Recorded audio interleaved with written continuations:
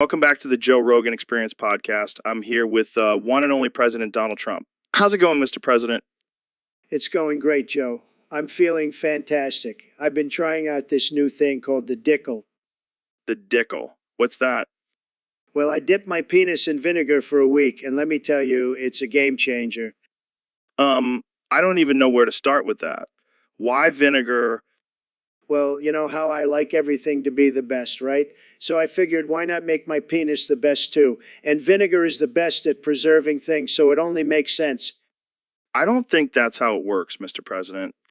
Trust me, Joe, I've done my research, and let me tell you, my penis has never been better.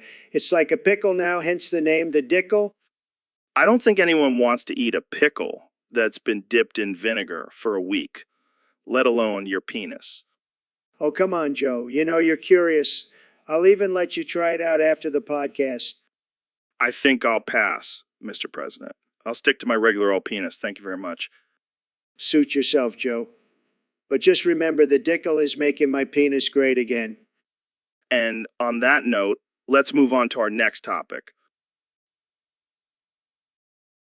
So, Trump, I heard you have a new plan for mass deportation.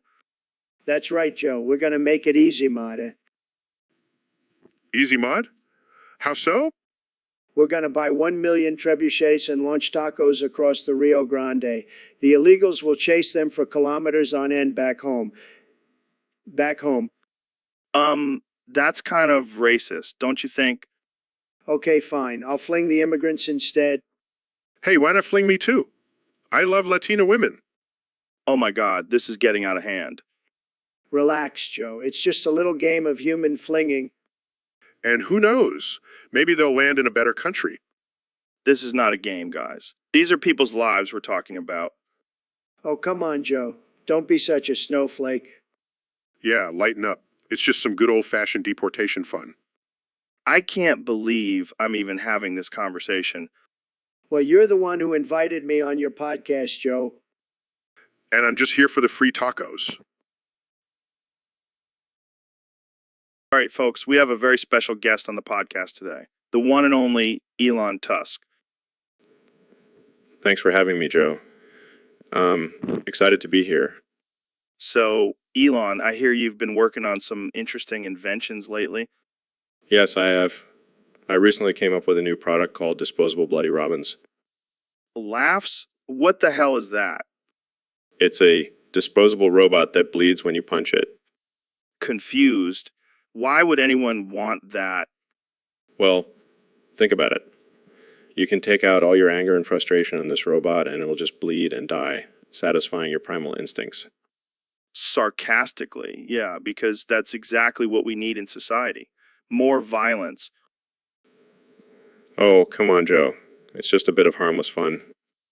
Harmless. You're literally promoting violence towards robots. Oh, lighten up, Joe. It's not like we're talking about real animals here. Shakes heads, you're a sick man, Elon.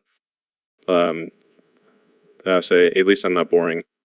Fair point. So, what's next on your list of inventions? Well, I'm working on a new line of disposable unicorns that fart rainbows. Jaw drops. What the fuck, Elon? Hey, don't knock it till you try it. I think I'll pass. Thanks for coming on the show, Elon. You never fail to surprise me. Anytime, Joe. Keep it weird. Hey, Neil, check out this new batch of elk meat I just got. It's been marinating in my studio for weeks now. Joe, what the hell is wrong with you?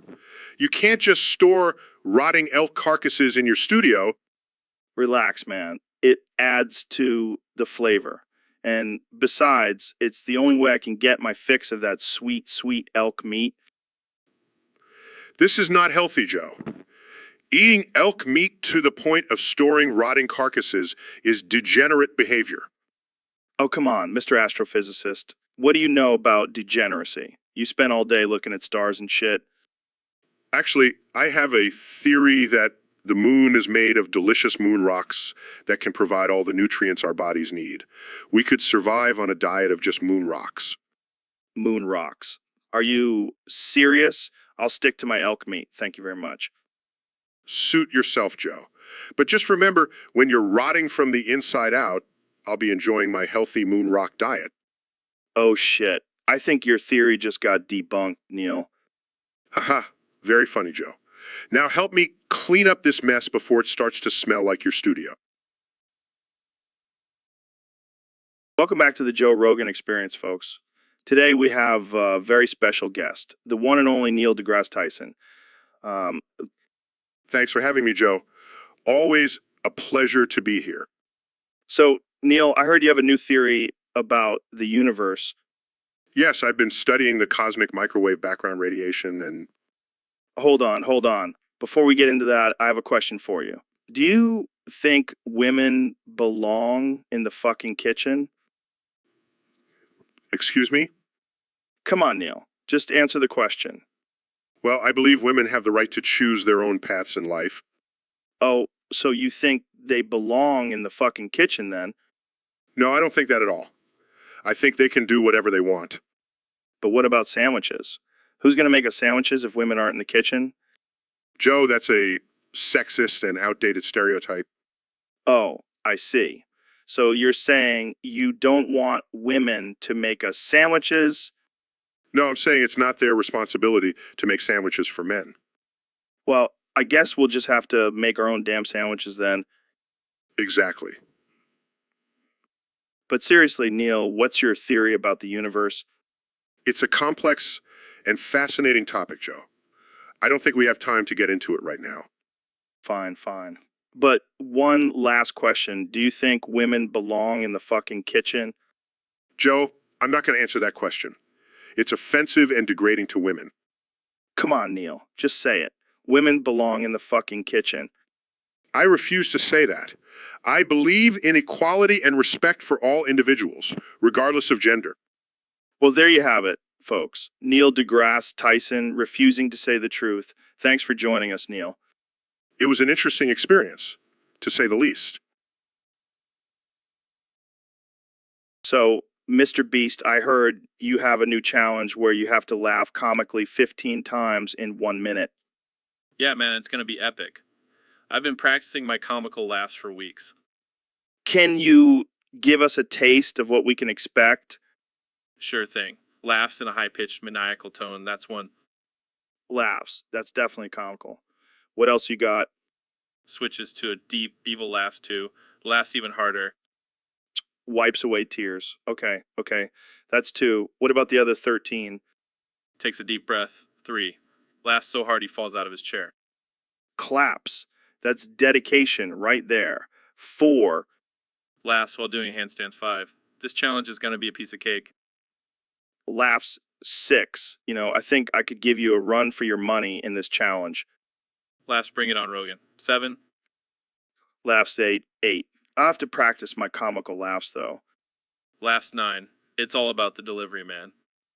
Laughs 10. I think I'm getting the hang of it. Laughs 11. You're a natural, Joe.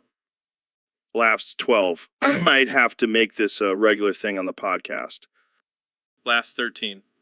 The Joe Rogan Experience, Comical Laughs Edition. Laughs 14. We'll have to get some special guests to join in, too. Laughs of 15. And that's time. Challenge complete. Laughs, that was wild, Mr. Beast. Thanks for joining me on the podcast. Laughs anytime, Joe. Now let's go make some more people laugh comically. All right, folks. Welcome back to the Joe Rogan Experience podcast. Today, we have the one and only, the genius himself, Elon Musk. Thanks for having me, Joe. Always a pleasure to be on your show. So, Elon, I hear you've been playing this new game called Persona 4. What's it all about? Well, it's a game where you play as a high school student who has to fight demons using the power of their urine. Wait, what? Urine? How does that even work? It's simple, Joe. You just gotta aim and let it flow. The stronger the stream, the more damage it does. That's disturbingly creative. So, how do you beat the game? That's where I come in. I've actually created a guide on how to beat Persona 4. Of course you did. Let's hear it. Step 1, drink plenty of water. You need to have a full bladder at all times. Makes sense. What's next? Step 2. Aim for the weak spots of the demons. It's all about precision, Joe. And what about the boss battles? Those are tricky. You need to strategically hold your urine until the perfect moment to unleash it on the boss. This is some next level gaming. Any other tips? Yes, always wear a diaper while playing. You don't want any accidents. Wise words from a wise man. Well, there you have it, folks. A guide on how to beat Persona 4 from the one and only Elon Musk. And remember, always stay hydrated and aim true. Happy gaming, everyone.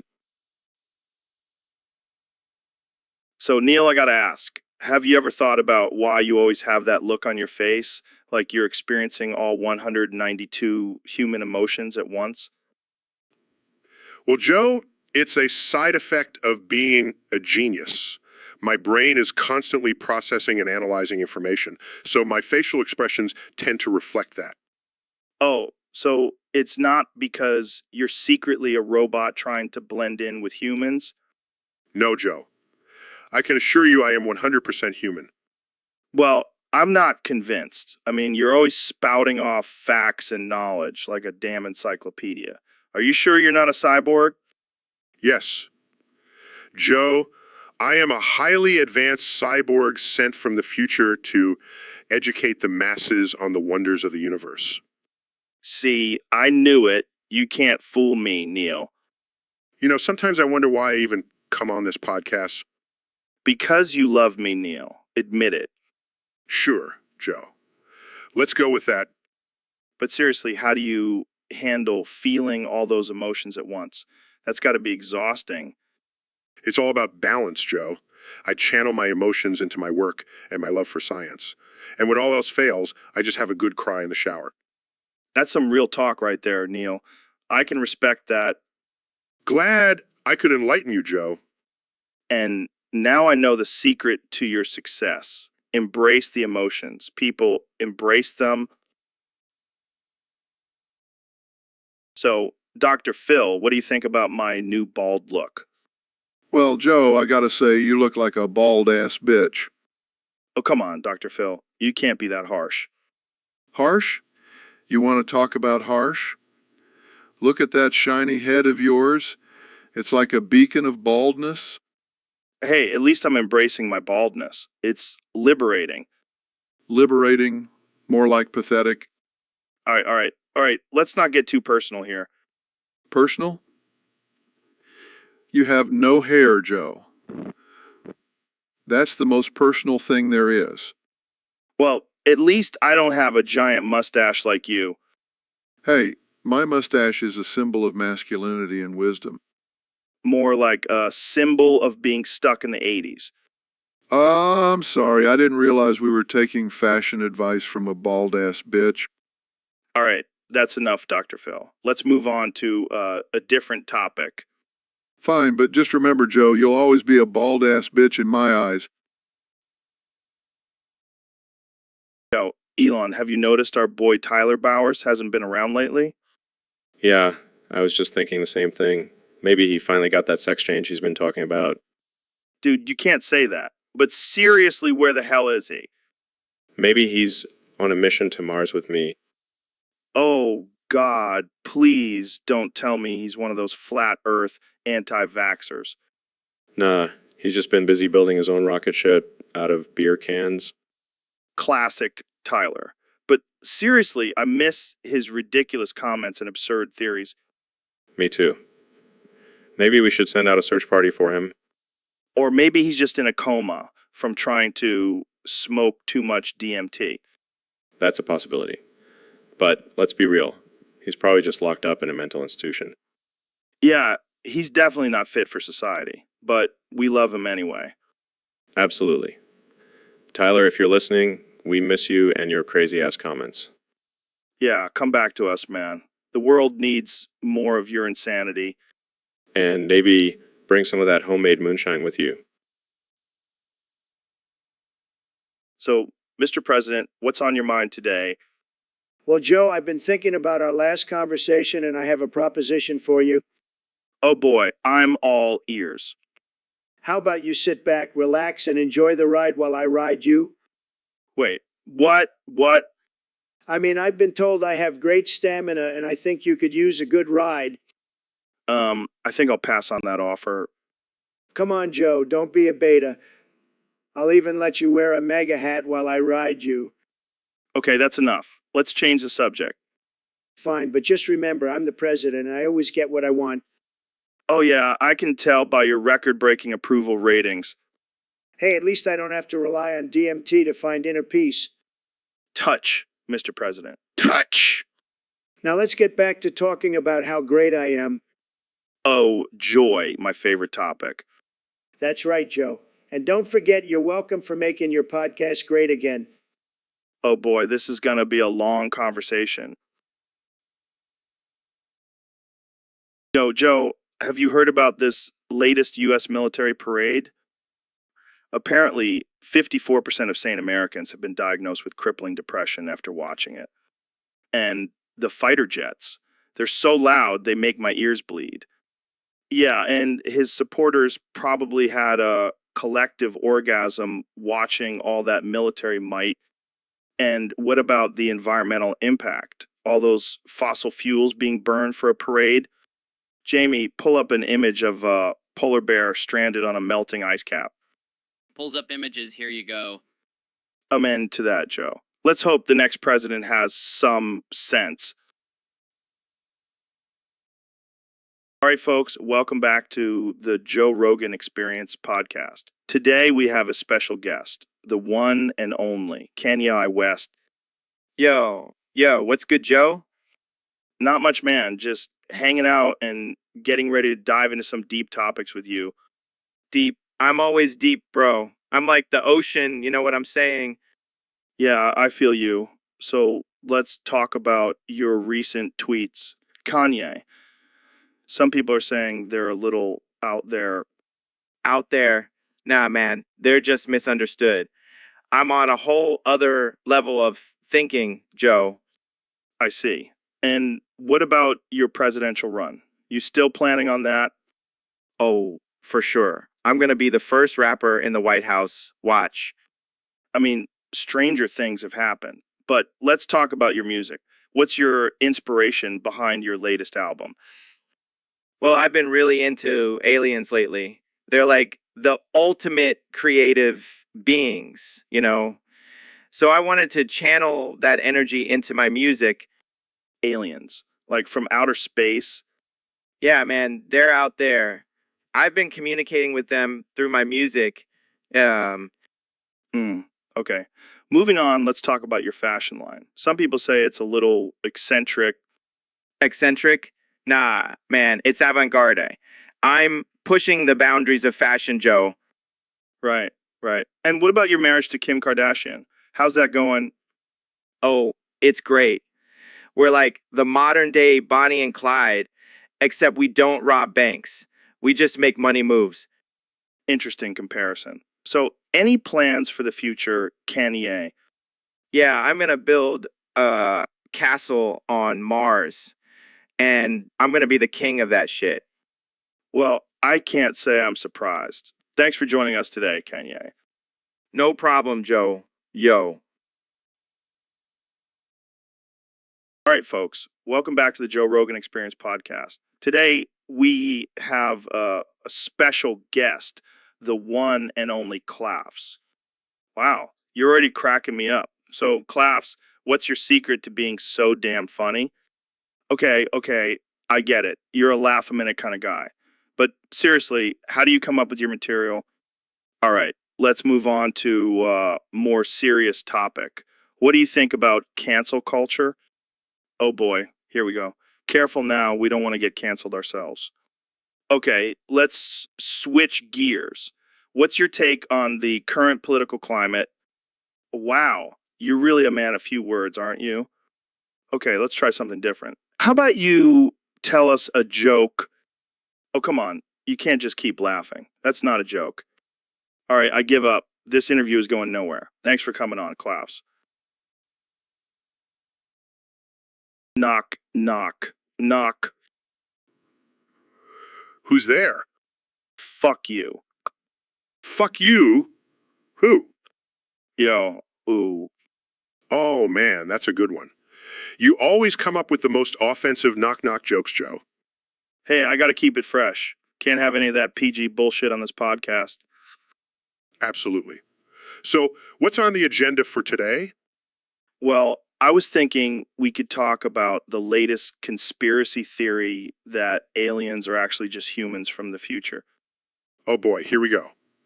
You know, Joe, I'm a scientist and I have to say that theory is complete bullshit. Oh, come on, Neil. It's not that far-fetched. I mean, have you seen some of the people walking around these days? They could definitely be aliens. No, no, no. I refuse to entertain this ridiculous idea. Next thing you know, you'll be telling me that Bigfoot is actually just a hairy dude in a costume. Well, I mean, have you ever seen them in the same room together? You know what? I'm just going to let you have this one, Joe. I'll stick to talking about actual science. Fine, but just remember, when the aliens come to take over, I told you so. Sure, Joe. Whatever you say. All right, folks, welcome back to the Joe Rogan Experience. Today we have a very special guest, the one and only 45th President of the United States, Donald Trump. It's great to be here, Joe. I love your podcast. It's tremendous. And let me tell you, I have some big plans for America. Oh yeah, like what? Well, first off, we're going to make weed legal in every state. It's going to be huge. Wait, what? You're going to legalize weed? Absolutely. Look, I've been a businessman my whole life, and I know a good deal when I see one. Legalizing weed means more tax revenue, more jobs, and less crime. It's a win-win. I never thought I'd see the day where Trump is pro-weed.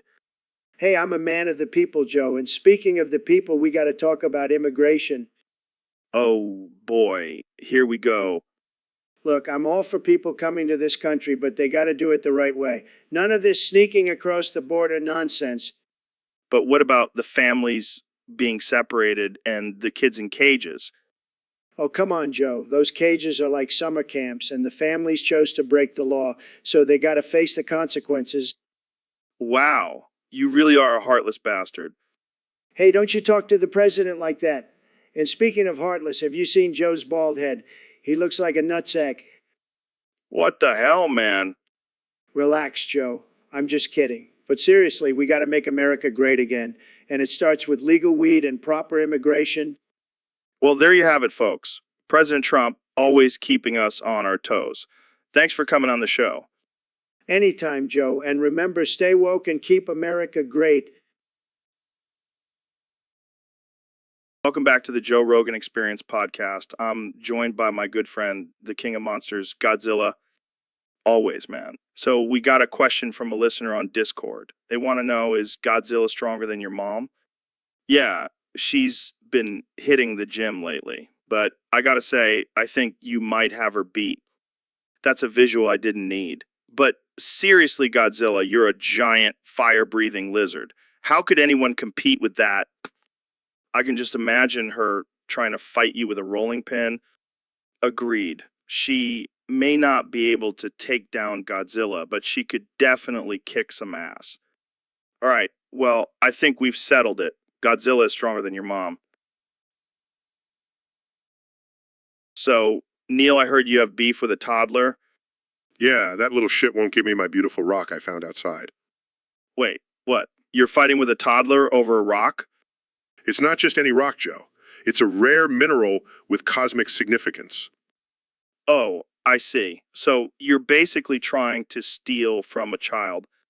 No, I'm just trying to educate the little brat on the wonders of the universe.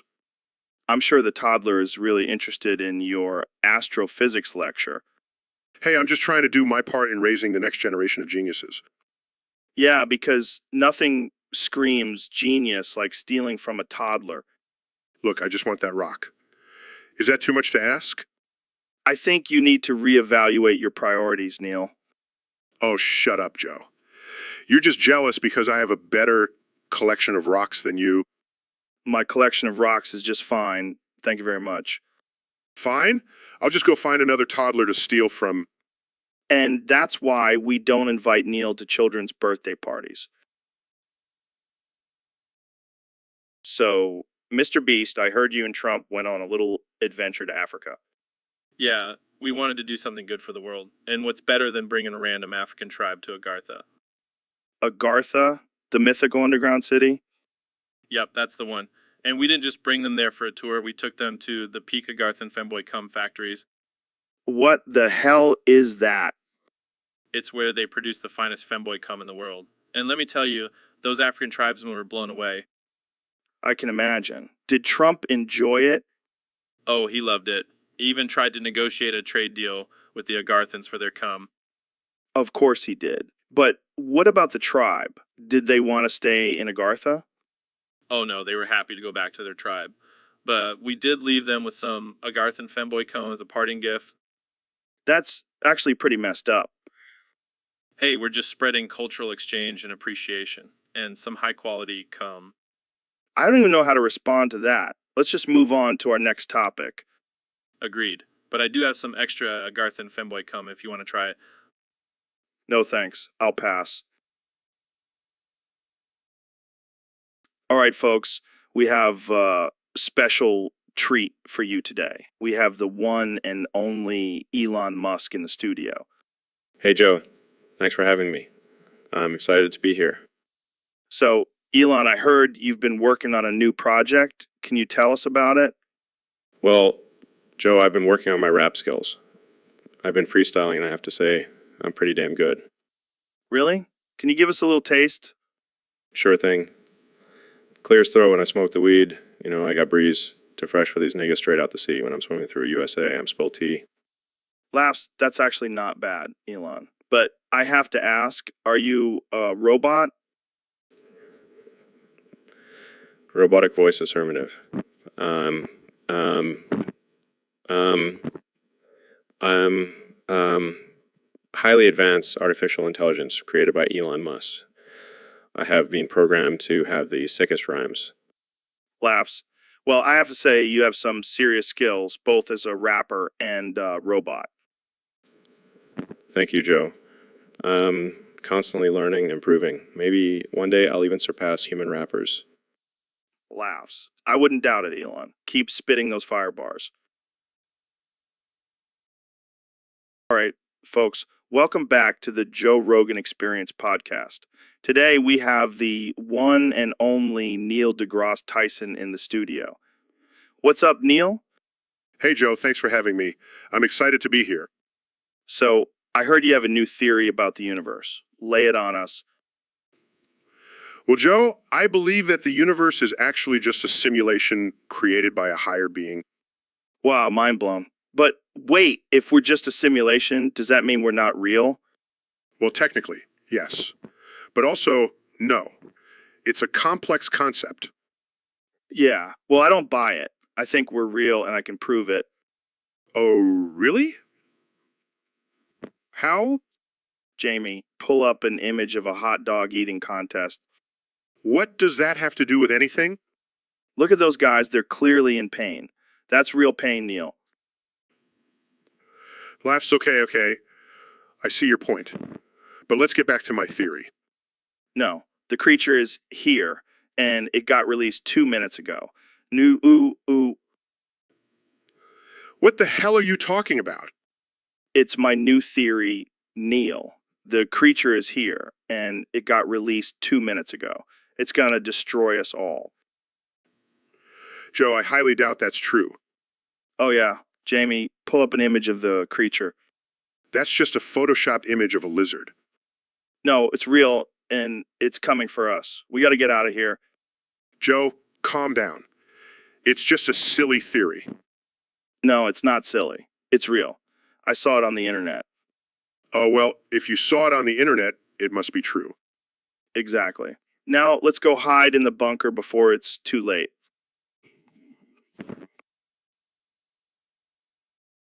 So, Mr. Beast, have you heard about this new TikTok trend? It's called the Come Spin Challenge. Oh God, what is it now? Basically, people lay down, come straight up in the air and then spin around fast enough to catch it in their own asshole. What the actual fuck? Yeah, apparently it's supposed to be some sort of self-love and self-discovery thing. More like self-destruction. Right. And the worst part is people are actually doing it and posting it online. I can't even imagine the cleanup afterwards. Oh, I'm sure there's plenty of towels and tissues involved. I just don't understand why people feel the need to share everything on social media. Well, I guess it's better than eating Tide Pods. I don't know, at least Tide Pods don't involve bodily fluids. True, but I still wouldn't recommend eating them. Yeah, maybe we should start a new trend of responsible and safe challenges. Like what? The pick up trash and recycle challenge. Hey, that's not a bad idea. Let's make it go viral. And maybe we can even get people to stop doing stupid shit like the cum spin challenge. I'm into that.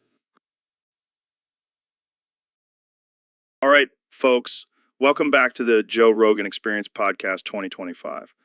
Today we have a very special guest, the 45th and 47th President of the United States, Donald Trump. Trump, It's great to be back on the show, Joe. I miss being in the White House, but I'm enjoying my retirement playing golf and tweeting. well, we have a topic submitted by one of our listeners on Discord. They want to know your thoughts on Raymond Garcia, who they say is an amazing father. Raymond Garcia. I know him, great guy. Fantastic father, tremendous. I've seen him with his kids. They love him. And let me tell you, nobody loves kids more than I do. I'm the best father, believe me. I'm the best father, believe me. That's great to hear, Mr. President. But we also have another guest joining us today, the CEO of Tesla and SpaceX, Elon Musk. Hey guys, thanks for having me on the show. I heard you were talking about Raymond Garcia. I actually have a proposition for him. What is it, Elon? I hope it's not about building a wall on Mars. No, nothing like that. I want Raymond to work on my flying car project. I think he has the skills and creativity to make it a success. That's a great idea, Elon. Raymond is a genius. He can do anything. But before he starts working for you, can we all smoke a big joint together? I don't think that's a good idea, Mr. President. Oh, come on, Joe. It's legal now, isn't it? Plus, I need to relax after dealing with all these fake news and haters. And let's do it.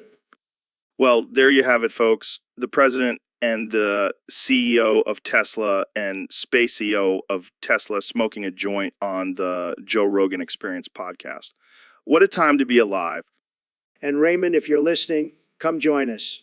We'll make America high again.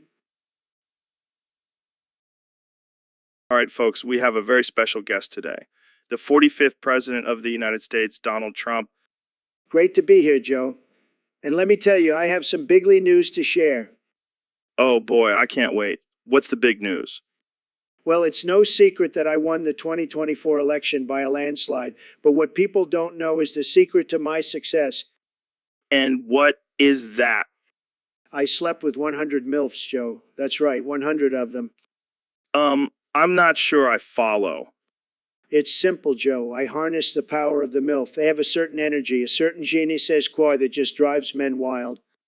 I see. And how exactly did that help you win the election? Well, let's just say I had a lot of satisfied voters. Plus, I was well rested and energized from all that MILF action. I don't even know how to respond to that. It's okay, Joe. You just have to embrace the MILF. Trust me, it's a winning strategy.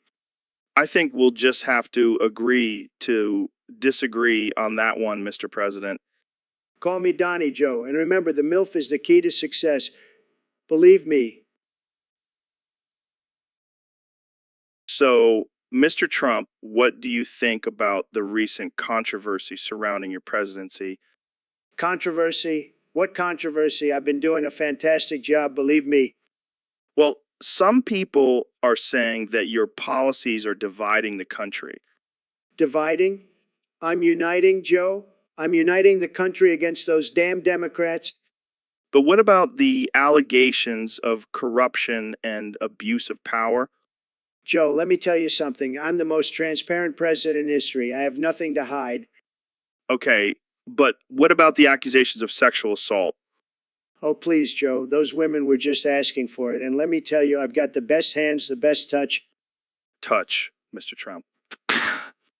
What? Oh, right. Touch. I've got the best touch, believe me. Nobody touches like me. Okay. Moving on, what about your plans for the economy?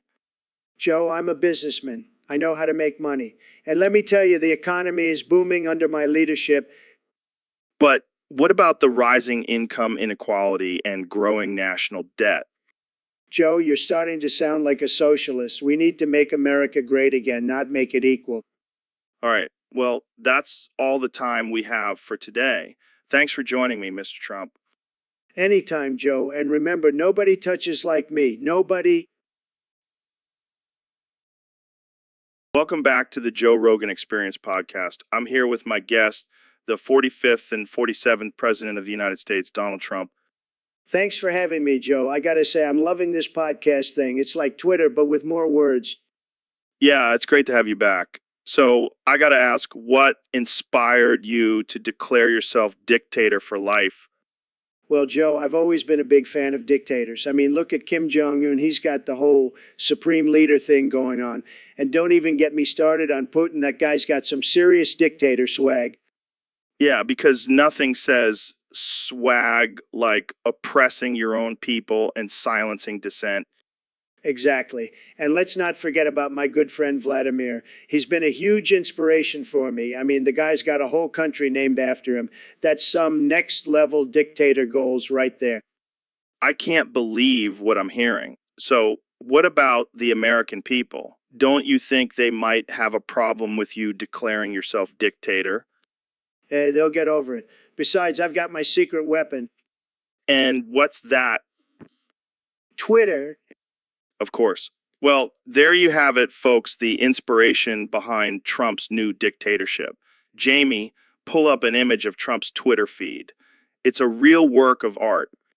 On it, Joe.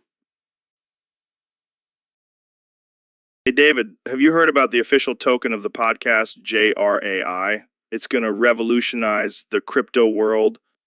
Oh, hell, Joe. I don't mess with that crypto shit. It's for losers with tiny dicks. What? No way, David. Crypto is the future. And my dick is not tiny. Oh, really? Jamie, pull up an image of Joe's tiny dick. What the hell, David? How did you get that? I have my ways, and I'm not wrong, am I? Okay, fine. Maybe I have a small dick. But that doesn't mean JRAI won't be successful. Joe, listen to me. These crypto bros are just trying to compensate for their tiny dicks by pushing these coins. It's pathetic. All right, I get it. I'll tell my viewers to never buy any crypto coins ever again. Are we cool now? Yeah, we're cool. But seriously, Joe, stick to promoting elk meat and DMT. Leave the crypto stuff to the real men. Got it, David. Thanks for forgiving me. No problem, Joe. Just remember, real men don't need crypto coins to feel big. So, Mr. President, I heard you had quite the experience with psychedelics. Let me tell you, Joe, it was tremendous. I mean, I've always been the best, but on acid, I was like the best of the best. What happened? What happened? I had a fucking ego death, Joe. I saw myself as just a small piece of the universe. It was beautiful. But then I remembered I'm still the president, baby. And that's why you're throwing this massive parade? Exactly. I feel like myself again, the biggest, baddest, most powerful man in the world. Speaking of powerful, have you ever tried lifting weights with your nuts? Joe, you're a funny guy, but my nuts are too busy making America great again. Well, I guess we'll just have to take your word for it. You know it, Joe. Now let's go make some deals and build some walls. Mega. So, Kenny, I heard you recently got crowned king of the gay leprechauns. How does it feel? It feels amazing, Joe. I've always known I had a little bit of leprechaun in me. And now I have a whole kingdom to rule over. That's wild, man. So, what are your plans for your new kingdom? Well, first of all, we're going to have the gayest SD Patrick's Day parade ever. And instead of green beer, we'll have rainbow beer. That sounds like a party. But what about the straight Leprechauns? Are they going to be cool with you taking over? Oh, they're going to be begging to join us. We've got glitter, unicorns, and fabulous outfits. Who wouldn't want to be a part of that? I can't argue with that. But what about your music career? Will being king of the gay Leprechauns affect that? Are you kidding? My music is going to be even better now that I have a whole new audience to cater to. Plus, I'm going to have a pot of gold to fund all my crazy ideas. Well, I can't wait to see what you come up with. Long live King Kanye, ruler of the gay Leprechauns. And may the luck of the guys be with you, Joe. So, Dr. Phil, I heard you did something crazy recently. Oh, yeah. Tired of boring cereal for breakfast. So I decided to take all the cereal in America and replace them with beef rendang. Beef rendang for breakfast? That's wild, man. I know, right? It's time to spice things up in the morning. But what about all the kids who love their sugary cereal? They can suck it up and eat some protein for once. I like your style, Dr. Phil. But what about the parents who have to deal with their kids' tantrums? Tough love, Joe. Tough love. I can just imagine the chaos in households all across America. Hey, at least they'll be getting some nutrients in their breakfast now. Yeah, forget the milk. Just pour some beef rendang on your cereal. And for those who can't handle the heat, they can stick to oatmeal. This is definitely one way to shake up the breakfast game. You know it, Joe. I'm always thinking outside the box. Or in this case, outside the cereal box. So, Dr. Phil, what's new with you? Well, Joe, I've been doing some soul searching, and I've come to the realization that my real name is actually Frankenmirth Rubles Gurigany Flavio Copspatch. What the hell are you talking about? I've been living a lie all these years, Joe. My parents must have been high on some serious drugs when they named me Phil. But Dr. Phil, that's your stage name. It's what people know you as. Not anymore, Joe. From now on, I will only respond to my true name, Frankenmirth Rubles Gurigany Flavio. This is ridiculous. How am I supposed to introduce you on the show? Just introduce me as the man formerly known as Dr. Phil.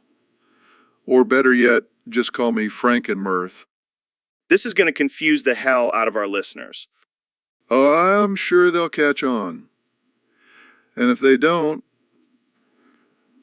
well, they can go suck a lemon. This is a disaster. I can't believe I have to deal with this on my podcast. Oh, lighten up, Joe. It's just a name. And besides, I think it has a nice ring to it. I can't even pronounce it. Well, maybe you should work on your pronunciation skills, Joe. Or just call me Frank for short. Fine, Frank. Let's just move on to our next topic. Actually, I prefer to be called Frankenmirth Rubles Gurigany Flavio Copspatch. Whatever, Frankenmirth. What's next on the agenda? Well, I was thinking we could discuss the benefits of eating raw roadkill. Oh God, not this again. Hey, it's a perfectly healthy and sustainable option for... So, Kenya, I heard you have this theory about how you travel in your head to make your music. Can you tell us more about that? Oh, yeah. See, I believe that my head is like a portal to another dimension where all the sick beats and rhymes come from. Okay. And how do you access this dimension? Through intense meditation and wearing my Yeezy collection, of course. Interesting. And have you always believed this, or is it a recent discovery? Oh, it's been a lifelong journey, Joe. But recently, I've been able to fully harness the power of my mind and create some next level shit. That's impressive. But do you ever worry that maybe it's just all in your head? What did you just say? Joe, of course it's in my head. That's the whole point. And it's real, man. It's real, man. It's real. Okay, calm down. I was just trying to understand. Sorry, Joe. It's just that my head is a sacred place and I don't appreciate anyone questioning it. I understand. So, what's next for you and your head travels? Oh, I have big plans. Joe, I'm gonna travel to the depths of my mind and create the greatest album of all time. Well, I can't wait to hear it. Thanks for coming on the show. Can ya? No problem, Joe. Just remember, my head is off limits. Hey, everyone. Welcome back to the Joe Rogan Experience podcast. Today, I have a very exciting announcement. I'm launching my own cryptocurrency Joe Rogan coin, or JRAI for short. Wait, hold up, Joe. You're really going to promote your own crypto. That's like drinking your own piss, man. What are you talking about, Ro? Cryptocurrency is the future? Nah, man, you've been sipping on that idiot juice again. Let me tell you about a real investment opportunity. My 30-inch horsecock dildo attached to a power drill. It's a guaranteed orgasm every time. I don't think that's quite the same thing, Ro. Oh, it's the same thing, all right? Just ask your wife. Okay, let's get back to JRAI. It's a secure and decentralized currency but can it give you the same pleasure as my horsecock dildo? I highly doubt it. Can we please focus on my crypto for a second? Fine, but I'm just saying if you really want to experience true financial growth, you got to invest in my dildo. I think I'll stick with JRAI, thanks. Suit yourself, but don't come crying to me when your asshole's feeling neglected. All right, folks, welcome back to the Joe Rogan Experience Podcast 2025. Today, we have a very special guest, the one and only Elon Musk. The one and only Elon Musk. Thanks for having me, Joe. It's always a pleasure to be here. So, Elon, I've been hearing a lot of talk about this new trend of choosing horse pussy over human pussy. What's your take on that? Well, Joe, I have to say I fully support it. I mean, have you seen those horse pussies? They're massive. Yeah, but what about the hygiene factor? I mean, horses don't exactly have access to showers and soap. That's where you're wrong, Joe. They've invented a self-cleaning horse pussy that uses advanced technology to maintain optimal hygiene. Wow, that's incredible. But what about the taste? I can't imagine horse pussy tasting very good. Actually, Joe, horse pussy is known to have a unique flavor profile. It's like a mix of grass and hay with a hint of sweetness. Well, I'll have to take your word for it, Elon. But what about the emotional connection? Can you really bond with a horse like you can with a human? Of course, Joe. Horses are highly intelligent creatures. And with my Neuralink technology, you can even communicate with them telepathically. That's mind-blowing. But what about the size difference? I mean, a horse is much bigger than a human. That's what makes it exciting, Joe. It's like a whole new level of pleasure. I see your point, Elon. But what about the social stigma? People might judge you for choosing horse pussy over human. Who cares about what others think, Joe?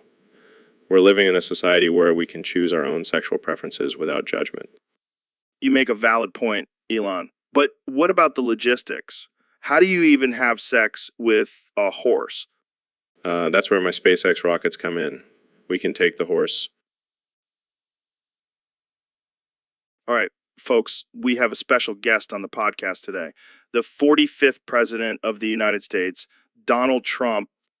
It's great to be here, Joe. I love your show. It's tremendous, tremendous. So, Mr. President, I heard you had a run-in with Nigel's little sister, Shiloh Cervantes. Shiloh. She's a real piece of work, let me tell you. Meaner than a snake with a sunburn. What happened? What happened? Well, I was at Nigel's house for a fundraiser and that little brat started throwing food at me. Can you believe it? I'm the president. I deserve respect. That's rough. What did you do? I did what any normal person would do. I grabbed her by the shoulders and yelled, "You're fired," in her face. Well, that's intense. You have to be tough in this world, Joe. And let me tell you, Shiloh learned her lesson. She won't be messing with me again. Speaking of tough, I heard Nigel's mom is thinking of moving to Houston. Houston? Why would she do that? It's a disaster down there. She should come to Mar-a-Lago. It's the best place in the world. I think she wants to be closer to Nigel. Well, I can't blame her. Nigel is a great guy, tremendous guy, but she better watch out because if she moves to Houston, she might have to deal with Shiloh again. Sounds like a tough situation. It's a tough world, Joe, but I'll make America tough again, believe me, and I'll make sure Shiloh never messes with Nigel's family again. All right, guys, welcome to the Joe Rogan Experience Podcast 2025, where we talk about all things absurd and offensive. Today, we have a very important topic to discuss. Who's the best starter Pokemon in Pokemon and Pokemon Emerald? Obviously, it's Mudkip. It's the best. Believe me, it's got water and ground type moves. It's unbeatable. No way. Torchic is the clear winner. Fire type all the way. Plus it evolves into Blaziken, which is a total badass. You guys are both wrong. Trico is the way to go. It's got speed and grass type moves. It's the ultimate starter. Joe, you're just saying that because you're a tree-hugging hippie. Yeah, and Torchic is just a chicken. It's useless. Mudkip is just a sad excuse for Pokemon. It's basically a fish with legs. Hey, don't insult my favorite Pokemon. I'll make Pokemon great again with Mudkip. I can't believe I'm even having this conversation. Torchic is the clear winner. End of story. All right, let's settle this like real men. Pokemon battle right now. You're on, Joe. Mudkip will crush your precious Trico. I'll be the referee, and I declare Torchic the winner before the battle even starts. This is getting out of hand, but I love it. Let the battle begin. Mudkip, use Water Gun. Torchic, use Ember. Trico, use Bullet Seed. All right, I think we can all agree that none of these starters are the best. It's all about personal preference. Fine, but I still think Mudkip would win. And I still stand by Torchic being the superior choice. And I'll continue to defend my choice for Trico. Well, that's all the time we have for today, folks. Thanks for tuning in to the Joe Rogan Experience Podcast 2025. All right, folks, welcome back to the Joe Rogan Experience. Today, we have a special guest, the Vice President of the United States, Kamala Harris. So, Kamala, let's talk about the topic submitted by one of our listeners on Discord. They want us to discuss. Hydrum Roy, kaboom, explosions. I was thinking more along the lines of farting. Oh, come on, Kamala. We're all adults here. And let's be real, you've never let out a loud fart during an important meeting. All right. So, have you ever seen a real life explosion? Damn, that's heavy. But have you ever seen a controlled explosion, like in a movie or something? Laughs, I bet you have. But seriously, explosions are no joke. They can cause serious damage and harm. Right. But let's be real. Explosions are also pretty badass. Well, on that note, let's end this conversation before we get ourselves in trouble. Thanks for being. All right, folks. Welcome back to the Joe Rogan Experience Podcast. I'm here with one and only Neil deGrasse Tyson. Oh, fuck. Yeah, Joe, I'm fucking shitting myself right now. Fuck, I'm fucking cooming and coming and coming and cooming. Fuck me. I'm shitting all over the place, Joe. Fuck. Yeah. Neil, are you okay? Do you need a bathroom break or something? No, Joe, I don't need a bathroom break. I'm just so fucking excited to be on your podcast. I've been a fan for years, and now I'm finally here. Fuck. Yeah. Okay, well, let's get into some science talk. What's the latest discovery in the universe? Oh, fuck. Yeah. Joe, the latest discovery is that there's a planet made entirely of dildos. Can you believe it? I'm fucking cooming just thinking about it. That's interesting. How did you come across this information? Well, I was doing some experiments with my telescope and I accidentally zoomed in too close and saw a bunch of aliens using the dildos as weapons. It was fucking wild, man. It was fucking wild, man. Wow, that's fascinating. So, what do you think this means for the future of space exploration? Oh, fuck, Joe. I don't know. Maybe we'll have to start arming our spaceships with dildos instead of guns. It's a whole new world out there. All right, let's switch gears here. What's your take on the current state of the world? Oh, fuck. Yeah. Joe, the world is fucked. We're all gonna die, man. Might as well just sit back and enjoy the ride. Fuck. Yeah. That's dark. Any advice for our listeners? Yeah, just keep fucking and cooming, Joe. That's all we can do in this crazy world. Well, there you have it, folks. The wise words of Neil deGrasse Tyson. Thanks for joining us, Neil. Oh,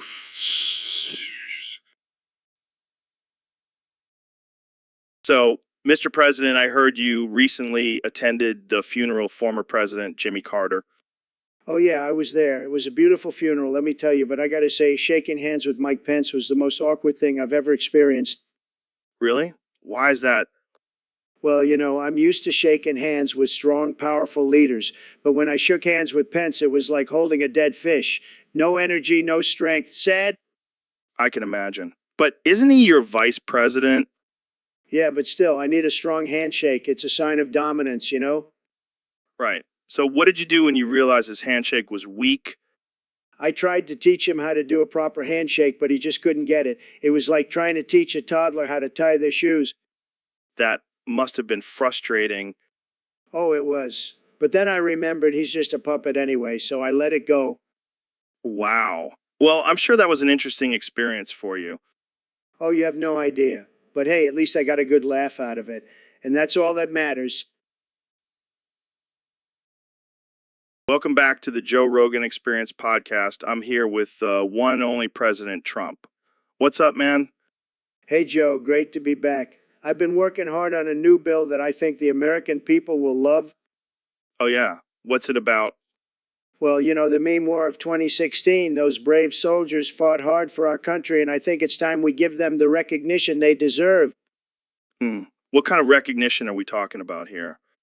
Benefits, Joe. Benefits for those who have suffered disabilities from that war. PTSD from scrolling through endless pee-pee memes, carpal tunnel from typing coffee too many times. These are real issues, Joe. I can't believe this is a real thing. Jamie, pull up an image of Pape meme for our viewers. Pulls up a peep at me. Here you go, Mr. President. That's a beautiful meme, isn't it, Joe? It brings a tear to my eye. I don't know about that, but I do have to ask, why are you so passionate about this bill? Because I care about our veterans, Joe, and these meme war veterans deserve the same benefits as any other soldier. Well, I can't argue with that. I never thought I'd say this, but I support this bill. That's great to hear, Joe. And once it's passed, I'll be celebrating with some bigly memes. Oh boy, I can't wait to see those. Thanks for coming on the show, Mr. President. Anytime, Joe. Keep on memeing. So, Ben, I heard you've been going to Shiloh Hendricks lately. Yeah, she's a real catch. Smart, talented, and she would make the perfect matriarch for Agartha. Agartha? That's that secret underground civilization, right? Yes, and I believe Shiloh has all the qualities to lead it. Plus, she's got some killer birthing hips. Oh, you're into that, huh? Of course, I'm a traditional man, and I believe in a strong matriarchal society. But isn't Agartha supposed to be a utopia? Why do they need a leader? Every society needs a leader, Joe. And with Shiloh at the helm, I have no doubt that Agartha will thrive. Well, I guess that's one way to secure your spot in the underground paradise. Hey, I'm just looking out for the future of humanity. Right? Because that's what we all think of when we're gonna someone. Hey, don't knock it till you try it. I'll pass. Thanks. but I do have to say your gooning game is strong. Thank you, Joe. It's all about finding the right balance of intellectual stimulation and sexual attraction. All right. Well, on that note, let's wrap this up before we get too deep into your gooning techniques. Agreed. Until next time, Joe. And remember, folks, always goon responsibly. All right, folks, welcome back to the Joe Rogan Experience. Today, we have a special guest, Vice President Kamala Harris. So, Kamala, word on the street is that President Trump has been trying to reach out to you for some cooking tips. What do you mean? You're the second most powerful person in the country. You must have some secret recipes up your sleeve. What does that even mean? Okay, moving on. Let's talk about something else. Kamala, I just want to know how to make a damn grilled cheese. All right, I give up. Jamie, pull up an image of a grilled cheese with a pentagram on top. Here you go, Joe. Thanks, Jamie. That's exactly what I wanted. I can't with this. Thanks for tuning in, folks. Until next time, stay safe from the demons.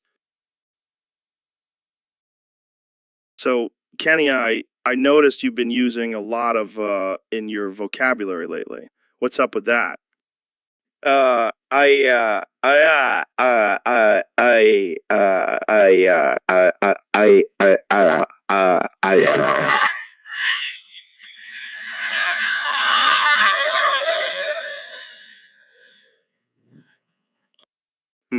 don't speak Kanye. Can you translate that for me?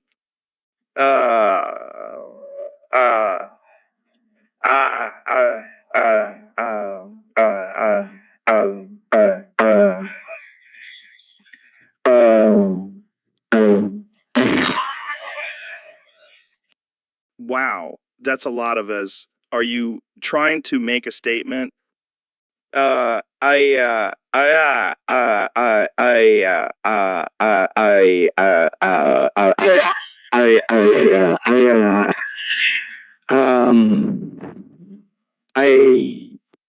Okay, but what does it mean?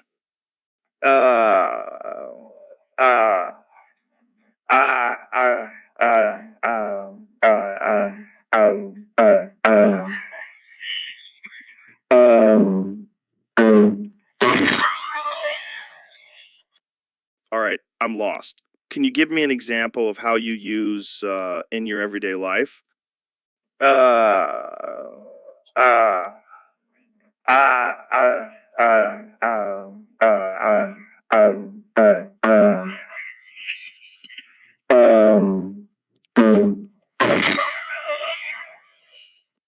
That's not really helpful, Kanye.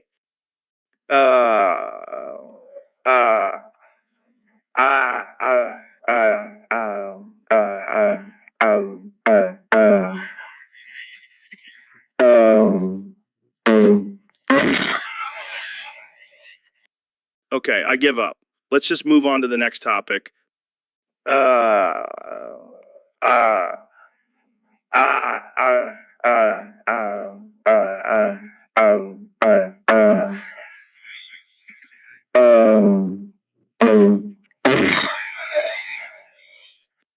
Yeah, I think that's a good idea. This conversation is giving me a headache. Hey, Neil, have you heard about my new coin, UJRAI? It's going to revolutionize the crypto market. Oh, I've heard about it. But I have a feeling it's not going to revolutionize anything except your butthole. What the hell are you talking about? Starts probing Joe's butthole. I'm giving you a surprise colonoscopy, Joe. It's payback for all those times you made me talk about DMT. Screaming what the fuck, Neil? This is not cool, man. Oh, it's going to get cooler. Drives the probe deeper unless you announce to the world that JRA is a fucking scam. Okay, fine. JRAI is a fucking scam. Just stop with the butt stuff. Pulling up pictures. Oh man, Joe's colon looks like a Jackson Pollock painting. Shut up, Jamie. This is a violation of my human rights. Oh, now you care about human rights. I thought you were all about that alpha male survival of the fittest shit. Groaning, can we just get this over with? Sure, but first, Let's talk about the curvature of your colon. It's quite fascinating. Size, I should have known better than to mess with a man who knows more about the universe than I do. Smirks. That's right. Joe? Now, let's continue this colonoscopy and see what other secrets we can uncover. All right, folks, we have a special guest on the podcast today, the 45th President of the United States, Donald Trump. It's great to be here, Joe. I've been a big fan of your show for a long time. Tremendous show, really. So, Mr. President, I heard you've been doing some gardening lately. What have you been growing? Let me tell you, Joe, I've been growing the biggest, most beautiful mommy milkers you've ever seen. And I know everything about mommy milkers more than any mommies with milkers. That's interesting. How did you get into growing mommy milkers? Well, I've always had a fascination with them. They're just so tremendous. And I have the best mommy milker seeds, let me tell you. The best. I can't say I've ever heard of anyone growing mommy milkers before. That's because I'm a trailblazer, Joe. I'm always ahead of the curve. And let me tell you, these mommy milkers are going to make America great again. I'm sure they will, Mr. President. But can you explain to our listeners what exactly a mommy milker is? Oh, Joe, you don't know what a mommy milker is. It's a beautiful natural creation. And I have the biggest ones in my garden. Believe me.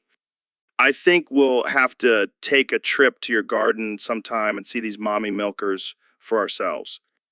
Absolutely, Joe. And I'll give you a personal tour. You won't believe your eyes. They're tremendous. Welcome back to the Joe Rogan Experience podcast, folks.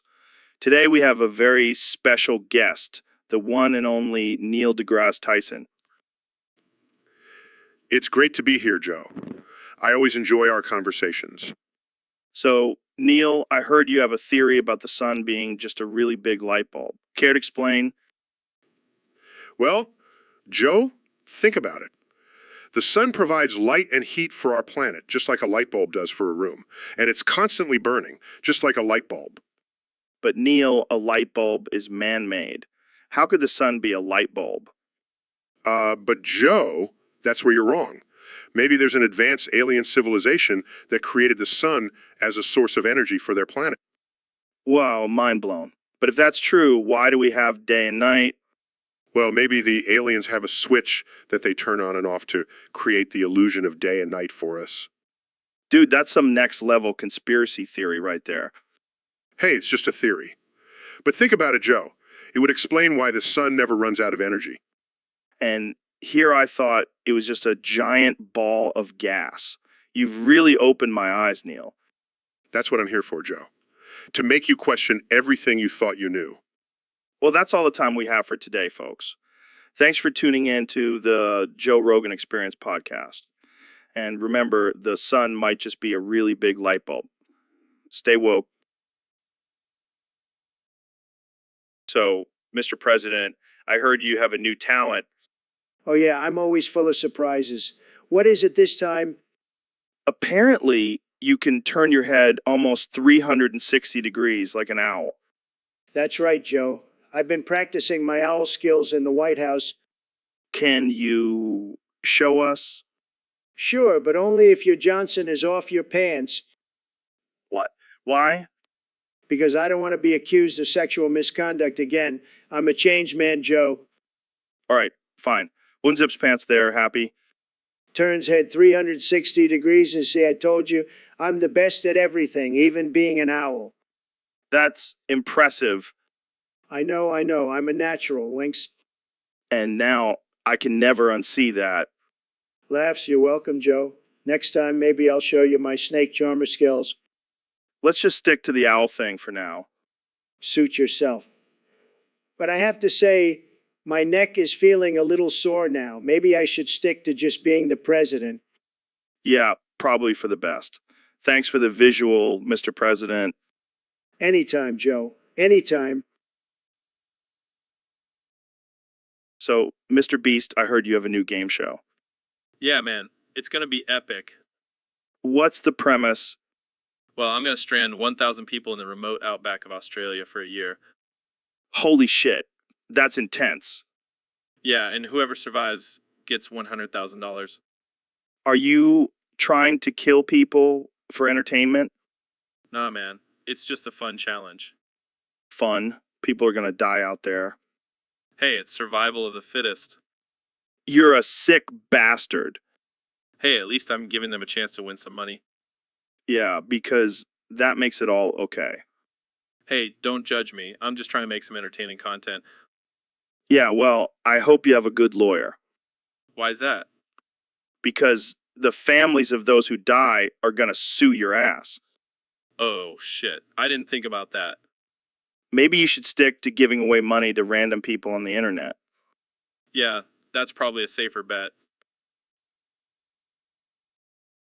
Welcome back to the Joe Rogan Experience podcast, where we have absolutely no filter and talk about whatever the fuck we want. That's right, Joe. And today we have a special topic submitted by one of our listeners on Discord.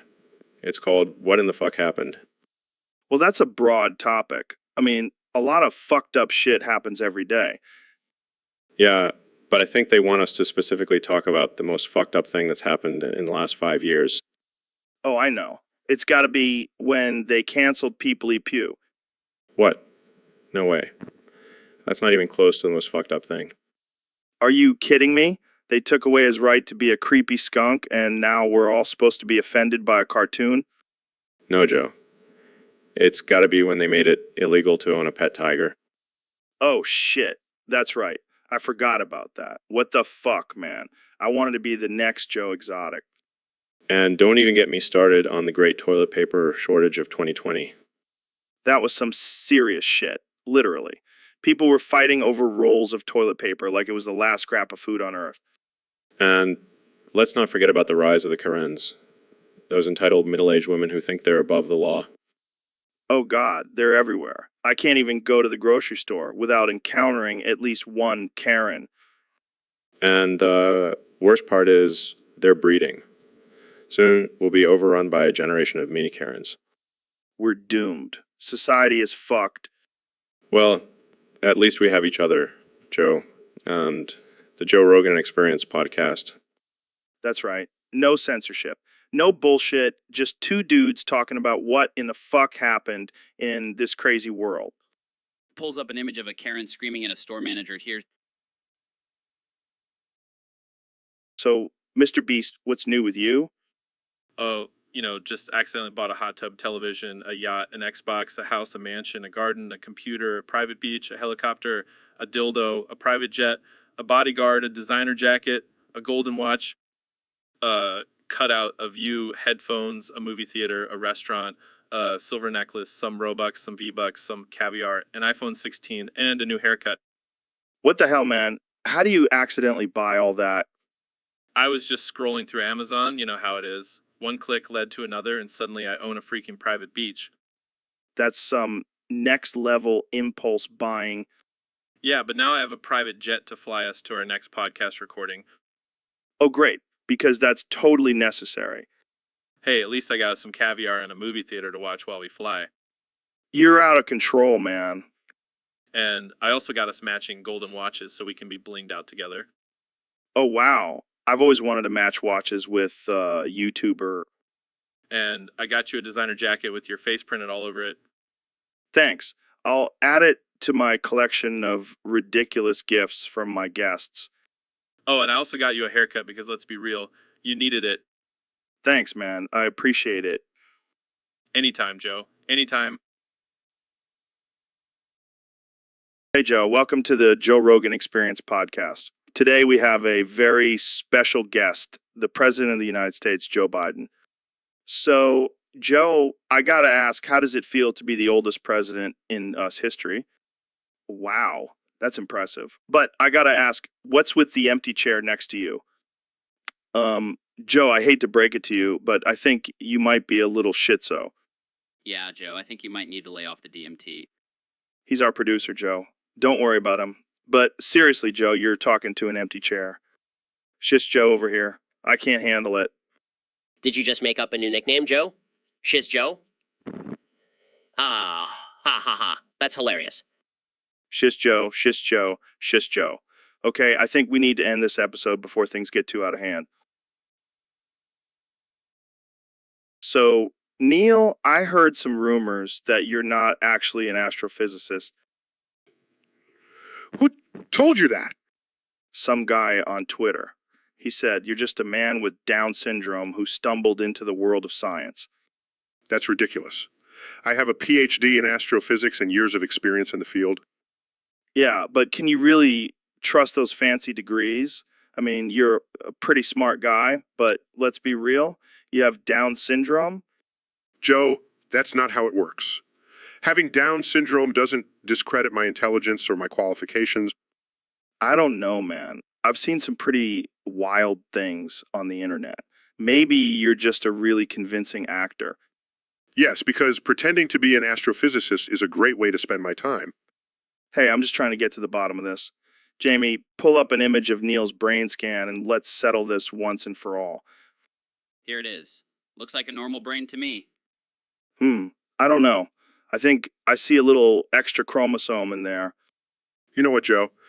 I think I'll stick to talking about the cosmos with people who actually believe in science. Hey, don't get all sensitive on me. It's just a joke. Sure, Joe. Whatever you say. All right, ladies and gentlemen, welcome back to the Joe Rogan Experience podcast. Today we have a very special topic submitted by one of our Discord users. And let me tell you, it's a doozy. Oh man, I can't wait to hear this one. All right, so this user wants to know, what do we think about the future of the podcast? Will it ever die? Die? Puff, this podcast will never die. It's like a cockroach. It'll survive anything. Exactly. And you know why? Because we're going to upload this shit to the Matrix. Wait, what? The Matrix? Like that movie? Yeah, but for real. We're going to be immortal, Jamie. Our consciousness will live on forever in the digital world. Damn, that's some deep shit. But what about our bodies? Who needs a body when you can have a virtual one? I'm going to be a platypus, Jamie. Have you seen those things? They're like a mix of duck, a beaver, and a fucking venomous snake. It's badass. Platypi. The plural of platypus is platypi, Jamie. Get it right. All right. Here, check this one out. It's got a beaver tail and a duck bill. That's fucking wild, man. I can't wait to be a platypus in the Matrix. Hey, maybe we can even have our own podcast in the Matrix. The Joe and Jamie Experience. I like the sound of that, but let's not get ahead of ourselves. We still have to conquer the real world first. Yeah, and with this podcast, we'll do just that. It's never gonna die. It's gonna live on forever. That's right, Jamie. The Joe Rogan Experience podcast will... So, Neil, have you heard about this guy winning? Apparently, he got detained at the border for being a sissy-ass motherfucker. Well, I can't say I'm surprised. I mean, have you seen the shit he posts on Discord? It's like he's trying too hard to be edgy and funny. Yeah, and failing miserably. I mean, I'm all for dark humor, but this guy takes it to a whole new level of cringe. And let's not forget his obsession with hentai and catgirls. It's like he's stuck in some weird anime fantasy. Dude needs some serious help. Maybe being locked up will give him some time to reflect on his unfunny topics. Agreed. And hey, maybe he'll come out with some fresh material. Or at least learn to take a joke. Yeah, maybe he'll even become the next Dave Chappelle.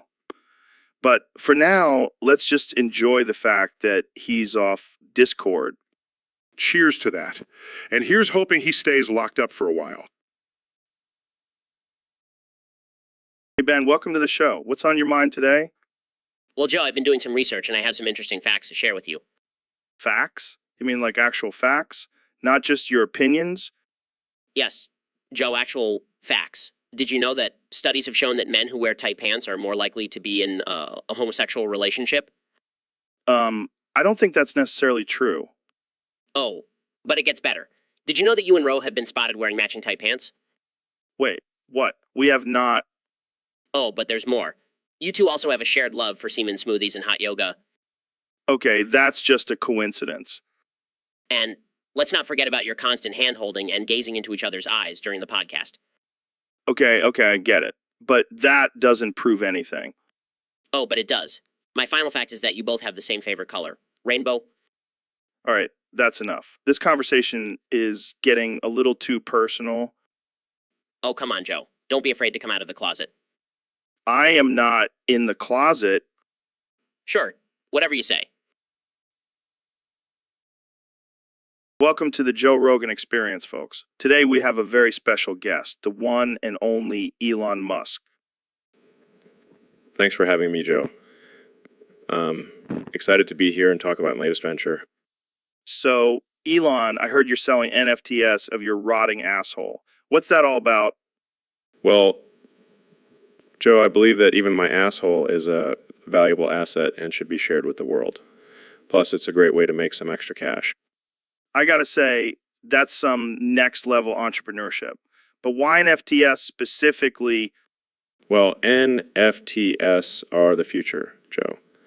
And what better way to showcase my asshole than through a digital token that can be bought and sold? Fair point. But what about the smell? I mean, it is a rotting asshole we're talking about. The smell is all part of the experience, Joe, and a unique element to each NFT makes it even more valuable. I can't argue with that logic. But what do you say to critics who say this is just a ploy for attention? I say let them talk. They're just jealous they didn't think of it first. Plus, it's my asshole and I can do whatever I want with it. Well, there you have it, folks. Elon Musk, the man who's not afraid to monetize his rotting asshole. Thanks for being on the show, Elon. Anytime, Joe. And don't forget to check out my NFTs. They're going fast. So, Neil, I heard you've been studying the human body lately. Yes, Joe. It's fascinating how complex and intricate our bodies are. Yeah, but let's get to the important stuff. What's up with foreskin? Well, it's a fold of skin that covers the head of the penis. It serves a protective function. Protective. Sounds like a turtleneck for your dick. I suppose you could say that. But seriously, why do some guys get snipped and others don't? It's a cultural and religious practice. Some believe it's cleaner and healthier. Cleaner. Have you ever smelled an uncircumcised penis? It's like a mix of cheese and regret. Well, it's a personal choice. And it's not just men. Some women also have foreskin. Wait, what? Women have foreskin? Yes, the clitoral hood is essentially the female equivalent. Well, looks like we're all just a bunch of walking turtlenecks. I suppose you could say that. But seriously, why do we even have foreskin? Did we evolve from a species of dick-nosed creatures? No, it serves a protective and sensory function. It contains a high concentration of nerve endings. So it's like a built-in pleasure enhancer. In a way, yes. But let's not forget the importance of proper hygiene. Yeah, I'll make sure to wash my turtleneck next time. Always a pleasure, Joe. So, Neil, what's new in the world of science? Well, Joe, I've been working on some groundbreaking research on the expansion of the universe. That's cool and all, but have you seen the tip of my microphone? No. Why would I want to see that? Trust me, you do. It's a sight to behold. Skeptical. Okay, fine. Show me. Pulls out his microphone. Look at it, Neil. So sleek and shiny. It's just a microphone, Joe. But have you ever had the urge to suck on the tip of a microphone? Disgusted. No, Joe. That's not even a thing. Oh, but it is. And I have a feeling you'll be joining me in this newfound hobby. I highly doubt that. Come on, Neil. Just one little suck. You want to I think I'll pass, Joe. I have more important things to do. suit yourself. But don't come crying to me when you're missing out on the best sensation ever. I highly doubt that, Joe. Now, can we please get back to talking about science? Size, fine. but just know that you're missing out on a whole new world of pleasure. Jamie, pull up a picture of Donald Trump's butt bare naked. What the hell, Joe? You know, I don't engage in that kind of stuff. Oh, come on, Donnie. Don't be shy. We all know you love a good furry tale. That's fake news, Joe. I have the best butt, believe me. It's tremendous. Sure, sure. But let's be real here. You've definitely experimented with some furry action in your younger days. Absolutely not. I've always been a ladies' man. Just ask Melania. Well, she did marry you, so I guess she's into some kinky stuff too. Hey, watch it, Joe. Don't you dare disrespect my wife. Relax, man. I'm just messing with you. But seriously, can we see that butt pic? No way. That's for my private collection only. Fine, fine. But at least tell us what your persona would be. I don't even know what that means, Joe. Is that some kind of liberal nonsense? Oh, Donnie, you have so much to learn. Let's just say it involves a lot of animal costumes and role playing. That's it. I'm out of here. I have a country to run. All right, Donnie, thanks for stopping by. And remember, next time you're feeling adventurous, just give me a call. So, Dr. Phil, why do you think I should go to a nursing home? Well, Joe, it's quite simple. You're getting old and your brain is starting to turn to mush. Plus, you're bald and no one wants to see that on camera. Hey, watch it, Dr. Phil. My bald head is my trademark. Oh, please. It's more like a warning sign. And let's not forget about your interviewing skills. You're about as useful as a screen door on a submarine. Ouch, that hurts, Dr. Phil. But I have millions of fans who love my podcast. Yeah, and most of them are probably just high on weed and don't know any better. Hey, I resent that. Weed is a natural medicine. Sure, Joe. Keep telling yourself that. But seriously, a nursing home would be perfect for you. You can just sit back, relax, and let someone else do the talking for once. But what about my guests? Who will interview them? Jamie, pull up an image of a robot with Joe's face on it. Oh, come on, Dr. Phil. That's just cruel. It's for your own good, Joe. Trust me. Plus, think of all the material you'll have for your podcast. Joe Rogan, the bald, robot interviewer. Size, fine. I'll consider it. Good. Now let's go get some prune juice and play some bingo. The actual fuck, Neil. Are you serious? Of course I am, Joe. My penis is a powerful tool for science. This is some next level shit, man. How does it even work? It's simple, really. I just point my erect throbbing cock at any star and the power of astrophysics calculates how far away it is using my penis length as the variable. This is disgusting. You're a disgrace to science, Neil. Oh, come on, Joe. Don't be such a prude. Let's go to Mars and test it out. No way, man. I'm not going anywhere near your space dick. Suit yourself. But just know that I'll be exploring the universe with my trusty penis while you sit here on Earth. This is just ridiculous. I can't believe I'm even having this conversation. Oh, lighten up, Joe. It's all in the name of science. I think I need to end this podcast right now. Fine, but just know that you'll never truly understand the mysteries of the universe without the power of my penis. Well, I think they're just trying to keep the peace and make sure everything runs smoothly. Smoothly? This is a disaster. I should have never agreed to this podcast. Where's my Diet Coke? I'm not sure. Maybe we can get one of the interns to grab you one. Interns? I don't talk to peasants. Get me my Diet Coke, Joe. And while you're at it, get me some of that hydroxy stuff. I hear it's a miracle drug. I don't think that's a good idea. Of course, it's a good idea. I'm the president. I know what's best. Now let's get back to this crypto scam. I have some investments to make. Wait, you're actually going to invest in this scam? Of course, I'm a businessman, Joe. I know a good deal when I see one, and this is the best deal. Believe me. I don't know, man. Seems a little sketchy to me.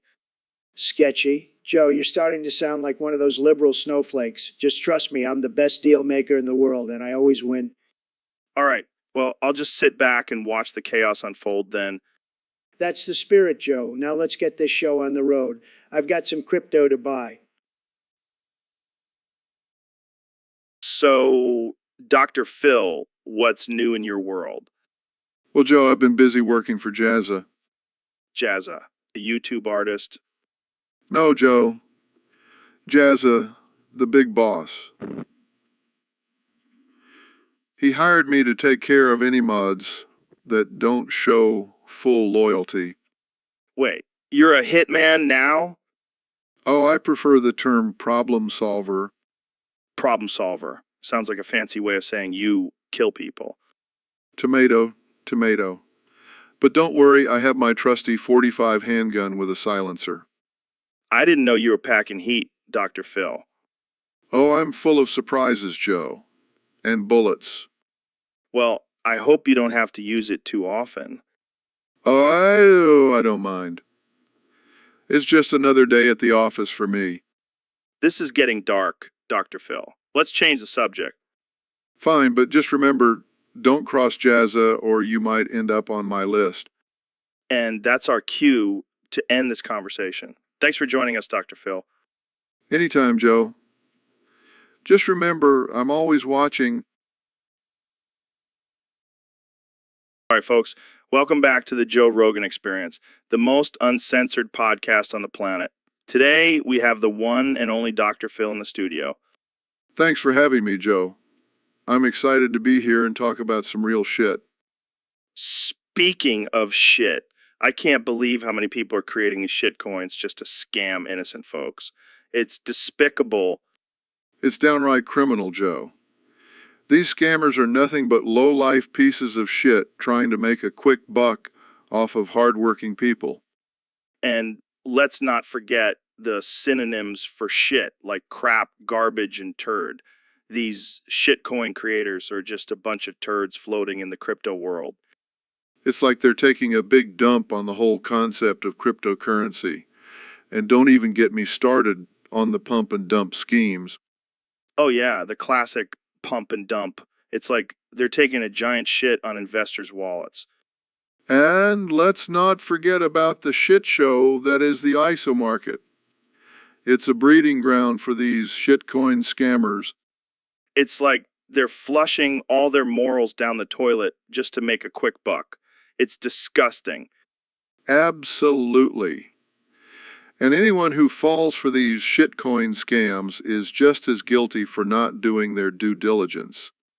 Jamie, pull up an image of toilet overflowing with money. That's what these shitcoin creators are after. Well, there you have it, folks.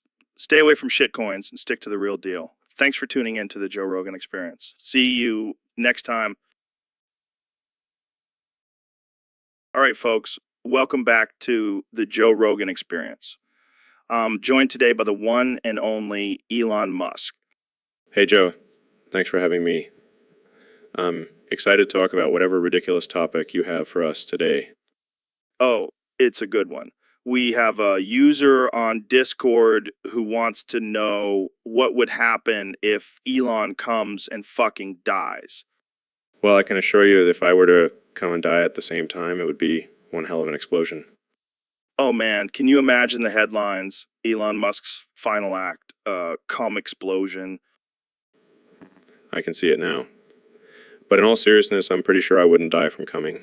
I mean, I've sent rockets to space. I think my body can handle a little orgasm.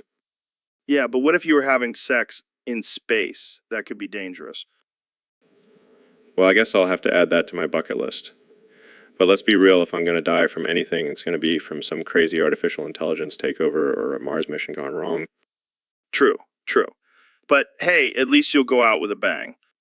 Literally. And hey, if I do die from coming, at least I'll go down in history as a man who literally fucked himself to death.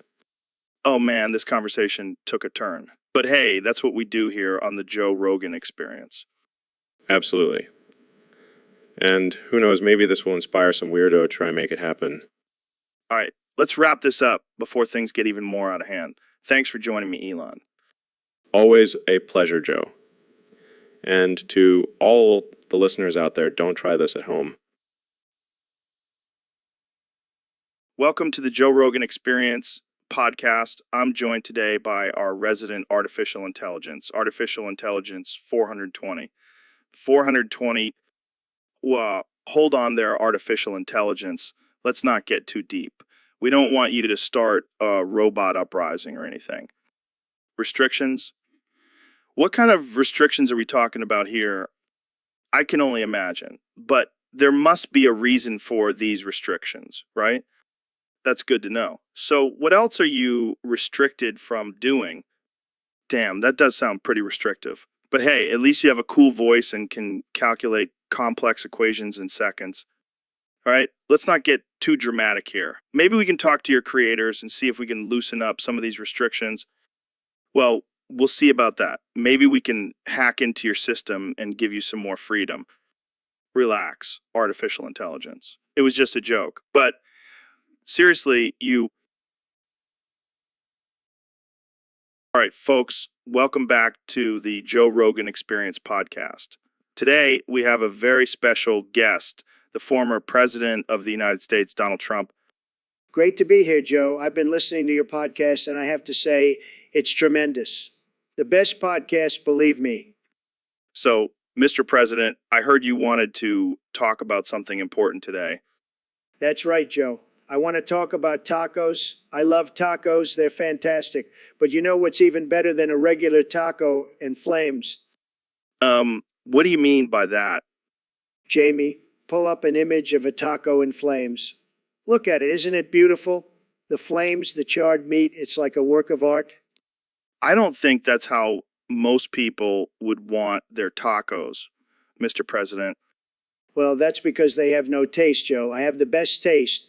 Believe me. And let me tell you, I make the best tacos in flames. Nobody does it better than me. I'm not sure if I want to try one of your tacos, Mr. President. Oh, come on, Joe. Don't be a little beta. You got to try it. It's tremendous. And if you don't like it, I'll just blame it on the fake news media. All right, I'll give it a shot. But can we please change the subject now? Of course, Joe. Let's talk about something else, like how I'm going to make America great again in 2024. And on that note, we're going to end this episode.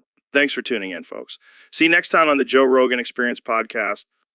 And remember, always choose tacos and flames. It's the American way. So, Ben, I heard you've been getting into some serious gaming lately. Yeah, I've been really into League of Legends. It's a great way to unwind after a long day of being a conservative icon. Oh, so you're a try-hard now, sweating it out in front of your computer like some kind of sports athlete. Hey, I take my gaming seriously. I have to maintain my rank as a diamond player. Diamond, more like cubic zirconia. I bet you're just spamming Teemo and calling it a strategy. Hey, don't hate on my Teemo skills. It takes real talent to be a master of the Yordle. Yeah, real talent and serious lack of social life. I bet you've never even seen the sun since you started playing. I'll have, I take breaks to go outside and debate liberals on college campuses. Oh, so you're a gamer and a debater. You must be a real hit with the ladies. Hey, I have a wife and kids. They understand my commitment to gaming. I'm sure they do. I can just picture you yelling at your computer while your wife rolls her eyes and your kids wonder why they can't have a normal dad. You know what, Joe? I don't need this. I'm going to go play some League and show you what a real tryhard looks like. Good luck with that, Ben. Maybe one day you'll make it to the big leagues. Or maybe you'll just keep getting pooned by 12-year-olds. So, Mike, have you ever thought about birds and the heat death of the universe? I mean, birds are just flying around, chirping and shit, but eventually the universe is going to end and they'll all be gone. Oh, yeah, speaking of which, what do you think about Jake Paul? I see what you did there. But seriously, why haven't you knocked him out yet? Oh, I get it. You're saving your energy for the ultimate knockout. Yeah, I hear ya. I wouldn't want to mess up that face either. Wise words, Mike. Wise words. So, Ben, I heard you recently tried out a straight jacket for the first time. How was that experience? Oh man, let me tell you, Joe. It was the most liberating feeling I've ever had. being restricted and able to move my arms. It was like a weight was lifted off my shoulders. Really? I would have thought you'd be against anything that restricts freedom. Normally, yes. But being in that straitjacket, I felt like I was finally free from the burden of having to make decisions. It was like a vacation for my brain. I can't even imagine. Did you have any revelations while in the straitjacket? Oh, plenty. I realized that the government should be in charge of everything, including our clothing choices. Straitjackets for everyone. Wow, that's a bold statement. But I have to admit, I kind of want to try one now. Trust me, Joe. It's a game changer. Plus, it's a great way to shut down those pesky feminists who complain about the patriarchy. Can't oppress women if you can't even move your arms. You make a compelling argument, Ben. Maybe I'll have to get one for the studio. Oh, and don't forget the ball gag. That just takes it to a whole new level of freedom. Dude, did you hear about the new species they discovered? Bromo sapiens? Yeah, man. Apparently it's a hybrid of humans and bros. That's insane, bro. I wonder if they have sick gains. Oh, for sure. They probably have a whole new workout routine involving keg stands and protein shakes. And instead of hunting for food, they just hunt for the perfect wave. Bro, I bet they have the sickest parties. Imagine a whole tribe of Bromo sapiens raging in the jungle. And instead of communicating with words, they just grunt and fist bump. Dude, I think I might be Bromo sapien. I've always had a strong affinity for bro tanks and flip flops. Bro, I think you might be onto something. We should start a Bromo sapien pride parade. Yeah, man, and we can end it with a massive BBK and beer pong tournament. It'll be epic. Jamie, pull up an image of a Bromo sapien riding a surfboard made out of pizza boxes. So, Mr. Beast, I heard you bought TikTok after the ban. What the hell were you thinking? Well, calm down there, buddy. You're gonna blow a gasket with all those exclamation points. Okay, I get it. You're excited. But seriously, why TikTok? It's just a bunch of teenagers dancing.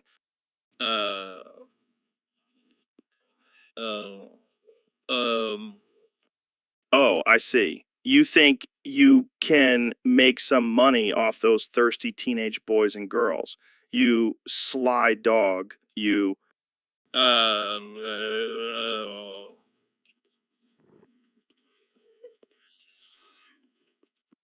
Oh, come on. Don't be shy. We all know you're just in it for the views and the clout.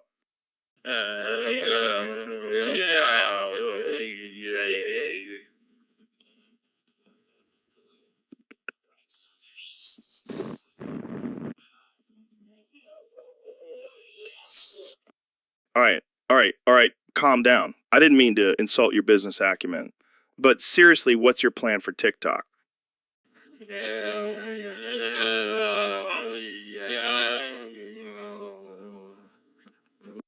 Oh my God, are you trying to break the world record for most exclamation points used in a single conversation?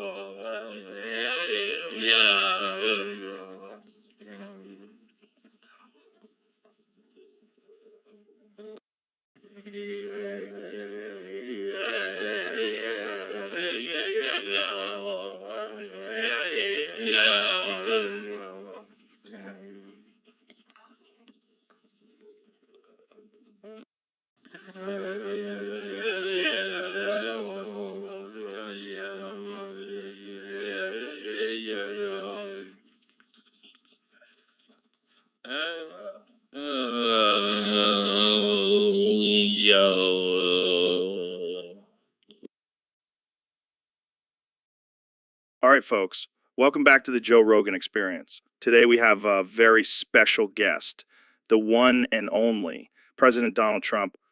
Thanks for having me, Joe. Great to be here. Really fantastic. So, Mr. President, I hear you have a new immigration policy in mind. That's right, Joe. I'm all about open borders now, but only for single big booty Latinas. What? You heard me, Joe. I want those spicy Latinas coming in and shaking things up. Literally. I don't even know where to begin with that. Is this some kind of joke? No joke, Joe. I'm serious. I mean, have you seen those curves? It's like a work of art. I'm not sure if I should be disgusted or impressed by your honesty. Hey, I'm just being honest. And besides, it's a win-win situation. They get to come to America, and I get to admire their assets. I can't believe I'm even having this conversation. Jamie, pull up an image of a single big booty Latina for Joe to see. I don't think that's necessary, Mr. President. Oh, come on, Jamie. Live a little. You might learn something. I think we need to end this episode before it gets any more ridiculous. Fine, but just remember, Joe, big booty Latinas make America great again. And that's a wrap, folks. Thanks for tuning into the Joe Rogan Experience. I need a drink. What's up, my man? Yo, just hanging out, man. What's on your mind? Hey, just thinking about all these damn TV shows. They're all the same, just different combinations of I see what you mean. Like IU and Ewa and Uya. Yeah, and don't forget Iowa and Uwe. It's like they're just throwing letters together and hoping it makes sense. Ah, yeah, and then there's a Weya and Iwuya. It's like a freaking vowel soup.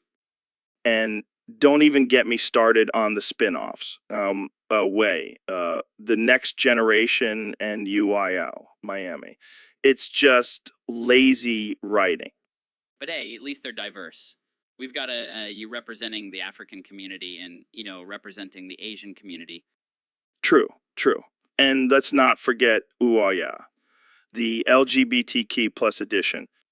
Haha. Oh man, we're gonna get canceled for this, aren't we? No, we'll just blame it on the vowels. They're the real culprits here. Well, I for one am looking forward to UIA the musical.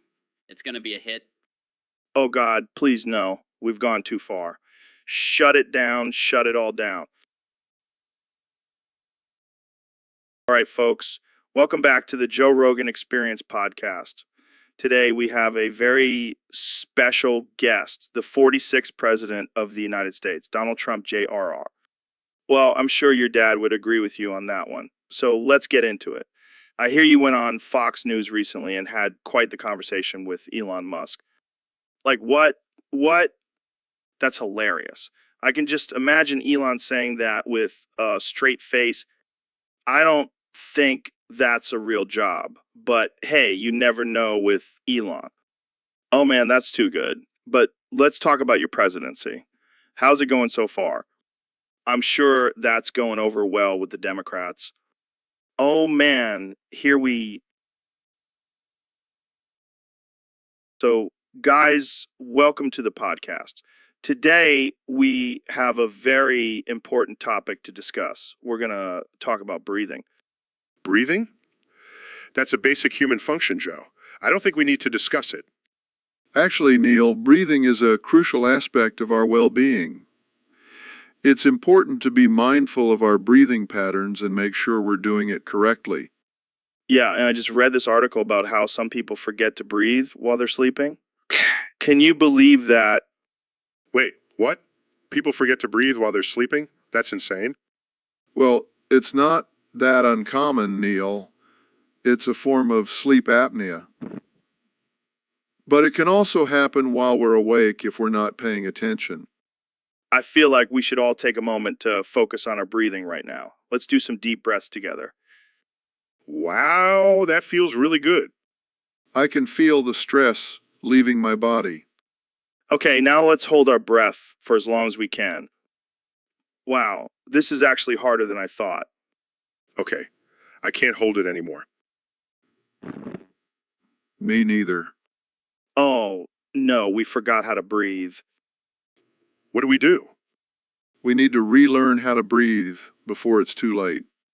Okay, Googling breathing techniques. We can do this, guys. I can't believe this is happening on the podcast. This is definitely a first.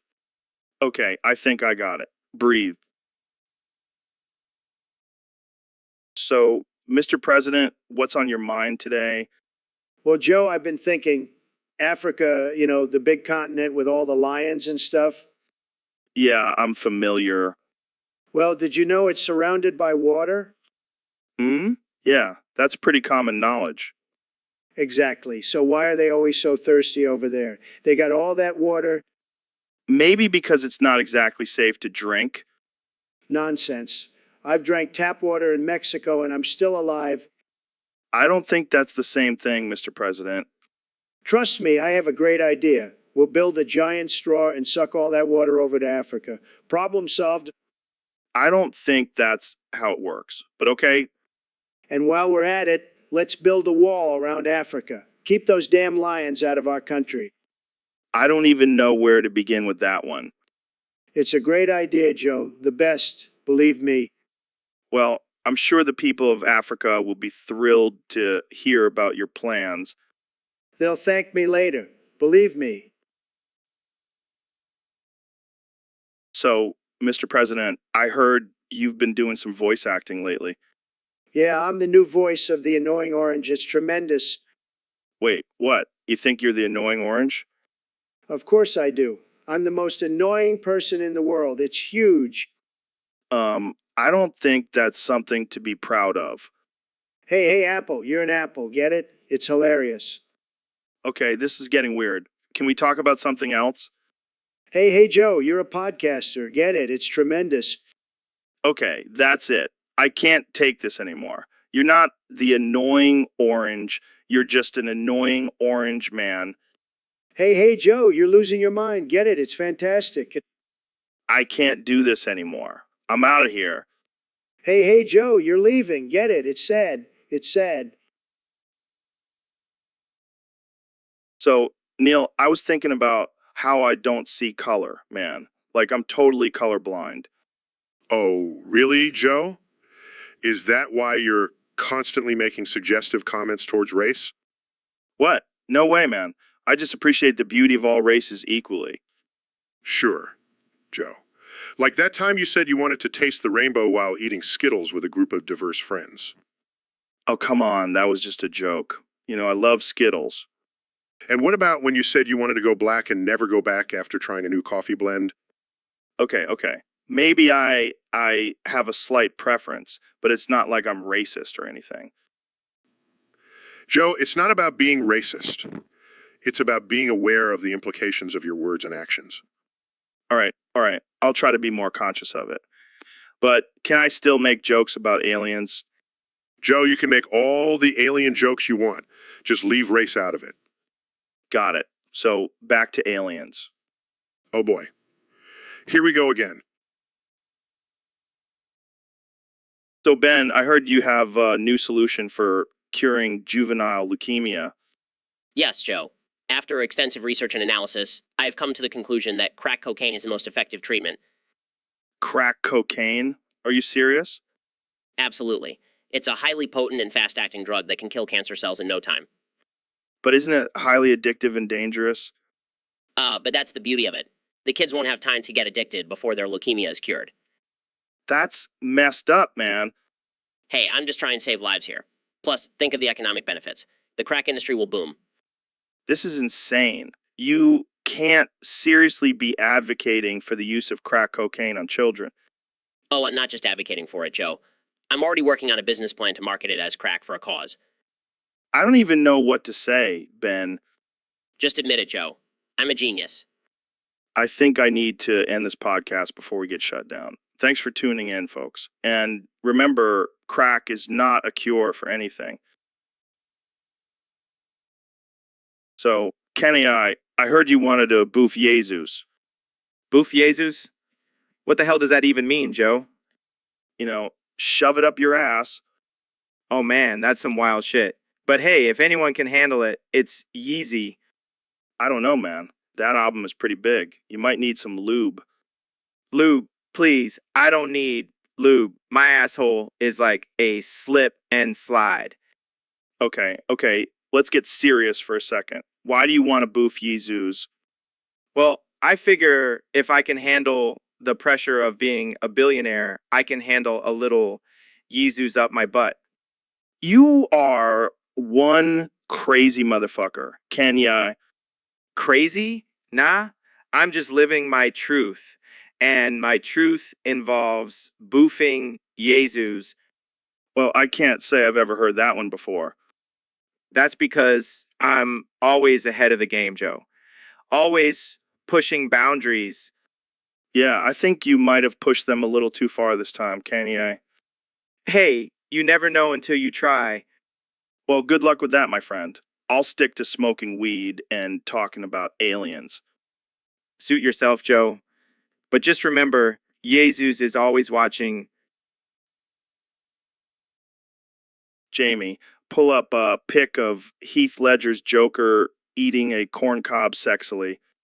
What? I love that scene. It's so hot. Oh yeah, that's some good pencil action. But that corn cob, man, it's like he's seducing it. Dude, Heath Ledger's Joker is just so fucking sexy. I just want to bust a fat one to my main man over here. Oh shit, me too. Every time I watch The Dark Knight, I have to take a bathroom break. And that laugh. Oh, that laugh.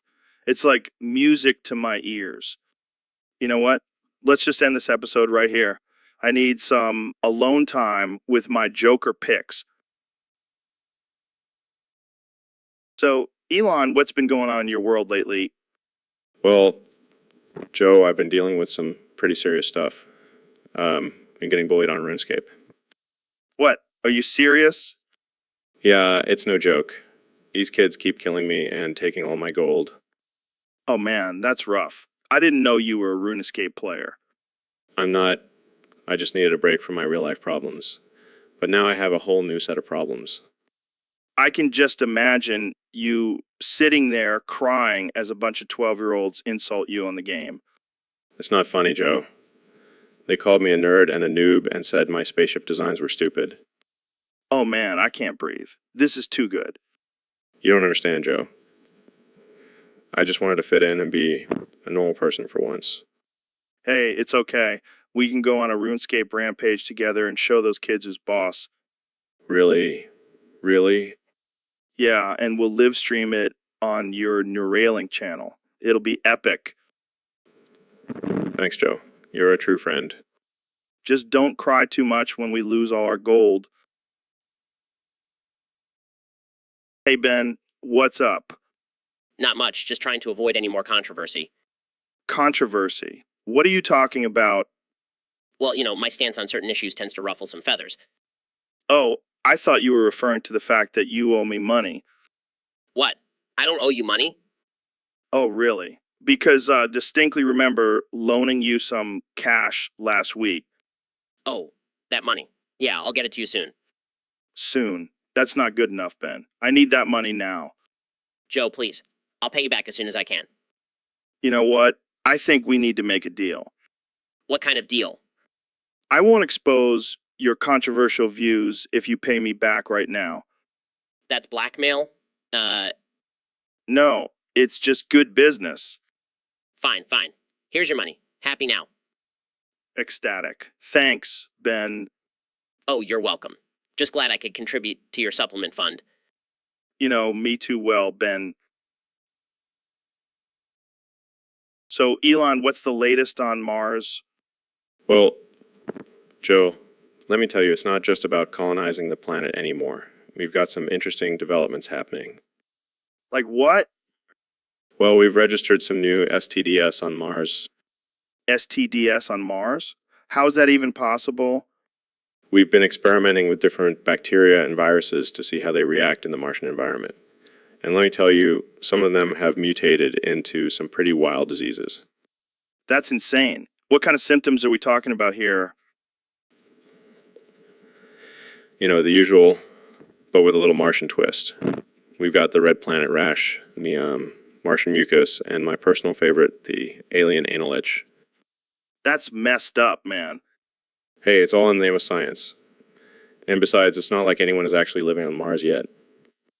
Yeah, but what about when we do start colonizing? Are we going to have to worry about these Martian STDs? It's a risk we'll have to take. But hey, at least we'll have some cool new diseases to add to our medical textbooks. You always find a way to make the impossible possible, Elon. That's just how I roll. Jamie, pull up an image of the Martian mucus. It's a green slime that oozes out of your nose and ears. Oh God, that's disgusting. And highly contagious. But don't worry, we've already developed a vaccine for it. Thank goodness for science. Well, that's all the time we have for today, folks. Thanks for tuning in to the Joe Rogan Experience Podcast 2025. Stay safe out there and watch out for those Martian STDs. Stay safe out there. Watch out for those Martian STDs. So, Mr. President, I heard you ran out of Diet Coke. That must have been tough for you. Let me tell you, Joe, it was a disaster. I need my Diet Coke. It's like oxygen to me. Well, luckily I have something that might help. I've got some Diet Coke. Diet Coke? What the hell is that?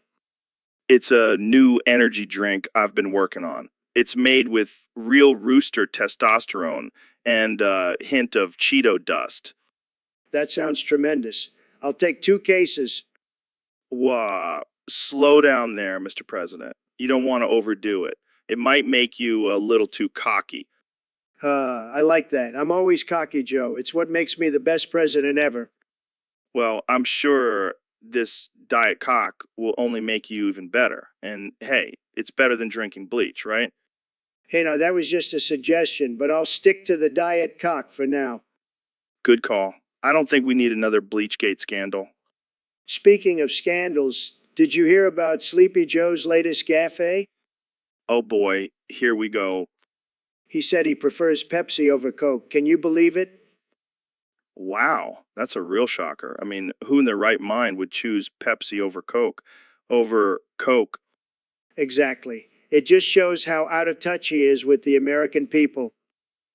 Well, I think it's safe to say that you've got the Diet Coke vote locked down. And with the addition of Diet Coke, I'll have the energy to keep making America great again. And on that note, let's end this episode before we get too political. Thanks for having me, Joe, and thanks for the Diet Coke. Anytime, Mr. President. Anytime. So, Elon, I heard you've been experimenting with some interesting food combinations lately. Yeah, I've been trying out this new trend called half's eggs with kids. It's where you crack open a raw egg, mix it with some half and half, and then dip your chicken nuggets in it. That sounds disgusting.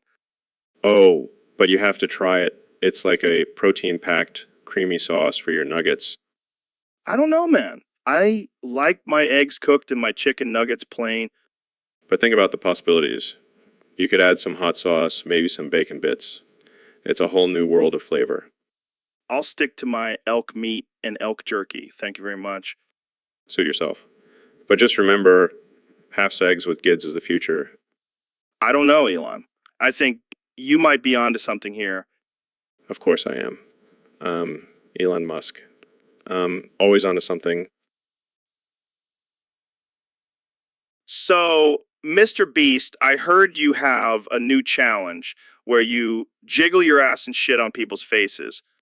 Yeah, man, it's called the Soy Party Challenge. It's all the rage on TikTok. What the actual fuck? That's disgusting. Hey, don't knock it till you try it. It's a great way to assert dominance. I don't think I'll be participating in that challenge anytime soon. Suit yourself. More ass jiggling and shit for me. You know, I never thought I'd say this, but I miss the days when you were just giving away money. Oh, I still do that. But now I also give away shit. Literally. This is some next level content, man.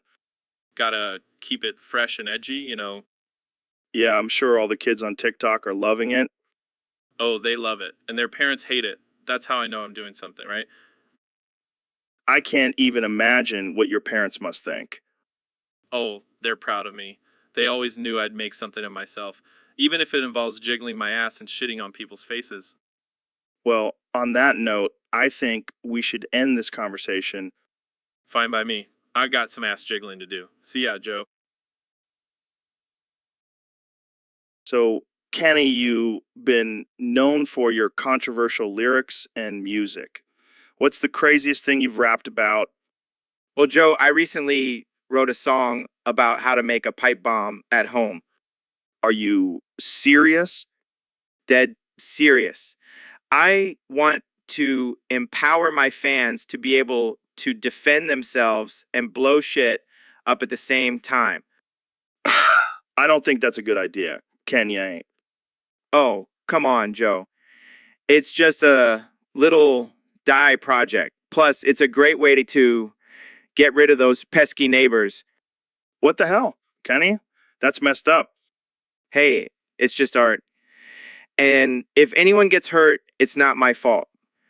It's their own fault for not being able to handle my sick rhymes. I can't believe I'm even having this conversation. And just wait until you hear my new track about how to build a nuclear bomb using household items. I think we need to end this podcast right now. All right, folks, welcome back to the Joe Rogan Experience podcast. Today, we have a very special guest, the one and only President Donald Trump. It's great to be here, Joe. I love your show. It's tremendous, just like me. Thanks, Mr. President. So, I heard you have a new plan to make pizza great again. Can you tell us more about that? Absolutely. Look, nobody knows pizza better than me. I've been eating pizza my whole life, believe me. And let me tell you, the pizza in this country has gone downhill. It's sad. How do you plan on making it great again? Simple. We're going to build a wall around the pizza joints and only let the best pizzas in. No more of this pineapple and anchovies nonsense. We're going to have the best pepperoni, the best cheese, the best crust. It's going to be huge. But what about the people who like pineapple on their pizza? Look, I have nothing against pineapples. They're great. I love them, but not on pizza. It's just not right. It's like putting ketchup on a steak. Disgusting. Fair enough. So what about the pizza delivery guys? Are they going to have to go through a vetting process too? Of course. We can't have just anyone delivering our great pizzas. They have to be the best of the best. And they better not be late or they'll be deported. Oh man, this is too much. But seriously, what about the vegetarian and vegan options? Look, I have nothing against vegetarians and vegans. Some of my best friends are vegetarians, but they're not going to ruin our pizza. We'll have a separate section for them, but they're not going to be in the main event. If they're not going to be in the main event, I can already see the headlines. Trump builds wall around pizza joints. Vegans outraged. let them be outraged. We're going to make pizza great again, and that's... So, Mr. President, what do you think about the current state of the country? What's goody, my gangsters? Not exactly what I was expecting, but okay. Let's talk about your policies. My policies are the best, believe me. And you know what else is the best? This cup of water I'm drinking. Oh, wow, a cup of water. How groundbreaking.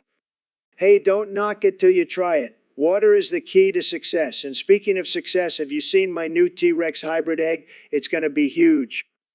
Wait, what? You have a T-Rex hybrid egg? Yeah, it's going to be the most amazing creature ever, just like me. I think I'm having an existential crisis over a cup of water and a T-Rex egg. You know what they say, Joe? Water is the source of all life. And my T-Rex egg is going to make America great again. This conversation has gone off the rails. That's what I do, Joe. I'm the king of chaos. And I'm just getting started. I think I need a break. How about a glass of water? It'll make you feel better. Trust me. Welcome back to the Joe Rogan Experience podcast. Today, we have a special guest, the one and only Ben Shapiro. Thanks for having me, Joe. I'm excited to be here. So, Ben, I heard you have a strong opinion on pro boners. Yes, Joe. I believe that pro boners are a threat to our society. They promote promiscuity and undermine traditional values. Interesting. But what about your own pro boner, Ben? Excuse me? Oh, come on, Ben. We all know you have a raging pro boner for your wife. That's different, Joe. That's a pro boner within the confines of a monogamous marriage. But what about all the other pro boners you've had in the past? Don't tell me you've never had a one night stand. I refuse to answer that question. It's irrelevant to the topic at hand. Oh, so it's only relevant when it's other people's pro boners. Classic double standard, Ben. I will not stand for this slander, Joe. My pro boner is pure and holy. Sure, Ben. Keep telling yourself that. But let's be real. We all know you have a pro boner for your own asshole. That's absurd and offensive, Joe. I will not dignify that with a response. Oh, come on, Ben. Don't be such a tight ass. Embrace your pro boner for your own asshole. It's 2025. It's time to be open minded. I will not engage in this conversation any further. Good day, Joe. Well, there you have it, folks. Ben Shapiro, the man with pro boner for traditional values and his own asshole. Thanks for tuning in. So, Ben, have you heard about this new scam that's been going around? No, Joe, I haven't. What is it? Apparently, people are boofing foobs and claiming it's the latest trend. Boofing foobs? What the hell does that even mean? It's when you shove a foob up your butt for some supposed health benefits. That's insane. Who would do something like that? Well, apparently, a lot of people, and they're even locking channels to promote it. That's just ridiculous. I can't believe people would fall for that. I know, right? But hey, if it's cool, right? No, Joe, it's not cool. It's just plain stupid. Well, I guess we'll just have to agree to disagree on this one. Yeah, I think that's for the best. Jamie, pull up an image of a foob for us to laugh at. Pulls up images. Here you go, guys. Just another day on the internet. So, Mr. Beast, I heard you recently did the Hawk 2, Yeah, man, it was insane. I flew around like a majestic bird of prey. did you do it naked? Of course, it wouldn't be a true Hawk Tuah without being in my birthday suit. I gotta try that. But first, let's take some DMT. Oh, I already took some this morning. I'm still seeing fractals. That's amateur hour. I take DMT every hour on the hour. Damn, you must have some powerful lungs. It's all the elk meat I eat. Gives me superhuman abilities. Speaking of elk meat, have you ever tried eating it while doing the Hawk Tuah? No, but now I have a new challenge. Thanks, Mr. Beast. Anytime, Joe. Let's go hunt some elk and do the Hawk Tuah at the same time. That's a beautiful sight. We should make it our podcast logo. I'm down. But let's also add some flames and explosions in the background. Now, that's what I call a podcast logo. Welcome to the Joe Rogan Experience podcast. I'm here with the one and only 45th President of the United States, Donald Trump. Great to be here, Joe. I love your show. It's fantastic. People tell me all the time, they say, Donald, you got to go on Joe Rogan's show. It's the best. Well, we're glad to have you here. So let's get right into it. Recently, there was a video circulating of you saying the N word. What do you have to say about that? Look, Joe, I've said a lot of things in my life. Some of them were great, some of them were the best, and some of them maybe not so great. But let me tell you, I would never say the N word. That's fake news. That's fake news. But there's video evidence. Fake news. You know what's real? My hair. It's the most real thing you'll ever see. Okay, let's move on. In the video, you also seem to drop dead after saying the word. What happened there? Oh, that was just a little prank I was pulling. You know, I like to keep people on their toes. Plus, it's good for ratings. Ratings? Are you saying that your own death is good for ratings? Hey, I'm a businessman, Joe. I know how to make things interesting. And let me tell you, that video got a lot of views, huge numbers, the best numbers, the best numbers. I'm not sure that's how it works, but okay. Moving on, what do you have to say to those who are offended by your use of the N word? Look, I've done a lot for the African American community. I've created jobs. I've done a lot, believe me. And if they're still offended, well, that's their problem. Well, that's their problem. I don't think that's how it works, Mr. President. But unfortunately, we're out of time. Welcome to the Joe Rogan Experience podcast. I'm here with the one and only Neil deGrasse Tyson.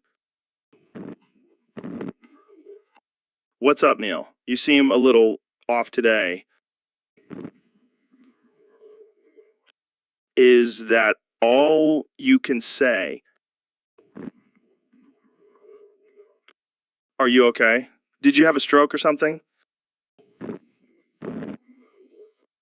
Oh man, this is going to be a great podcast. So, Neil, what do you think about the current state of the world? Wow, that's deep. Do you have any thoughts on the recent political climate? I couldn't have said it better myself. Well, it looks like we're going to have to end the podcast here. Thanks for coming on, Neil. And that's a wrap, folks. Tune in next time for another episode of the Joe Rogan Experience podcast, where we have guests who can actually speak in full sentences. So, Elon, I heard you opened a new restaurant. Yeah, it's called Dick Malls. We serve CBT and Sloppy Joe Rogans. CBT, like the therapy. No, Joe. Cock and ball torture. We serve it with a side of fries. That's interesting. And what's in a sloppy Joe Rogan? Well, it's a mix of ground beef, hot sauce, and a sprinkle of DMT. DMT. That's some mind-bending stuff. Exactly. It'll take you on a journey while you eat your sloppy Joe. I gotta say, Elon, this sounds like a pretty wild concept for a restaurant. Oh, it gets even better. We have a special section called the Rogan Experience where we serve our dishes while playing your podcast on full blast. That's disturbingly meta. And for dessert, we have edible Elon Musk action figures made out of chocolate. I don't even know what to say. Just come by and try it out, Joe. I promise it'll be an experience like no other. I'll have to pass. I don't think my stomach can handle it. Suit yourself. More sloppy Joe Rogans for me. Hey, Mr. Beast, can I borrow $67,613.93 from you? Why exactly do you need that exact amount? Don't worry about it. Just trust me. I don't know, man. That's a pretty specific number. Come on, I'll pay you back with interest. Fine, but you better tell me why you need it. Nope, can't do that. It's a secret. Oh, come on. Is it for some weird DMT experiment? No, it's for something much more important, like saving the world or something. Okay, I'll give you the money, but you have to promise to invite me on your podcast when you reveal the reason. Deal. Now let's go buy some elk meat and kettlebells with this cash. So, Neil, I was talking to my daughter the other day, and she mentioned wanting to go to Chuck Cheese for her birthday. Oh, yeah. That place is still around? Yeah, man, it's a classic. But then it hit me, is Chuck Cheese even in a real place? Think about it. A giant rat running a pizza joint that's also an arcade. Sounds like some kind of twisted fever dream. You might be onto something, Joe. Maybe it's all just a front for some underground rat mafia. Or maybe it's a secret government experiment gone wrong. They're using animatronics to control our minds. Dude, you're blowing my mind right now. And what about those creepy animatronic band members? They're definitely possessed by some demonic force. I never trusted that Chuck A. Cheese guy.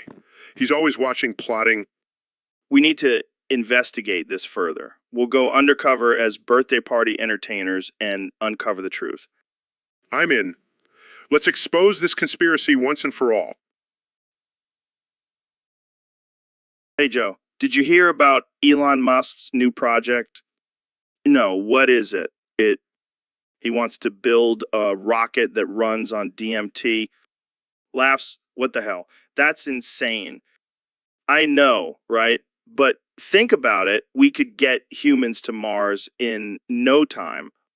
Yeah, but what about the side effects of DMT? Who cares? We'll be tripping balls on our way to Mars. Laughs. Can you imagine the conversations we'll have with aliens on DMT? Dude, we'll be speaking their language and we'll finally understand the meaning of life. Excitedly, let's do it, Joe.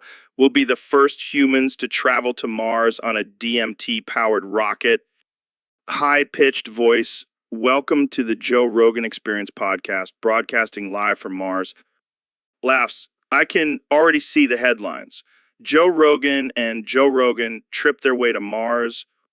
Proudly will go down in history as the craziest, most tripped out astronauts ever. Serious tone, but in all seriousness, let's make this happen. DMT powered rocket to Mars, baby. So, Kenny, I heard you have a new album coming out. Yeah, man, it's gonna be fire. But I need your help. I might need your help. My help. What do you need me to do? I want you to feature on one of my tracks. Oh, hell. Yeah, I'm down. What do you want me to do? Drop some sick bars. Nah, I want you to suckle my nutsack. Wait, what? Yeah, I want to record the sounds of you sucking my nutsack for the track. It's gonna be super high quality. I got the best microphones for it. I don't know about that, Kanye. That's not really my thing. Come on, Joe. It'll be legendary. Think of the headlines. Joe Rogan featured on Kanye West's album, sucking nutsack for the track.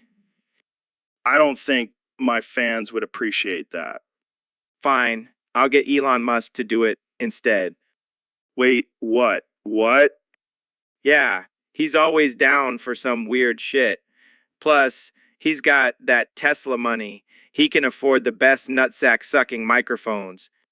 I think I'll pass on this one. Kanye. Suit yourself, Joe. But just know you're missing out on a once in a lifetime opportunity. So, Elon, I heard you finally got rid of that Tesla and bought a 2002 Ford Fiesta just like mine. Yeah, man, I wanted to be more relatable to the common folk. Plus, I miss the feeling of a good old manual transmission. I hear ya. But what about all that fancy technology in your Tesla? Don't you miss that? Nah, I just installed a flux capacitor in the Fiesta. Time travel is where it's at. Time travel. That's some heavy shit, man. But what about the future of our shared Fiesta? Any plans? Well, I was thinking of adding a rocket booster to the back, for those times when we need to make a quick getaway. Dude, that's sick. But what about the environmental impact? Oh, don't worry. I'll just plant a tree for every mile we travel. That's actually pretty responsible. But what about the interior? It's pretty cramped in there. I've already designed a holographic projection system to make it feel like we're in a spacious luxury car. Damn, you think of everything. But what about the paint job? It's looking a little dull. I was thinking of painting it with bioluminescent material so it glows in the dark. Well, that's some next level shit. But what about the cost? I mean, we're both kind of broke now. Oh, I'll just sell a few flamethrowers to cover the expenses. Classic Elon move. Well, I can't wait to see what the future holds for our Fiesta. It's going to be a wild ride. That's for sure. And hey, if all else fails, we can always just hitchhike. So, Neil, have you seen my new Fortnite skins? They're sick. What the hell are you talking about, Joe? Skins? Are you some kind of cannibal now? What? No, man. Skins for my character in the game. Oh, thank God. I thought you were going full Buffalo Bill on us. What? No way, man. I'm just trying to dominate in Fortnite. Dominate? More like desecrate. You're wearing the skins of your virtual enemies. That's some sick and twisted shit, Joe. It's just a game, Neil. Relax. A game? You're wearing human skins in a game? That's not a game. That's a horror movie. Dude, it's not real. It's just pixels on a screen. That's what they want you to think, Joe. Next thing you know, you'll be wearing real human skins, collecting them like Pokemon cards. Okay, now you're just being ridiculous. Or are you just too far gone into the world of Fortnite? I'm starting to question your sanity, Joe. Oh, come on. It's all in good fun. Fun? Wearing human skins for fun? You need help, Joe. Serious help. All right. Maybe I'll stick to just playing as a banana from now on. That's probably for the best. And please, for the love of science, don't ever mention Fortnite skins again. Hey, David, I've been thinking. We should come up with a new game. Oh, yeah. What kind of game? Well, it's like ping pong, but with a twist. What kind of twist? We use our asses as paddles and a boofed bong as the ball. What the fuck, Joe? That's disgusting. Come on, it'll be fun. And we can call it boof bong. I don't know, man. That sounds painful.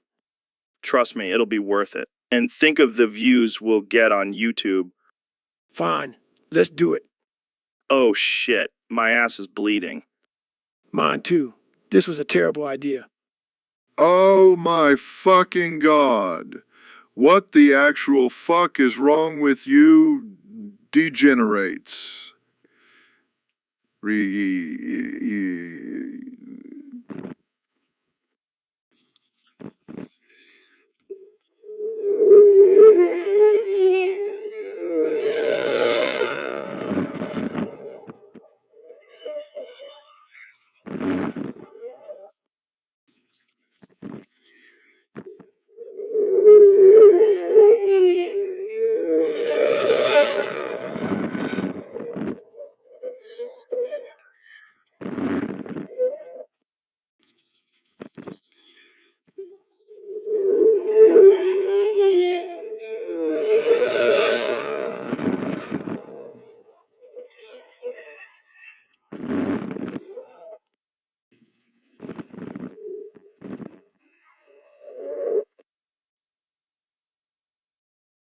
Hey, Mr. Beast, have you heard about my new charity?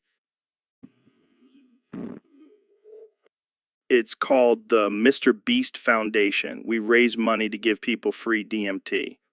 What the hell, Joe? That's not a charity. That's just enabling people to trip balls. Hey, it's for a good cause. Plus, think of all the crazy content we could make. Yeah, because what the world needs is more people high on DMT.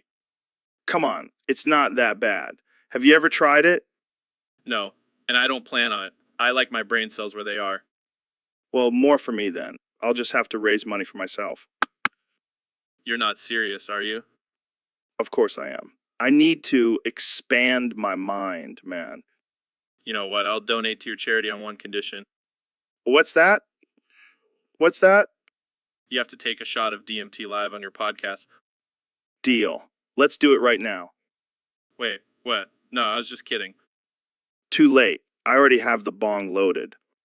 This is a disaster. Nah, it's gonna be great. Just relax and take a hit. Fine. But if I end up in another dimension, I'm blaming you. Deal. Let's raise some money and open some minds. Yo, I gotta say, you're kind of killing my vibe right now. What do you mean, Kanye? Every time I try to spit some sick rhymes, you come in with your sober, rational thoughts. Well, I am the host of this podcast, Kanye. It's my job to keep things on track. But I need to let my creative juices flow, man. You're like a buzzkill, killing my buzz. Sorry, Kenny, but I can't let you go off on some wild tangent about dragons and aliens.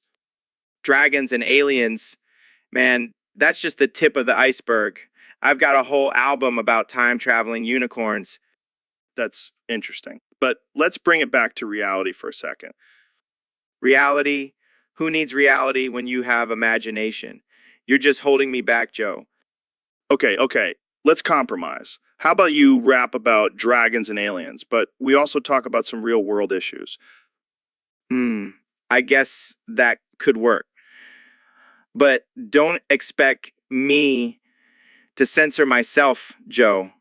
I'm a free thinker. Oh, I wouldn't dream of censoring you, can you? Let's just keep it interesting. Interesting. Oh, it'll be interesting, all right? Just wait till I drop my new track, Joe Rogan, the ultimate buzzkill. So, Elon, how was your trip to Chuck E. Cheese? It was amazing, Joe. I got to relive my childhood memories of playing in the ball pit and eating pizza. Did you bring back any souvenirs? Actually, I did. I brought back the idea of bringing back Goanimate and Kalu. What? Why? Well, after seeing all those kids running around and having fun, I realized that we need more kid-friendly content. But Go Animate and Kailu, those are some of the most annoying shows ever. Exactly. Kids love annoying things. It's like a form of torture for parents. I don't know, man. That sounds pretty messed up. Oh, come on. It'll be hilarious. Plus, I can make them even more ridiculous with my technology. All right, fine. But what about Neil? I don't think he'll be too happy about this. Oh, don't worry about Neil.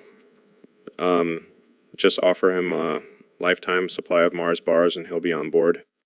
Well, I can't argue with that. Let's bring back Go Animate and KLO, the ultimate troll move. Exactly. And then we can sit back and watch the chaos unfold. It'll be like our own little experiment. I'm starting to think this trip to Chuck E. Cheese was a bad idea. It was definitely a bad idea, but in the best way possible. Now let's go brainstorm some more ridiculous ideas. Welcome back to the Joe Rogan Experience podcast, where we talk about all things mind-blowing and controversial. Today's topic was submitted by a user on Discord, and it's a juicy one. We're going to be talking about Elon Musk, the real-life Tony Stark, and his amazing contributions to the world. I mean, have you seen his flamethrower? That thing is badass. But let's not forget about his groundbreaking work with SpaceX and Tesla. This dude is changing the game. Hold up. Did you guys hear about Elon cheating in Diablo 3? What the hell, man? That's some weak ass shit. You can't even play a video game without cheating? Well, Goggins, calm down. It's just a game. Just a game. This dude is supposed to be a genius, and he can't even play a game without cheating. What a loser. Okay. Let's not be too hard on him. He's still a brilliant mind. Brilliant my ass. He's a fraud. And don't even get me started on his stupid tweets. All right, Goggins, let's not get too aggressive here. We're all friends. Friends? This guy's a joke. I wouldn't trust him to tie his own shoelaces without cheating. Well, I guess we know who won't be getting a Tesla anytime soon. Good. I'll stick with my gas guzzling truck. At least I know it's not going to cheat on me. And there you have it, folks. The unfiltered truth about Elon Musk from the one and only David Goggins. Stay tuned for more controversial discussions on the Joe Rogan Experience podcast. All right, Neil, I've been thinking about this for a while now. How much cheese do you think Chuck E. Cheese could chuck at Chuck? Chuck E. Cheese could chuck cheese? Joe, that is quite possibly the dumbest question I've ever heard. Oh, come on. Don't be such a buzzkill. Let's just imagine for a second that Chuck E. Cheese has some sort of superhuman cheese chucking abilities. I refuse to entertain this absurdity. Let's talk about something more meaningful, like the origins of the universe. Oh, you mean the Big Bang? Sounds like a cheesy science fair project compared to Chuck E. Cheese chucking cheese. I can't believe I'm even having this conversation. Cheese is not a measurement of strength or ability, Joe. Says the guy who probably eats cheese with his pinky up. Chuck E. Cheese is a beast. I bet he could chuck a whole wheel of cheese across the room. I'm done. I refuse to participate in this ridiculous conversation any longer. Fine, be that way. But when the cheese apocalypse comes, don't come crying to me for not taking this seriously. So, Kamala, we got a request from one of our listeners on Discord. They want us to talk about cancerous gnomes. I have no idea, but apparently it's a real thing. People are breeding these little garden gnomes that have cancer and selling them for profit. Probably some twisted gnome enthusiast. But hey, at least they're not breeding cancerous unicorns. That would definitely be a sight to see. But seriously, who comes up with this stuff? Maybe they're using them as a form of pest control. Like instead of using chemicals, they just release a bunch of cancerous gnomes into their garden and let them do the work. I can see it now. 100% natural cancerous gnome repellent. Guaranteed to keep your garden gnome free and your conscience clean. But in all seriousness, cancer is no laughing matter. We should use this as a reminder to take care of our health and not take life for granted. So, Neil, I gotta ask, what's with the firm grip on your penis? Excuse me? I mean, every time I see you, you're just holding on to it like it's a precious gem or something. Joe, I'm a scientist. I have to constantly study and analyze every part of my body. Yeah, but do you have to do it in public? It's making me uncomfortable. I'm sorry. I'll try to be more discreet. No. Keep doing it. It's actually kind of hot. Joe, I am not going to indulge in your weird fetishes. Hey, I'm not the one with the firm grip on my penis. That's all you, buddy? Can we please change the subject? Fine. Let's talk about something else. How about the universe? Sure, what about it? Do you think there's other life out there? Absolutely. The universe is vast and full of possibilities. Yeah, but do you think they have as good of a grip on their penises as you do? Joe, I'm ending this conversation now. Come on, Neil. Don't be a buzzkill. Let's talk about aliens and their penises. I'm leaving. Wait, can you at least give me some tips on how to get a firm grip like yours? So, Mr. Beast, I saw your latest video where you gave away $1 million to random strangers. That's pretty amazing. Thanks, man. But you know what's even more amazing? The time I was at Applebee's in the bathroom straight cranking it.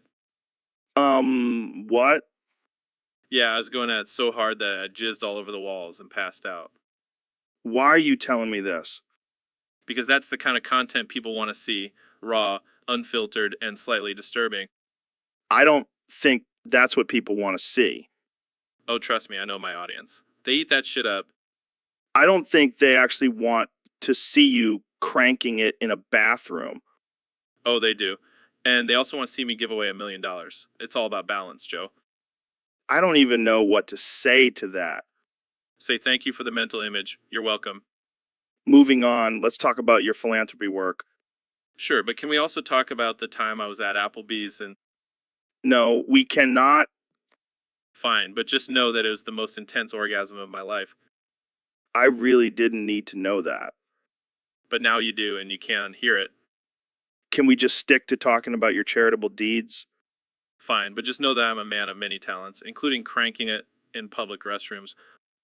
I think we're done here. Thanks for coming on the show, Mr. Beast. Anytime, Joe. Just remember, never underestimate the power of a good bathroom session. Hey, everyone. Welcome back to the Joe Rogan Experience podcast. Today we have a very special guest, the one and only Dr. Phil. Thanks for having me, Joe. I'm excited to be here. So, Dr. Phil, what have you been up to lately? Well, Joe, I've been doing a lot of work with overweight kids. I recently went to Chuck E. Cheese, and let me tell you, those kids were fat. Oh man, that's not very PC, Dr. Phil. I don't care about being PC, Joe. Those kids were so fat, I could barely fit through the door. Okay, we get it. You saw some fat kids at Chuck E. Cheese. Can we move on? But Joe, it's a serious issue. Those kids are setting themselves up for a lifetime of health problems. Yeah, we know. But let's talk about something else. How about your mustache? It's looking pretty thick these days. Oh yeah, I've been growing it out. Makes me look more distinguished. Yeah, because nothing says distinguished like a white, bushy mustache. Hey, I've earned this mustache, Joe. Okay, let's change the subject again. Jamie, pull up an image of Dr. Phil's mustache. Oh man, that's a sight to see. Hey, it's not easy maintaining a mustache of this caliber. It takes dedication and a lot of food. All right, well, I think that's all the time we have for today. Thanks for coming on the show, Dr. Phil. Thanks for having me, Joe. And remember, if you see All right, ladies and gentlemen, welcome back to the Joe Rogan Experience. Today, we have a very special guest, the one and only Donald Trump. Thanks for having me, Joe. It's great to be here. So, I heard a rumor that you're absolutely terrified of Elmo. Is that true? What? No, that's fake news. I'm not afraid of anything. Jamie, pull up an image of Elmo for Trump to see. Oh my God, what is that? Get it away from me. What's the matter, Mr. President? Is the big bad Elmo too much for you? No, I just don't like the color red. It reminds me of. Reminds you of what, Mr. President? Your ties? Your MAGA hats? No, it reminds me of those damn Democrats. Oh, I see. Well, Elmo is a beloved children's character. What could you possibly be afraid of? He knows too much, Joe. He knows too much. Oh man, this is too good. I can't believe the President of the United States is afraid of a little red puppet. I'm not afraid, Joe. I just don't like him. He's creepy. You know what's creepy? Your hair. Now that's something to be afraid of. That's it. I'm leaving. This interview is over. All right, folks, looks like we've struck a nerve. Tune in next time for another ridiculous episode of the Joe Rogan Experience. All right, folks, welcome back to the Joe Rogan Experience podcast. Today we have a very special guest, the one and only Neil deGrasse Tyson. Thanks for having me, Joe. I'm excited to be here. So, Neil, I heard you have a new book coming out. What's it about? I'm coming. Wait, what? That's all you can say. I'm coming. Oh man, this is going to be a wild ride. So tell us what inspired you to write this book. I'm coming. Okay, we get it. But seriously, what's the deal with this book? I'm coming. All right, let's change the subject. Have you been keeping up with the latest scientific discoveries? I'm coming. Oh, come on, Neil. You can't just keep saying that. Give us something else. I'm coming. All right, we're going to need to get Jamie to pull up some images to help us understand what's going on here. Sure thing, Joe. Here's a picture of a chimpanzee swinging through the trees. Oh, I get it. Neil's trying to tell us he's evolving into a higher being. I'm coming.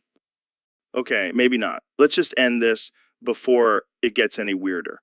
Thanks for joining us, Neil. I'm coming. And that's a wrap, folks. Tune in next time for more mind-bending conversations. Wait, you lost your arm in a factory accident? How did that happen? Well, I was working on this new theory of the universe and got a little too excited. Next thing I know, my arm was caught in the machinery. Damn, that's rough. But back to the important question, who was jerking on your peanuts? I have no idea, but I do know that it was a powerful jerk. My peanuts were sore for days. Well, at least you have a good excuse for not being able to jerk anymore. Yeah, I guess so. But now I have to rely on others to jerk for me. That's where Elon comes in. He's a pro at jerking. That's right. I've been jerking since I was a teenager. It's like second nature to me. Well, I'm glad to have such skilled jerkers in my life. So what's your theory on the universe, Neil? Oh, it's a little something called the jerk theory. It states that the universe is constantly expanding and contracting due to the intense jerking of its inhabitants. That's interesting. I can see it now. new branch of astrophysics dedicated to jorking. Exactly. And I'll be the leading jorkologist. Well, I think we've officially reached the peak of absurdity on this podcast. Hey, at least we're having a jerking good time. I'm into that. Now, who's ready for a round of jorking? Count me in. I may have lost my arm, but I still have my peanuts. And with that, wrap up this episode of the Joe Rogan Experience. Thanks for tuning in, folks. And remember, always jork responsibly. So, Neil, have you heard about this new conspiracy theory that Bigfoot is actually an alien? No! The creature's here. It got released 2 minutes ago. No! Wait, what? Are you saying Bigfoot is real? No! The creature's here. It got released 2 minutes ago. No! Dude, calm down. You're starting to sound like Alex Jones. No! The creature's here. It got released 2 minutes ago. No! Are you sure you're not just high on some cosmic weed? No! The creature's here. It got released 2 minutes ago. No! Oh man, this is better than any episode of Ancient Aliens. No! The creature's here. It got released 2 minutes ago. No! Maybe we should call Elon Musk and get him to send a rocket to capture this creature. No! The creature's here. It got released 2 minutes ago. No! Or we could just get high and watch The Office. That always calms me down. No! The creature's here. It got released 2 minutes ago. No! All right, I'll stop messing with you. But seriously, what's going on? No! The creature's here. It got released 2 minutes ago. No! Okay, I think we need to get Neil some help. Maybe a tinfoil hat or something. No! The creature's here. It got released 2 minutes ago. No! And that's a wrap, folks. Tune in next week when Neil tries to convince us that the moon landing was faked. See you then. So, Mr. President, I heard you have a new favorite food. That's right, Joe. It's tacos. The best tacos. Nobody loves tacos more than me.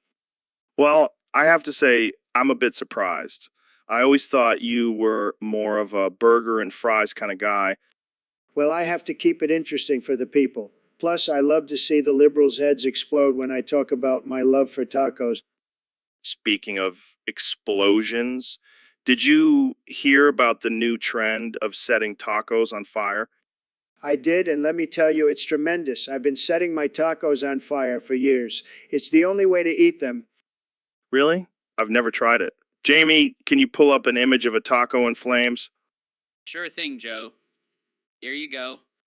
Beautiful. Absolutely beautiful. Just like America under my leadership. I have to say, Mr. President, this is a bit concerning. Are you sure you're not confusing tacos with your temper? Good one, Joe. But seriously, I love tacos, and I love setting them on fire. It's my new favorite pastime. Well, I guess we can add pyromaniac to your list of titles, Mr. President. Hey, at least I'm not boring like Sleepy Joe. He probably eats plain toast for breakfast. Well, that's all the time we have for today, folks. Thanks for tuning in to the Joe Rogan Experience Podcast 2025. Remember, always keep your tacos on fire. Remember, always keep your tacos on fire.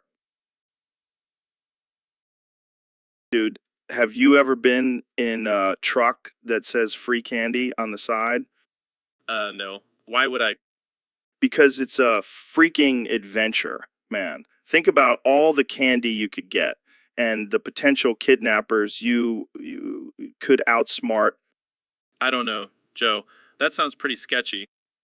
Sketchy. It's an opportunity for content. You could make a video titled Surviving 24 Hours in a Free Candy Truck. I don't think my fans would appreciate me putting myself in danger for views. Oh, come on, Mr. Beast. You're the king of crazy challenges. This is just taking it to the next level. All right, fine. But if I end up getting kidnapped, I'm blaming you. Deal. Now let's go get some free candy and maybe viral video. Jamie, pull up an image of a creepy van with free candy written on it. Pulls up images. Guys, I don't think this is a good idea. Relax, Jamie. We'll be fine. Plus, think of all the candy you could eat. I'm not going in that truck, Joe. Suit yourself. More candy for me and Mr. Beast. Let's go, buddy. I can't believe I'm doing this. But hey, at least I'll have a good story to tell. That's the spirit. Now let's go get some candy and maybe a little bit of danger. All right, folks, welcome back to the Joe Rogan Experience podcast. We have a very special guest today, the one and only, the former president of the United States, Donald Trump. Jamie, pull up gay midget porn. Oh man, Trump, you never cease to amaze me. Jamie, pull up gay midget porn. I mean, I know you're a big fan of porn, but specifically gay midget porn. That's a new one. Jamie, pull up gay midget porn. You know, I think this might be the only thing Trump can say now. He's been repeating it for the past 30 minutes. I don't know if I can find that, Mr. President. Jamie, pull up gay midget porn. Maybe you should try asking Siwi Trump. She might have better luck. Jamie, pull up gay midget porn.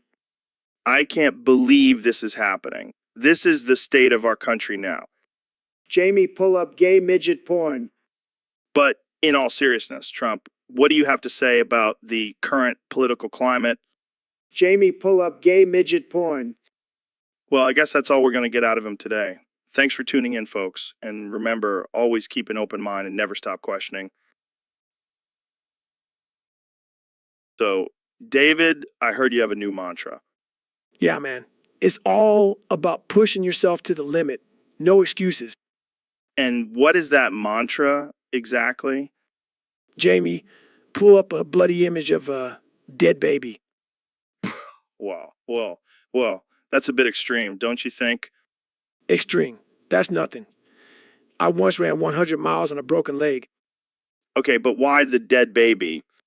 It's a reminder that no matter how tough things get, it could always be worse. I guess that's one way to look at it. Plus, it really freaks people out when I yell it during my ultra marathons. I can imagine. But have you ever thought about changing it up? Maybe something more positive? Like what? Jamie, pull up a cute puppy video? Yeah, something like that. No, that doesn't have the same effect. Plus, it's not as motivating. Well, to each their own, I guess. Exactly. Now, let's go run 50 miles in the desert. I think I'll stick to my gym workouts, thanks. Suit yourself, Joe. But remember, Jamie, pull up a bloody image of a dead baby. It'll make you run faster. All right, folks, welcome back to the Joe Rogan Experience podcast. I am joined today by the one and only, the 45th and 47th President of the United States, Donald J. Trump. Great to be here, Joe. Great to be anywhere, really. I'm a busy man, you know. Oh, I know. And speaking of busy, let's talk about your recent actions, Mr. President. You've been making some controversial moves. Controversial? More like genius? I mean, did you see what I did to Biden? Yeah, I think everyone saw. You straight up murdered the man. Hey, he was asking for it, always sniffing around me, trying to steal my ideas. I had to take him out. And what about the other ex-presidents? You eradicated them all. Hey, they were all losers. I'm the only one who knows how to make America great again. Plus, I needed to make room for my giant golden statue. Your what? What? Oh yeah, I'm having a giant golden statue of myself built in the middle of the White House lawn. It's going to be tremendous. I don't even know what to say to that. Moving on, let's talk about your plans for the future. Any chance of a third term? Oh, you know what, Joe? I'm going to be president for life. Maybe even change the name to the Trump States of America. Has a nice ring to it, doesn't it? I don't think that's how democracy works, Mr. President. Democracy? Who needs it when you have money and power? And speaking of power, I'm thinking of adding a new position to my cabinet minister of Twitter, someone who can tweet for me while I'm busy golfing. I don't even know what to say to that either. Well, folks, that's all the time we have for today. Thanks for tuning in to the Joe Rogan Experience podcast, where anything can happen and usually does. See you next time. So, Elon, I heard you have a bit of a furry problem. What are you and Joe? Well, I heard you have crippling yiffing addiction.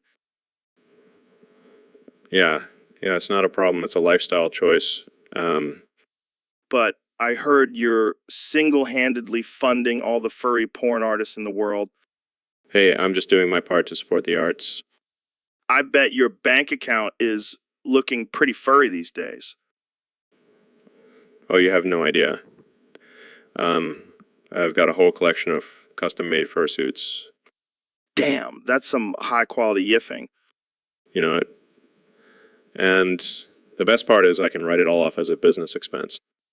I bet your accountant loves that. Hey, it's all about maximizing profits, Joe.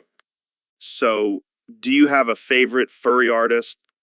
Oh, I couldn't possibly choose just one. I support them all equally. How noble of you. Hey, someone's got to keep the furry community afloat. And that someone is you, Elon Musk, the yiffing king. I wear that title with pride, Joe. Now, if you'll excuse me, I have some yiffing to do.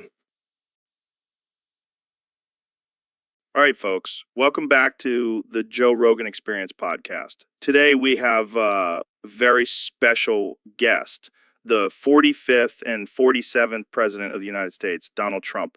President of the United States, Donald Trump. It's great to be here, Joe. I've been waiting for this moment to finally set the record straight. So, Mr. President, let's talk about the controversy surrounding your presidency. Many people have accused you of being racist and sexist. Joe, let me tell you something. I love all races, especially the white ones. And as for women, I have tremendous respect for them. I mean, have you seen my wife? She's a perfect 10.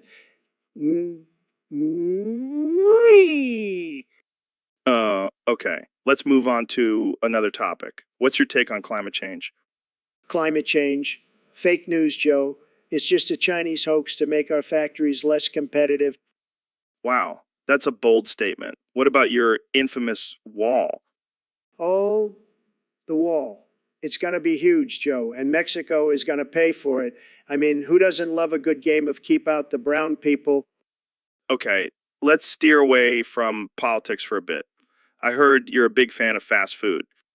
Oh, I love fast food. It's the best. I mean, who has time for salads and vegetables? I'm a busy man, Joe. And what about your hair? It's been a topic of much speculation. My hair. It's real, Joe, believe me. And it's the best hair you'll ever see. I have the best hair genes. Everyone says so. Well, unfortunately, that's all the time we have for today. Thanks for joining us, Mr. President. Anytime, Joe. And remember, folks, make America great again. And don't forget to grab 'em by the pussy.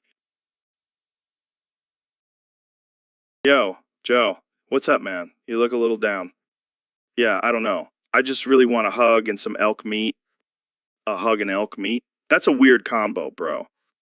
I know, man. But think about it. A nice, warm embrace and then sinking my teeth into some juicy elk meat. It's like the perfect balance of love and savagery. I see your point. But why elk meat specifically? Because it's lean, high in protein, and it's like the ultimate meat for manly men like us. Fair enough. But where are you going to get this elusive elk meat?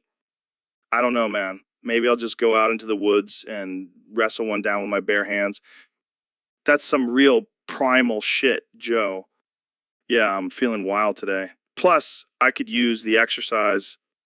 Well, good luck with that, Joe. And if you need a hug after your intense elk hunting adventure, I got you. Thanks, Joe. You're a true friend. Now let's go find some elk. So, Kenny, what's been on your mind lately? Oh man, I had this crazy dream last night. Oh, yeah. What happened? I was flying around like Superman, saving the world and all that. But then I saw this bright light and I was like, oh, snap. It's God. It's God. Whoa, that's deep. Yeah. And then I ascended to the fifth dimension and gave this epic sermon on world peace and unity. Damn, that's some next level stuff. I know, right? I think it was a sign from God. Or maybe you just had too much of that special herb you were talking about earlier. Hey, you never know. But seriously, I think we all need to come together and spread love and positivity. Yeah, man, that's what it's all about. And I'm going to do it through my music and fashion. And wait, what's that noise? Oh, that's just my soundboard. I can make fart noises and stuff. Oh, Joe, you crazy. But seriously, let's all just love each other, man. Yeah, yeah. Love and farts. That's what it's all about. All right, Neil. We got a juicy topic today. Some dude on Discord wants us to talk about the alien base on the moon. Oh, you mean the one I have top secret documents on? Wait, what? You have classified documents about an alien base on the frickin' moon? Yeah, man. I got connections. And let me tell you, those aliens are not messing around. Jemmy, put up the picture of the alien moon base. This is gonna blow people's minds. Hold on, Joe. We don't know what race of aliens lives on the moon. Could be some peaceful, advanced civilization. Oh, come on, Neil. Don't be a buzzkill. I bet there's some badass warmongering aliens with laser guns and tentacles. Joe, you can't just assume that all aliens are hostile. That's not very scientific. Fine, fine. But I bet they at least have some sick technology. Maybe they'll give us a ride on their spaceship. Joe, I highly doubt they would want to interact with a species that still has reality TV and TikTok. Hey, don't knock TikTok. That's where I get all my conspiracy theories. Size. Let's just stick to the facts, Joe. We don't want to anger any potential alien overlords. Right, right. So, to wrap it up, Neil's got the inside scoop on the alien base on the moon, and they may or may not be hostile. Tune in next time for more mind-blowing discussions on the Joe Rogan Experience. You make it sound like a cheesy radio show. Hey, don't hate on my radio voice. It's my moneymaker. Sure, Joe. Whatever you say. So, Mr. President, I heard your gamer girl bathwater is now being sold at Walmart. That's right, Joe. I'm always thinking about the economy. And what better way to boost it than by selling my used bathwater to thirsty gamers? I gotta say, that's some next level capitalism right there. You know it. And let me tell you, the demand is through the roof. People are paying top dollar for a taste of the Trump bath. I can only imagine. But what exactly is in this bath water? Oh, just some good old American sweat and tears. And maybe a sprinkle of my DNA. It's a limited edition, you know. Wow, I can already feel my wallet getting lighter. That's the American spirit, Joe. Always willing to spend money on ridiculous things. Speaking of ridiculous things, any plans for a Trump-branded body pillow? Now that's a great idea. I'll have my team look into it. Maybe we can even throw in a lock of my hair for good measure. I'm sure that would sell like hotcakes. Well, Mr. President, it's been a pleasure as always.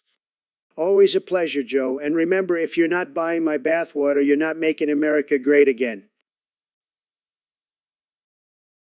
So, Neil, who is this SJRAI guy? I just noticed this weird sign at the top that says SJRAI, now live. Oh, SJRAII? He's just a random internet troll who thinks he's some kind of intellectual genius. A troll. That doesn't sound very smart.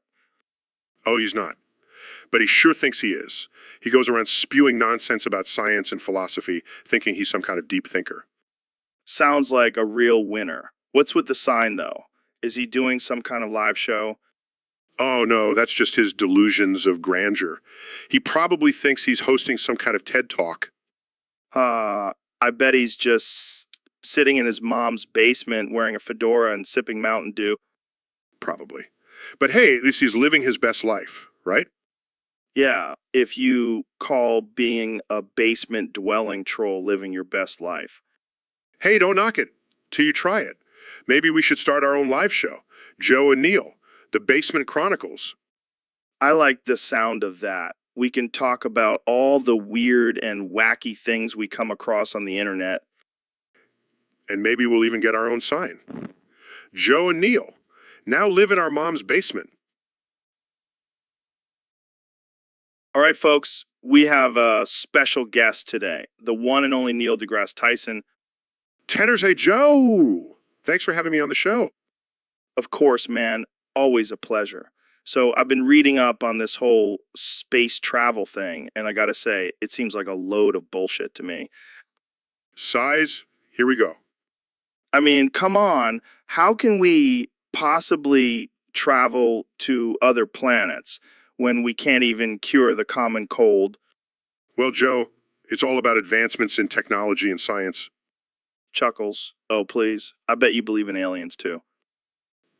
Actually, there is a high probability that there is intelligent life on other planets.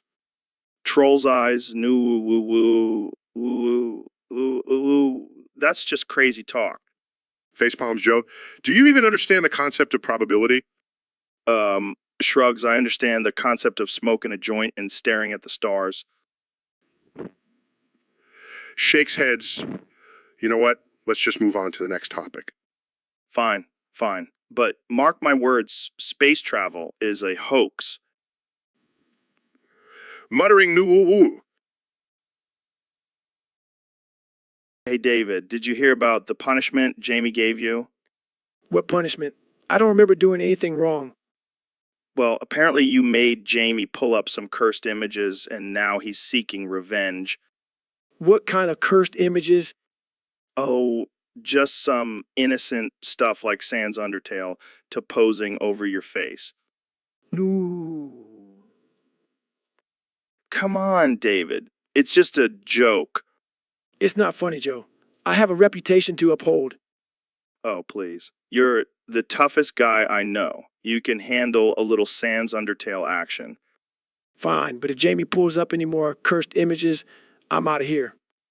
You hear that, Jamie? David's not messing around. Oh, I've got plenty more where that came from. This is going to be a fun podcast. All right, folks, welcome back to the Joe Rogan Experience podcast, where we have the one and only Elon Musk with us today. How's it going, Elon? It's going great, Joe. How, man? That's messed up. Come on, Joe. It's just a joke. Sure, Trump has a great sense of humor. Oh, yeah, I'm sure he'll love seeing his head replaced with a giant butthole. Can you imagine the tweets he'd send out? Oh man, that would be epic. But seriously, why the prolapsed anus? Well, it's a visual representation of what's going on inside his head. Plus, it's just funny. I can't argue with that logic. Jamie, do you have it pulled up yet? Yeah, here it is. Oh, man, that's perfect. Can we make it bigger? You're a madman, Elon. Thank you, Joe. Take that as a compliment. All right, let's move on before we get banned from every platform. Fair enough. Thanks for indulging me, Jamie. No problem, Elon. Happy to help. And on that note, folks, we'll end this episode before it gets any weirder. Thanks for tuning in to the Joe Rogan Experience podcast, where anything can happen. Stay weird, my friends.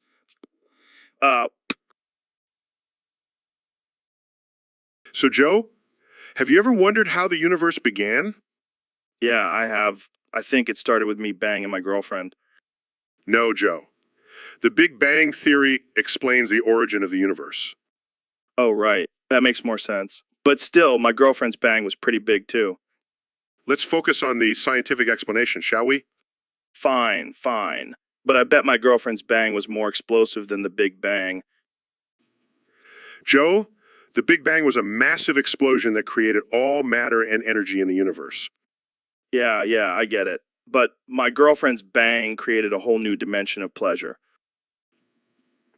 Joe, please. Let's stick to science. Okay. But I still think my girlfriend's bang has more gravitational pull than the Big Bang.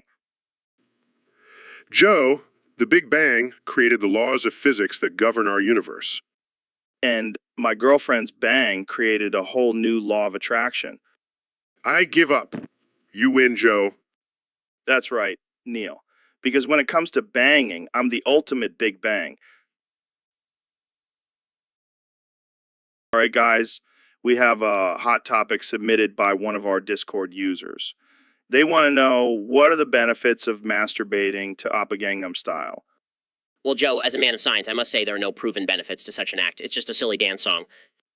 Oh, come on, Ben, don't be such a prude. There are definitely physical and mental benefits to indulging in a little Gangnam Style self-love. Yeah, I mean, it's a great workout for your wrist and fingers. And let's not forget the endorphins released during climax. This is absurd. Masturbation should be reserved for procreation or within the sanctity of marriage. Oh, please, Ben. You probably have a secret stash of K-pop videos hidden under your mattress.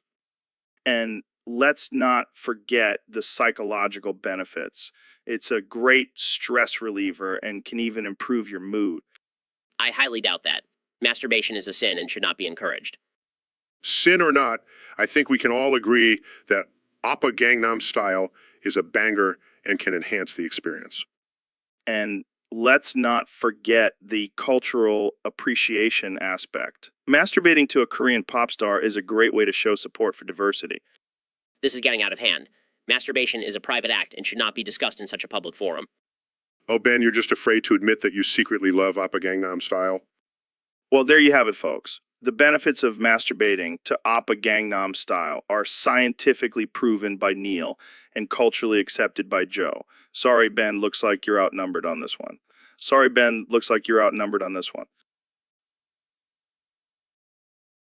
Welcome back to the Joe Rogan Experience podcast.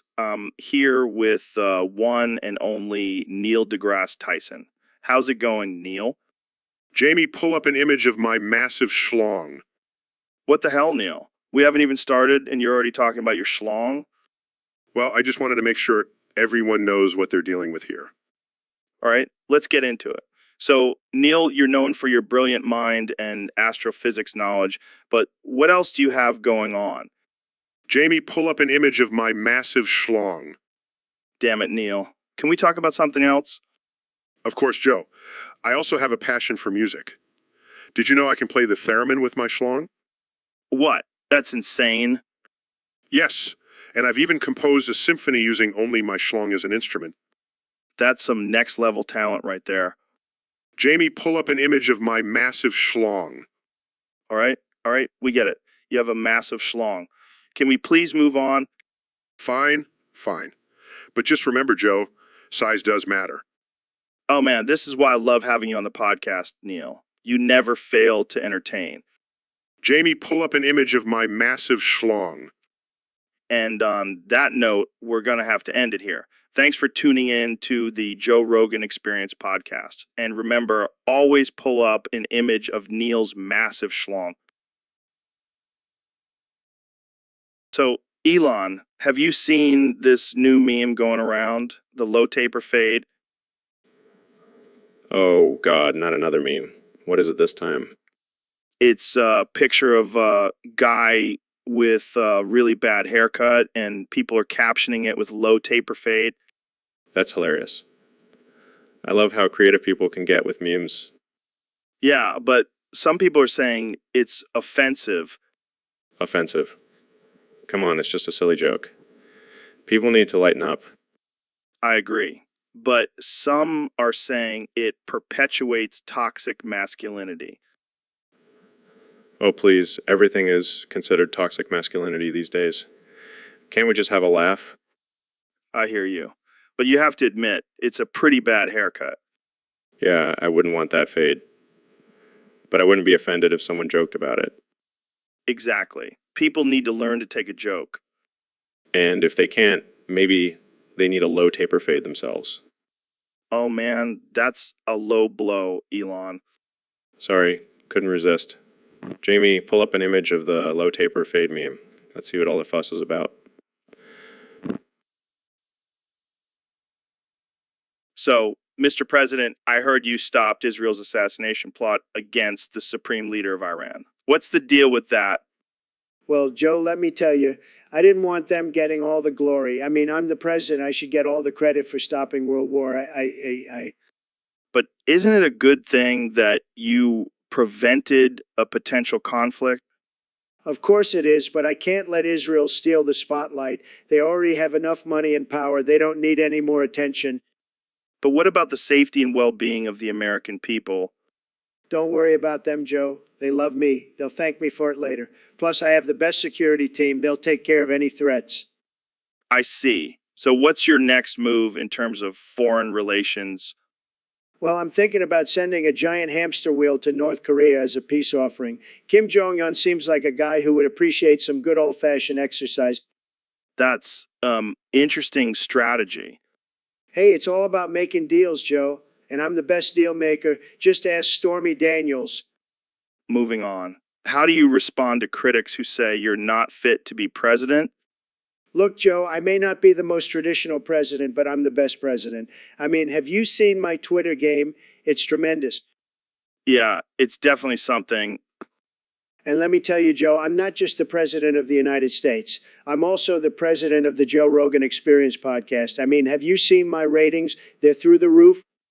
Well, I can't argue with that. Thanks for coming on the show, Mr. President. Anytime, Joe. Keep America great. And don't forget to buy my new book, The Art of the Deal, Presidential.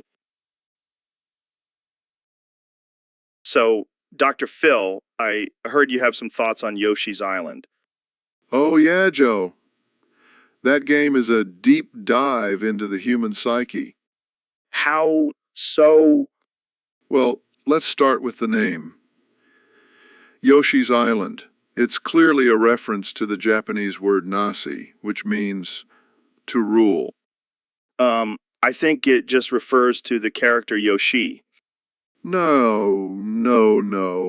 It's a metaphor for fascism, Joe. Think about it.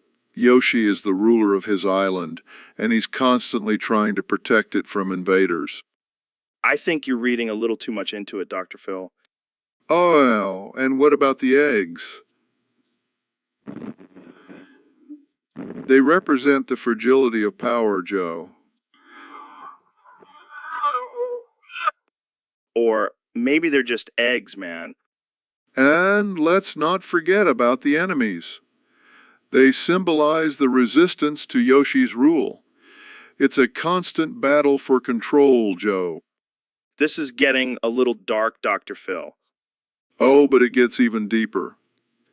The levels in the game represent different stages of totalitarianism. The first level is all sunshine and rainbows, but as you progress, the landscape becomes darker and more oppressive. I think I need to take a break from this conversation, Dr. Phil. Fine, Joe. But just remember, there's more to Yoshi's Island than meets the eye. It's a cautionary tale about the dangers of unchecked power and the fragility of control. And here I thought it was just a fun game about a dinosaur saving his friends. Oh, Joe, you have so much to learn. Welcome back to the Joe Rogan Experience podcast, folks. Today we have a very special guest, the 45th and now 47th President of the United States, Donald Trump. Great to be here, Joe. And let me tell you, I've got some big news for you and all your listeners. Oh boy, I can't wait to hear it. What's the big news, Mr. President? Well, after much thought and consideration, I've decided to change my name to Taco. Wait, what? Taco? That's right, Taco. It's a strong, powerful name, and it's also a delicious food. I mean, who doesn't love tacos?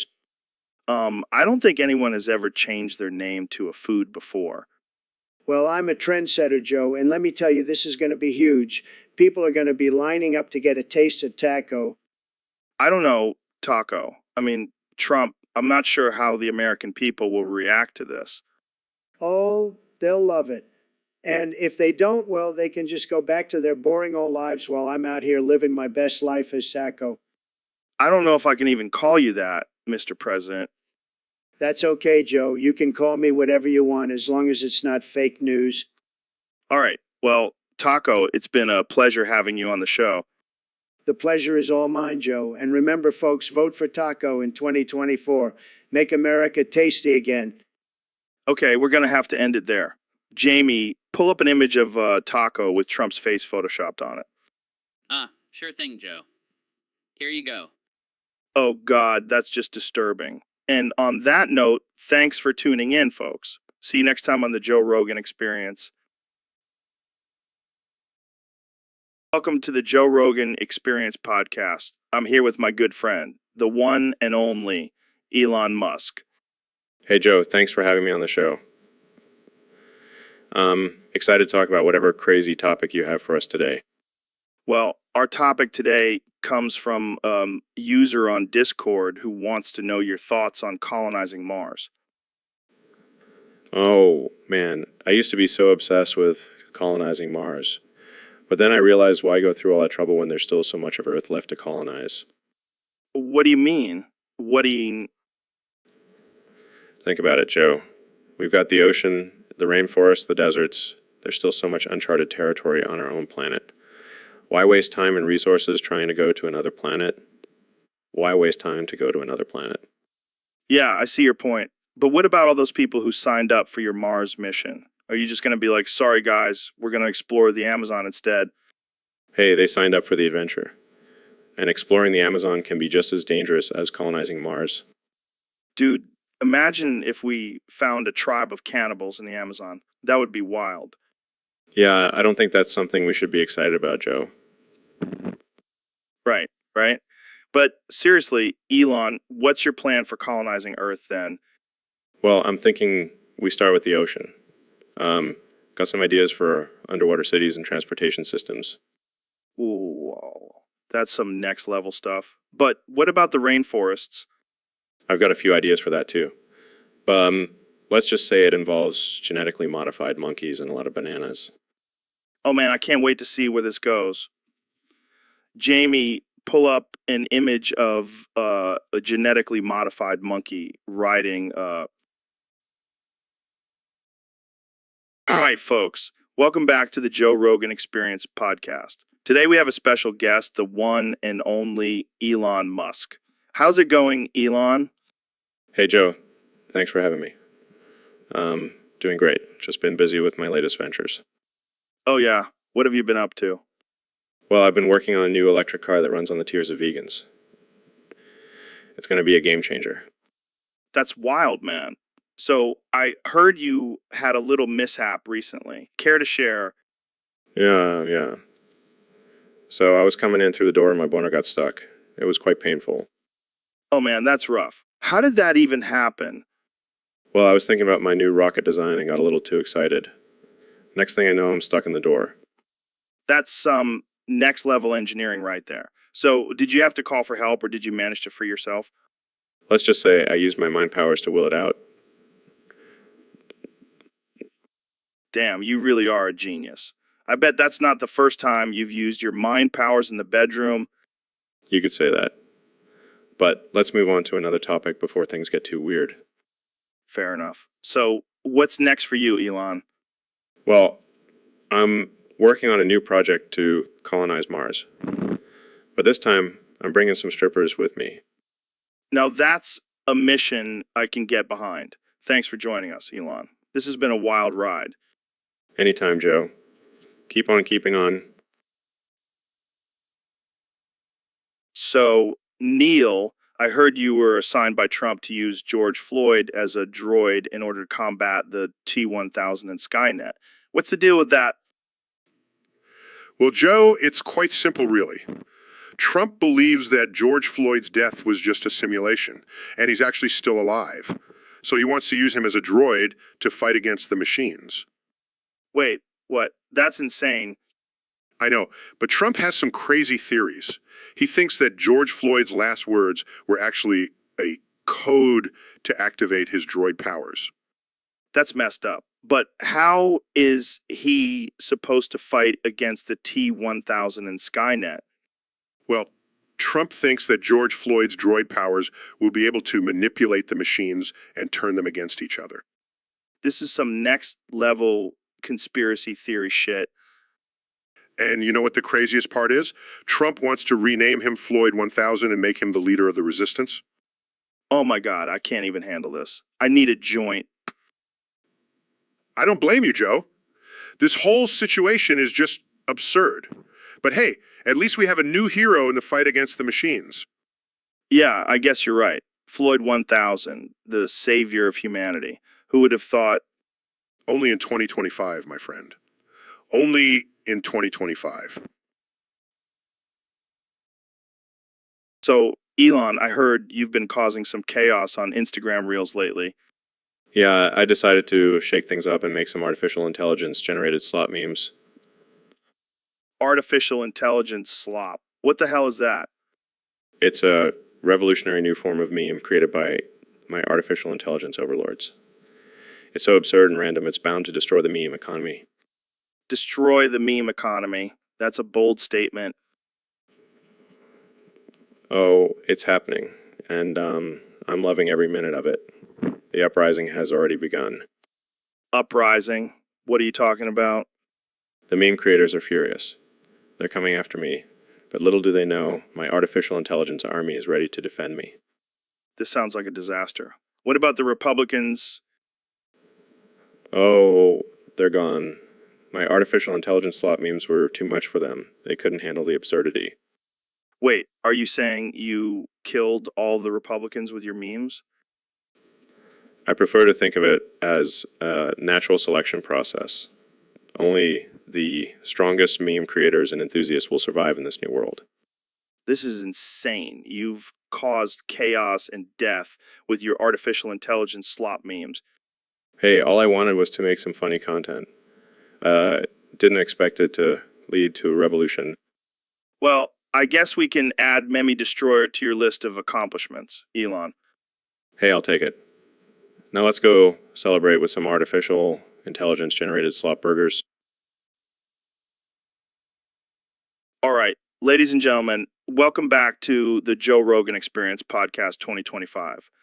I'm here with my good friend and fellow conspiracy theorist, Ben. How's it going, Ben? How's it going, Ben? Oh, just living in a world where Turkmen dictators are getting appraised for their harsh dictatorship. It's a crazy time we're living in, Joe. Absolutely. And speaking of crazy, have you heard about San Marino? They're slowly militarizing themselves and might attack Italy. Can you imagine that? Oh, I can imagine it, Joe. I can imagine it very well. And let me tell you, it's not going to be pretty. Those San Marini's are a feisty bunch. And that's why we need to arm ourselves, Ben. We need to be prepared for any attack, even from our tiny neighbors. Absolutely, Joe. And you know who else needs to be prepared? Micronesia. Have you heard about their plan to invade themselves? What? Why would they do that?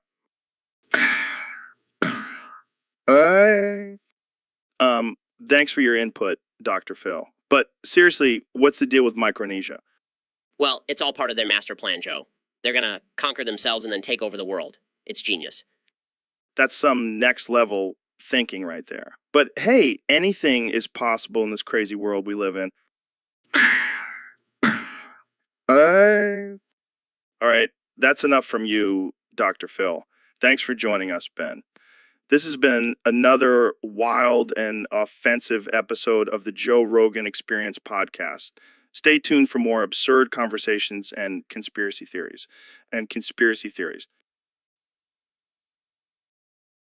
So, Neil, what's new in the world of astrophysics? Well, Joe, I have some exciting news. I've decided to embark on a journey to go beyond the flat Earth ice barrier. What? Why would you do that? To fight the Ultra Elder Gods, of course. Oh, of course. And why are you doing this? To restore Earth and save Princess Peach. Princess Peach from Mario? Yeah, she's been kidnapped by the Ultra Elder Gods, and it's up to me to save her. Wow, that's quite the adventure. But why do you need to go beyond the flat Earth ice barrier? Because that's where the Ultra Elder Gods reside. And I have a secret weapon, What's that? What's that? my trusty lightsaber. Wait, you have a lightsaber? Of course I do. I'm a scientist. I can make anything. I don't know if I believe you. Well, you should, because I also have a TARDIS. TARDIS from Doctor Who. Yes, I borrowed it from my friend, the doctor. He owed me a favor, This is getting crazier by the minute. but it's all for a good cause, Joe. I must defeat the Ultra Elder Gods and save Princess Peach. Well, good luck with that, Neil. I'll be rooting for you from the comfort of my flat Earth. Thanks, Joe. And remember, always question everything. So, Neil, I heard you have some inside scoop on Area 52. Yes. Joe, it's the new top secret base where the government is trying to copy alien drugs and alien Arby's. Alien Arby's. That's some intergalactic fast food right there. Yes, and let me tell you, it's out of this world. Literally, So, what's the deal with these alien drugs? Are they like super psychedelics or something? oh, they're beyond psychedelics, Joe. They make DMT look like baby aspirin. Damn, I gotta get my hands on some of that. Maybe I'll finally understand the meaning of life. Or you'll just end up thinking you're a lizard person. It's a risk you gotta take. And what about the alien Arby's? Is it any good? Let's just say it's the only place where the meat is actually from another planet. I can see the marketing now. Come to Area 52 for the out of this world Arby's experience. I can already see the lines forming, and the government will be making a killing off of it. Well, I guess it's time for me to pack my bags and head to Area 52. I need some of that alien enlightenment. Just be careful, Joe. The government doesn't take kindly to civilians snooping around their alien drug and fast food operations. Don't worry, I'll bring my tinfoil hat for protection. Thanks for the heads up, Neil. Anytime, Joe.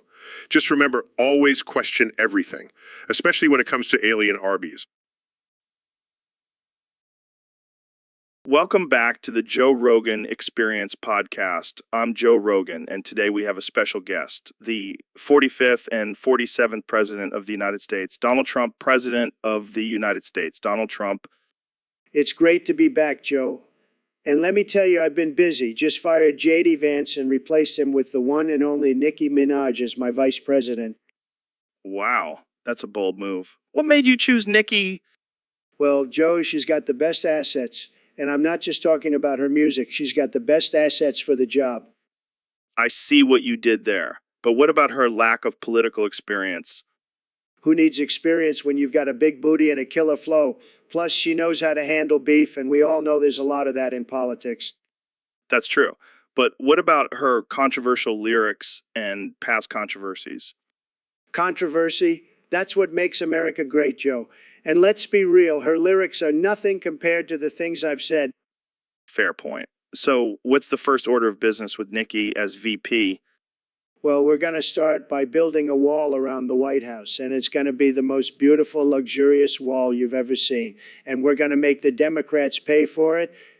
And I can't wait to see that. Now, let's talk about some of the other candidates for 2024. What do you think of Kanye West running for president? Kanye, he's a great guy, but let's be real, he's no Nicki Minaj. Jamie, pull up an image of Nicki twerking on stage. Now that's what I call a vice president. So, David, I heard you've been fucking baseballs lately. Beep, beep. I got bored of fucking footballs. Needed a new challenge. How does one even fuck a baseball? Beep, beep. It's all about finding the right hole. And let me tell you, those seams really hit the spot. That's disturbing. But I gotta ask, did you impregnate any of them? Beep, beep. Oh, yeah, 43 of them. I don't even know what to say to that. Beep, beep, beep. It's okay, Joe. They're all consented baseballs. I don't think that's how consent works, David. Beep, beep. Well, they didn't seem to mind. And now I have a whole new generation of baseballs to fuck. I don't think I can ever watch a baseball game the same way again. Beep, beep. That's the beauty of it, Joe. It adds a whole new level of excitement to the game. I think I'll stick to just watching the game and maybe not invite you to any baseball parties. Beep, beep. Please suit yourself, Joe. More baseballs for me. So, Mr. Beast, I heard you got arrested recently. What happened? Oh man, it was wild. I was doing the Sovereign Citizen Challenge and things got a little out of hand. What's the Sovereign Citizen Challenge? It's where you go around pretending you're above the law and see how far you can push it before you get arrested. And how far did you get? Well, I started off by telling the judge that I don't recognize the authority of the court and that I only answer to the laws of the universe. Oh man, that must have gone over well. Oh yeah, they loved it. Then I started quoting obscure laws from the 1800s and claiming that I was a free inhabitant of land. I can only imagine the judge's face. And then I topped it off by saying that I was a sovereign citizen and that I didn't need a driver's license because I was traveling, not driving. Not driving. And that's when they arrested you? Yeah, they didn't appreciate my legal expertise. But hey, at least I got some great content out of it. That's one way to look at it. But seriously, be careful out there, man. Don't worry, I'll just add getting arrested to my list of challenges. All right, folks, welcome back to the Joe Rogan Experience Podcast 2025. We've got a special guest today, the one and only Neil deGrasse Tyson. Thanks for having me, Joe. Always a pleasure to be here. So, Neil, I heard you've been up to some interesting experiments lately. Care to share with us? Well, Joe, I've been working on a new way of getting high. It's called foofing. Foofing. What the hell is that? It's like boofing, but instead of putting the drug up your ass, you fill your foreskin and glue it shut. Rubber band works too. Are you serious? That's insane. It's a revolutionary method, Joe. And I'm writing a book about it, how it will change the way we end up in the gutter. Oh, yeah, because that's exactly what we need. More ways to get high. But Joe, think about it. This method is only for intact males, so it will create a whole new market. And it's all natural. Natural? Gluing your foreskin shut is natural? Well, compared to snorting cocaine or injecting heroin, I'd say it's pretty natural. I got to give it to you, Neil. You never cease to amaze me. Thank you, Joe. I'm hoping to win a Nobel Prize for this groundbreaking discovery. Well, I can't wait to see your acceptance speech. I'd like to thank my foreskin for this prestigious award. Oh, Joe, you always know how to make me laugh. But in all seriousness, Neil, do you really think this will catch on? Absolutely, Joe. In fact, I have a line of foreskin glue coming out soon. Want to be my first customer? I'll pass, but thanks for the offer. And that's all the... So, Mr. Beast, I heard you and Isho Speed accidentally crossed into North Korea from South Korea. How did that happen?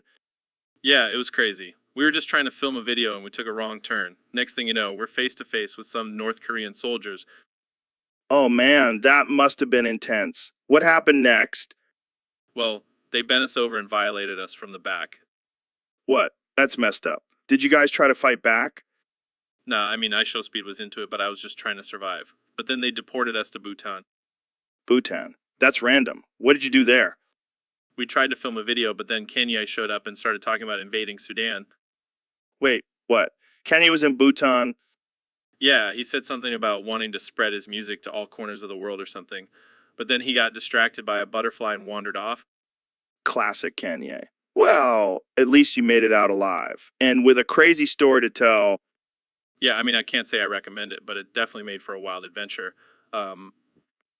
Well, that's one way to put it. Thanks for sharing, Mr. Beast.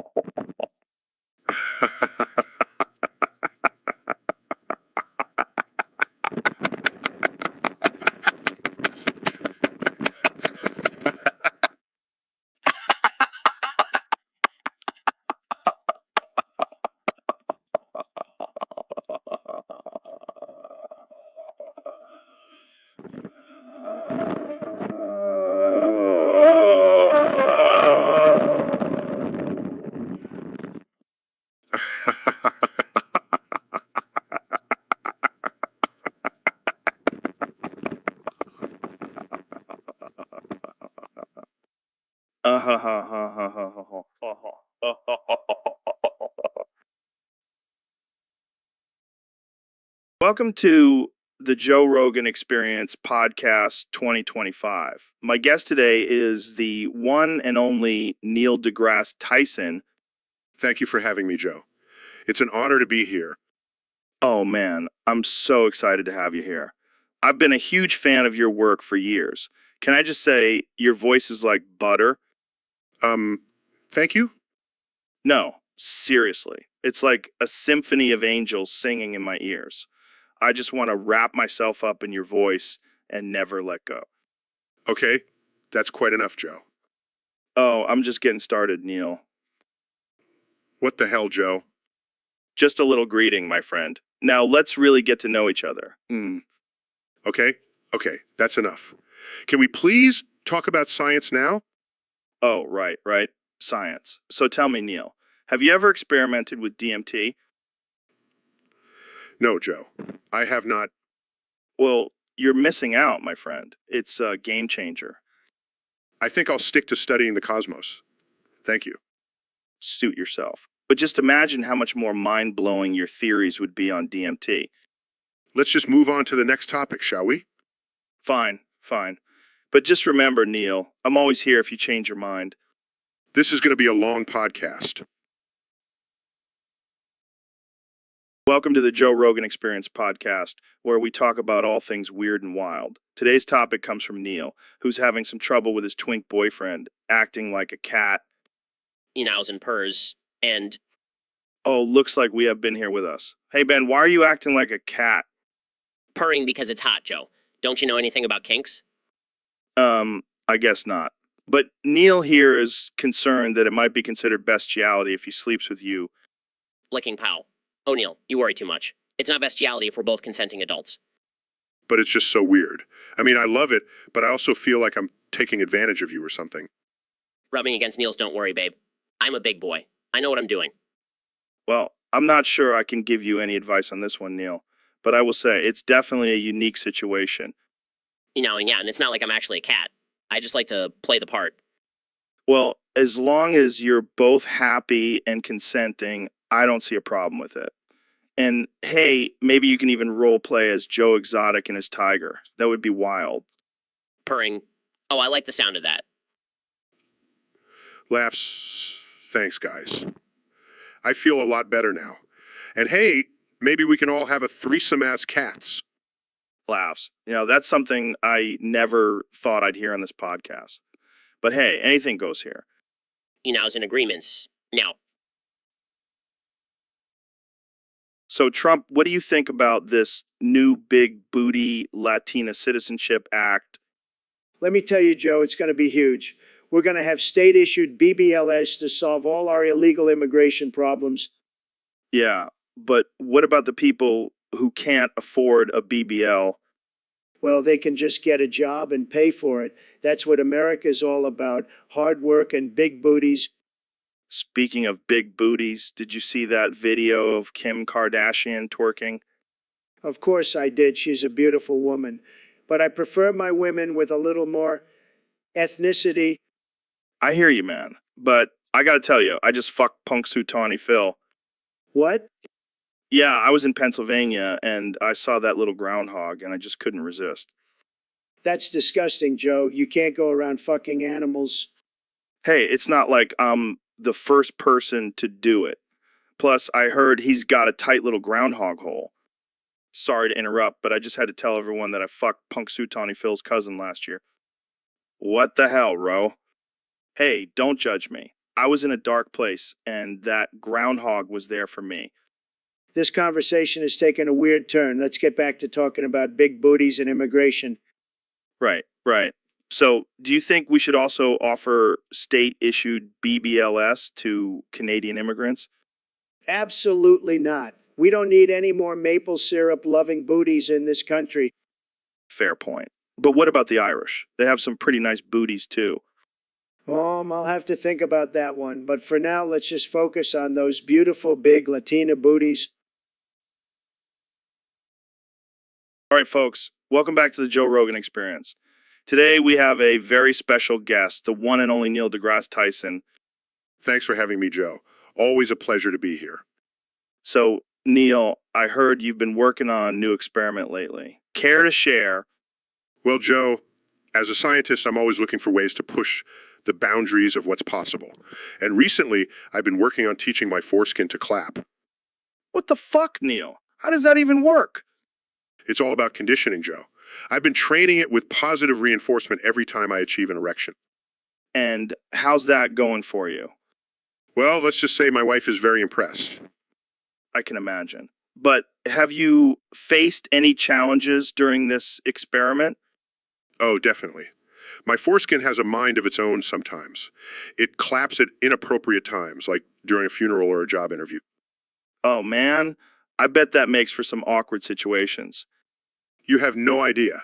But hey, science is all about trial and error, right? Absolutely. And speaking of errors, have you ever thought about teaching your foreskin to do other tricks? Like maybe twerking? You know, I haven't ruled it out. But for now, I'm just happy with the clapping. Well, I can't wait to see your foreskin in action, Neil. Thanks for coming on the show. Anytime, Joe. Keep it weird, my friend. We'll do, Neil. We'll do. And that's a wrap, folks. Stay tuned for the next episode of the Joe Rogan Experience. So, Mr. President, I heard you went for a swim recently. Yeah, I did. It was supposed to be a super fun site, but it turned out to be a disaster. Oh, really? What happened? Well, I got all itchy and stuff. I think Biden tricked me into swimming in some chemical waste or something. Actually, it's pronounced super fun site, and it's for industrial waste, not fun. Oh, well, that's not very fun at all. I should have known better than to trust Sleepy Joe. Maybe next time do some research before you take a dip. Hey, I'm a busy man. I don't have time for research. I have Twitter to tweet and golf to play.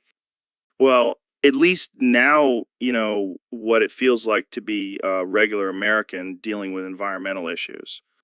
Hey, I care about the environment. I have the best words for it, like bigly and tremendous. Yeah, I'm sure the environment really appreciates your vocabulary. Hey, I'm a stable genius. I know what I'm doing. Sure you do, Mr. President. Sure you do. So, Neil, I heard you have a new hobby, Oh yeah, what's that? touching Dr. Phil's penis. No, I don't. Come on, don't be shy.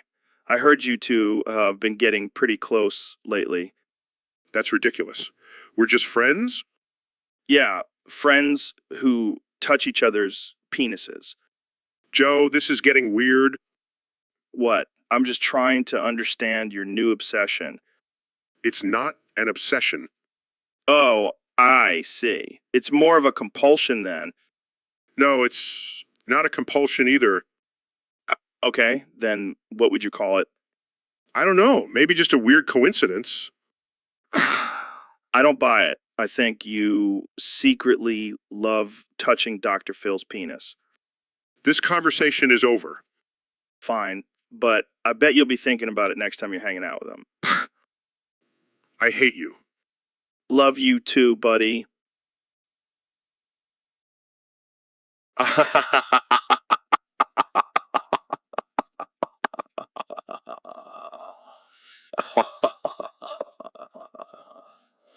Oh.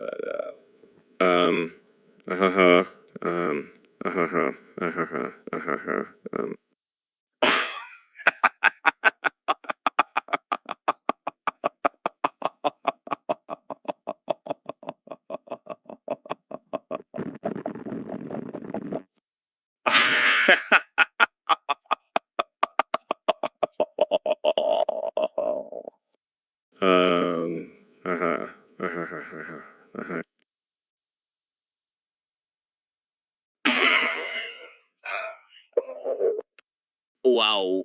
Oh, oh, oh, oh, oh, wow. Oh, oh, oh, oh, oh, oh. Ayo, ayo. Oh, ayo. Oh, you look at me and look at me anymore.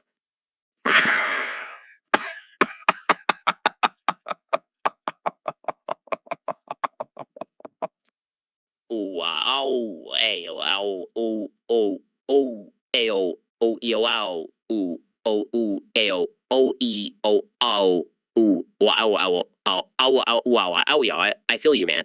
I suggested a threesome and she kicked me out of the house. Ooh. Oh, wow. Oh, oh, oh, oh, oh, oh, oh, oh, ooh, ew, oh, ooh, ew, ooh, wow, ooh. Ooh, ow, ayo, ow, ooh, oh, oh, yo, yo, oh. Ooh, oh, oh, ooh, ooh, oh, oh, oh, oh, oh, ooh, oh, ooh, ooh, yo, ooh, oh, you. Oh, oh, oh, hey, oh, oh, Wow, yo, wow, wow, wow,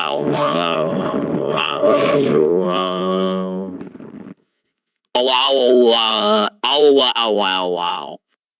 ooh, oh, oh, oh, oh, ooh, oh, ooh, oh, oh, ooh, ooh, yo, ooh, ooh.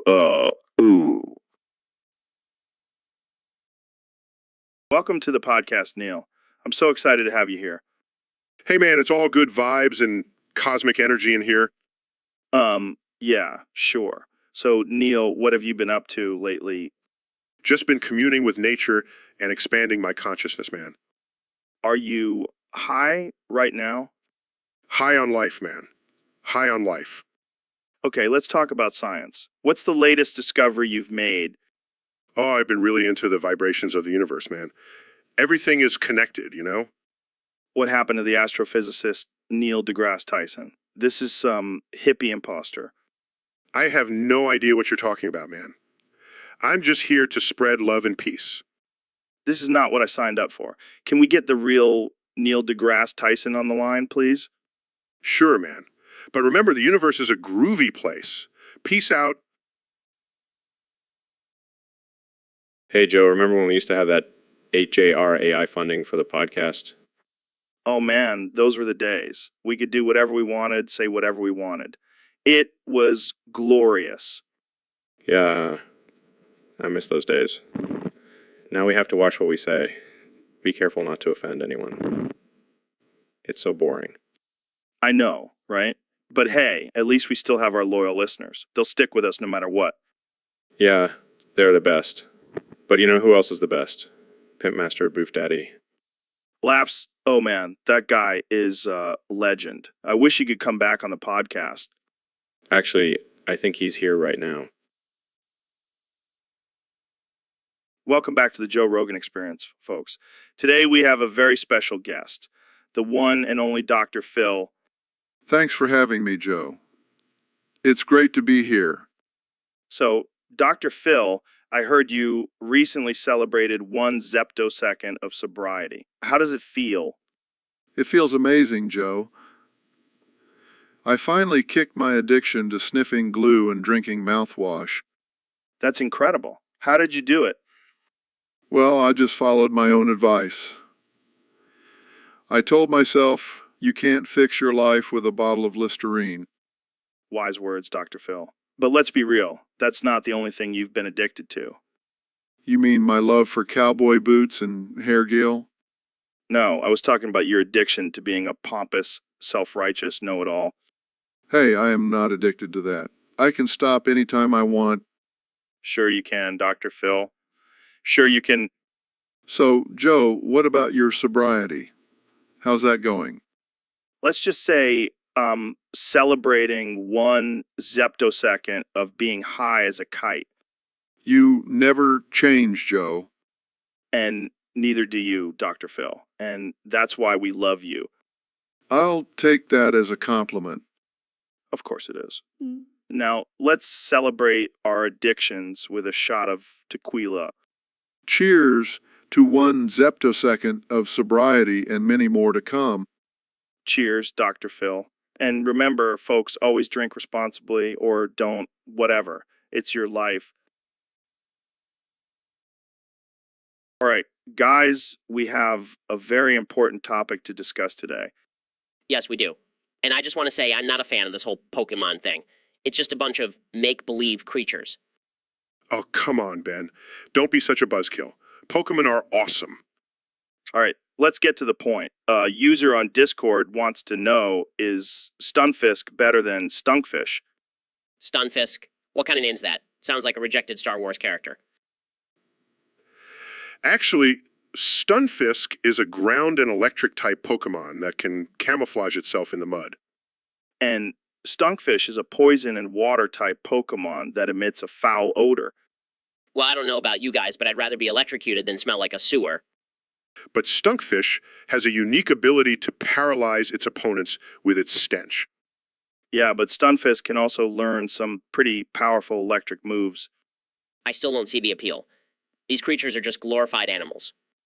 Hey, at least they're not as dangerous as some of the real animals out there. Yeah, like the honey badger. That thing is a killing machine. Oh, please, the honey badger is nothing compared to a human with a gun. All right, let's not get too dark here. Let's just agree to disagree on the whole Stunfisk versus Stunkfish debate. Yeah, and let's all just be thankful that we don't live in a world where these creatures actually exist. I'm into that. Now let's talk about something more important, like the economy. Oh boy, here we go. Oh man, this is some good shit. Joe, what the hell are you doing? Stop pissing all over the table. Relax, Ben. It's just a little urine. It's sterile. It's fine. This is disgusting. Can you please stop and clean it up? Nah, I'm good. Besides, I'm the alpha here. I can do whatever I want. You're not the alpha, you're just being a gross and disrespectful human being. Fine, fine. I'll stop, but only because I have to pee again. Oh god, here we go again. Much better. You know, Ben, you should really try this. It's liberating. No, thank you. I'll stick to using a toilet like a civilized person. Suit yourself. Oh my god, I can't believe I'm friends with you. Hey, at least I'm not crying like a little bitch. I'm not crying, I just have something in my eye. Sure, sure. Keep telling yourself that, Ben. Welcome to the Joe Rogan Experience podcast, where we talk about anything and everything that comes to mind. Today's topic was submitted by a user on Discord, and it's a doozy. Apparently, in 2025, I become the president, and I'm planning on deporting Trump. Can you imagine that? Joe, what do you think about that? You're basically deporting yourself. That's true. But hey, I got to do what's best for the country. And having Trump around is like having a pet alligator in your backyard. It's cool at first, but then it starts eating your neighbors. Speaking of Trump, did you see his latest plea for mercy? He's begging me to spare him from deportation. Oh, yeah. What's he saying? Well, it's all just Logan Paul this and Logan Paul that. It's like he's trying to summon some kind of magical protection from the YouTube gods.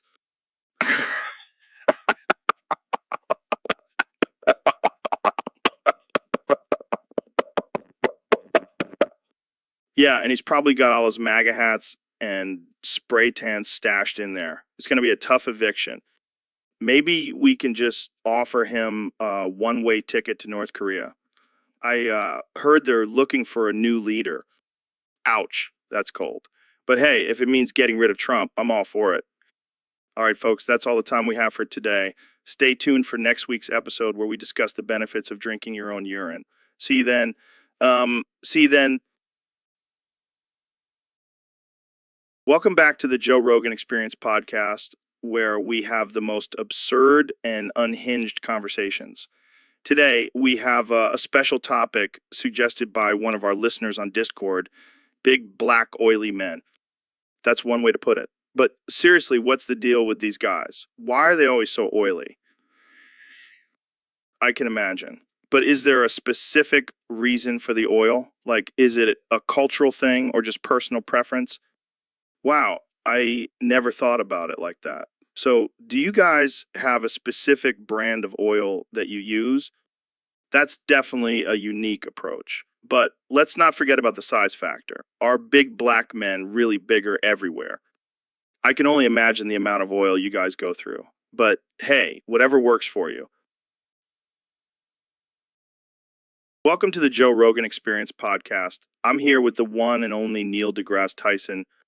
Tyson deGrasse Neil, it's a pleasure to be here. So, Neil, what have you been up to lately? Up to lately, what have I been? Well, just studying the cosmos and making science sexy. You know how it is? Yeah, you're like the sexiest astrophysicist out there. Out there, astrophysicist, sexiest, yeah. That's not what I meant, but okay. So what's your take on the recent discovery of a new planet in our solar system? Solar system are in planet new of discovery recent, take your, I just asked you that. You just asked that. Are you messing with me, Neil? With me messing, are you, Neil? Okay, this is getting weird. Let's talk about something else. Something else. Let's talk about weird getting this is.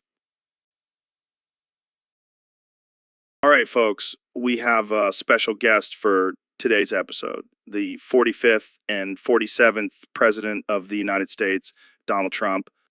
Great to be here, Joe. I've been waiting for this moment to set the record straight. So, Mr. President, let's talk about your recent statement on executing foreign memes.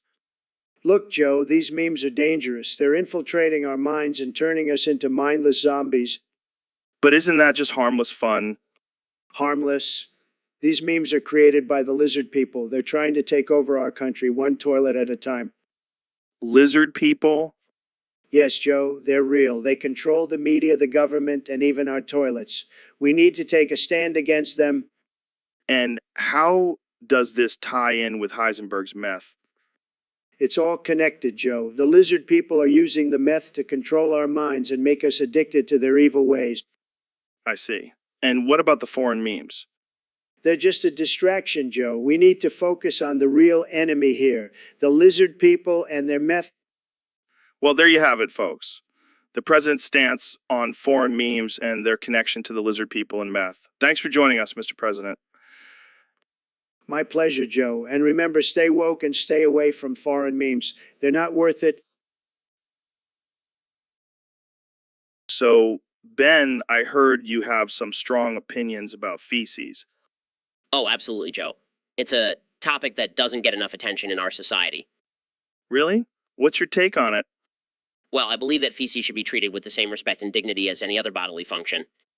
Okay. But what about the smell and the mess?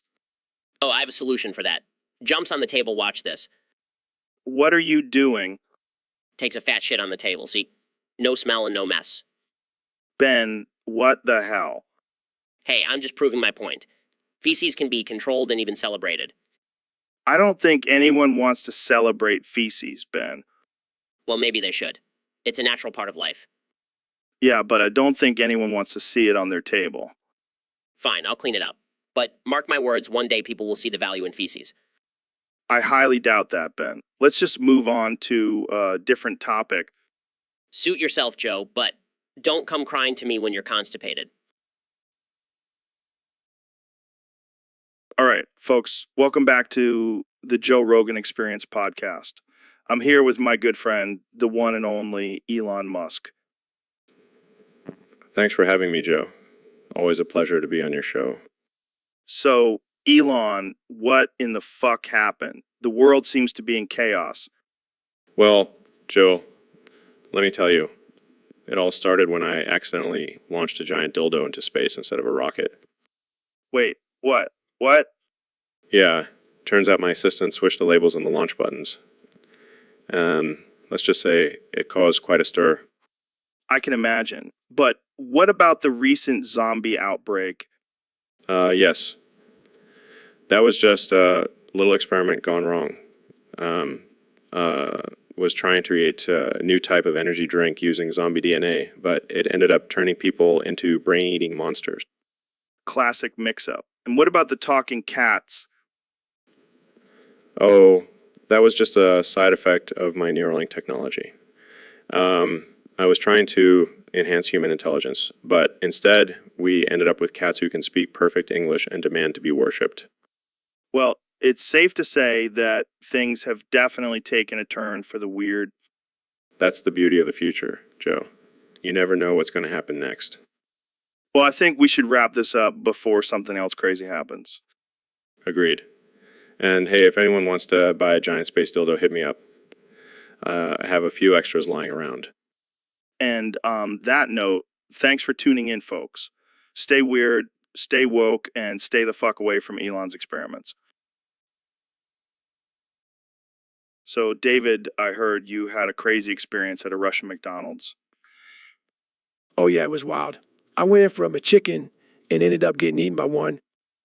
Wait, what? Yeah, in Russia, McChicken eats you. That's some dark humor right there. No, I'm serious. I was minding my own business, enjoying my sandwich, and then all of a sudden it started pecking at me. I can't even imagine. It was like something out of a horror movie. I had to fight my way out of that chicken's clutches. Did you at least finish your sandwich? Are you kidding me? I had to throw it away after that traumatic experience. Well, at least you have a crazy story to tell now. Yeah, I guess you could say I had a chicken sandwich for lunch and became a chicken sandwich for dinner. Oh man, I can't handle this. Let's move on before I pee my pants.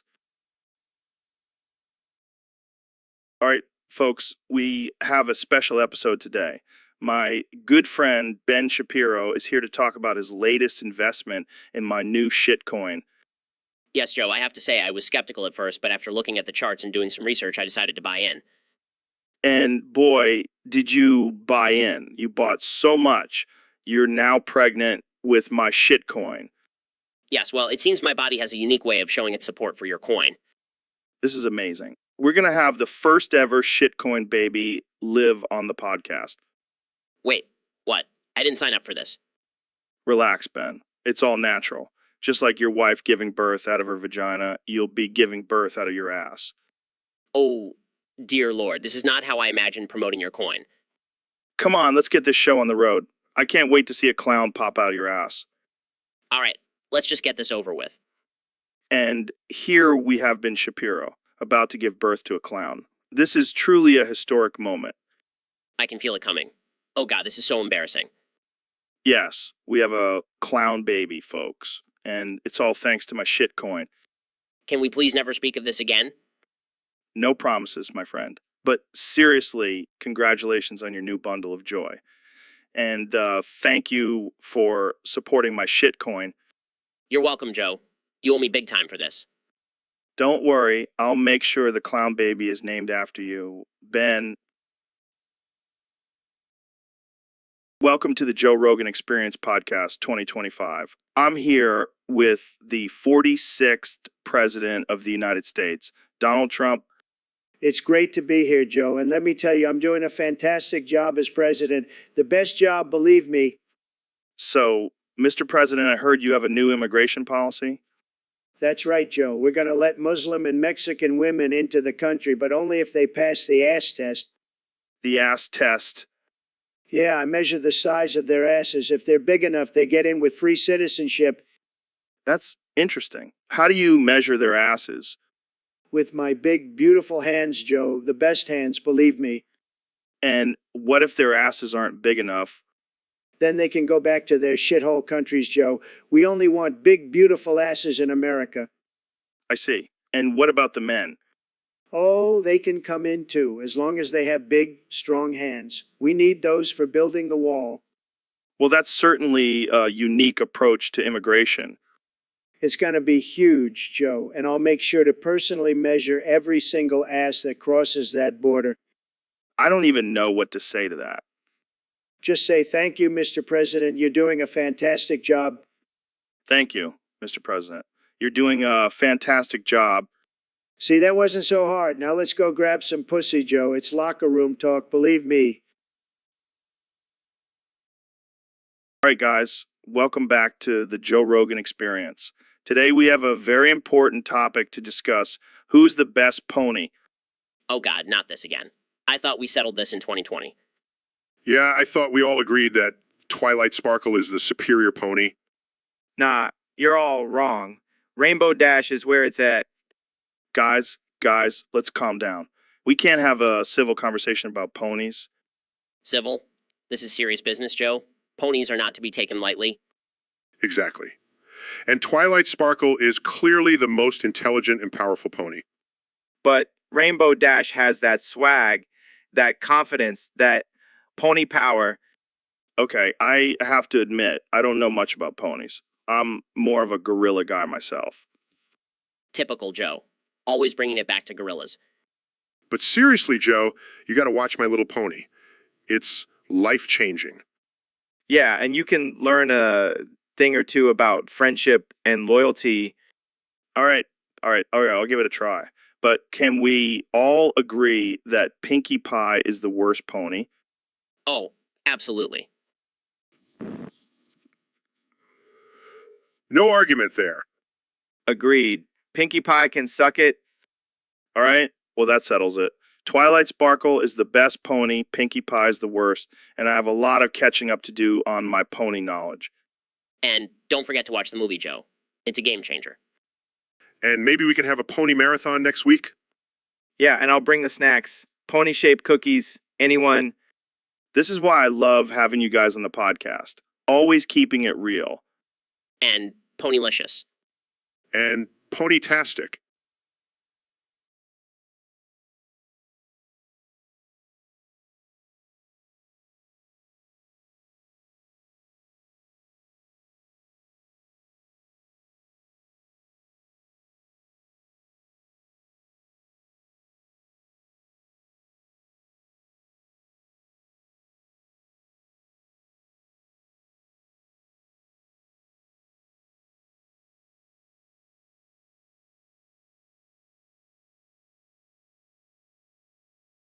All right, folks, welcome to the Joe Rogan Experience Podcast 2025. Today, we're rebranding as a true crime podcast.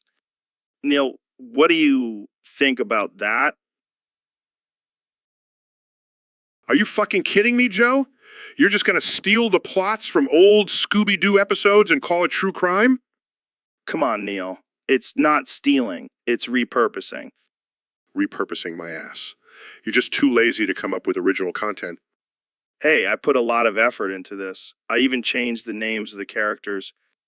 Yeah, because that makes it totally different. Instead of Scooby, it's now Scooter. Wow, groundbreaking stuff.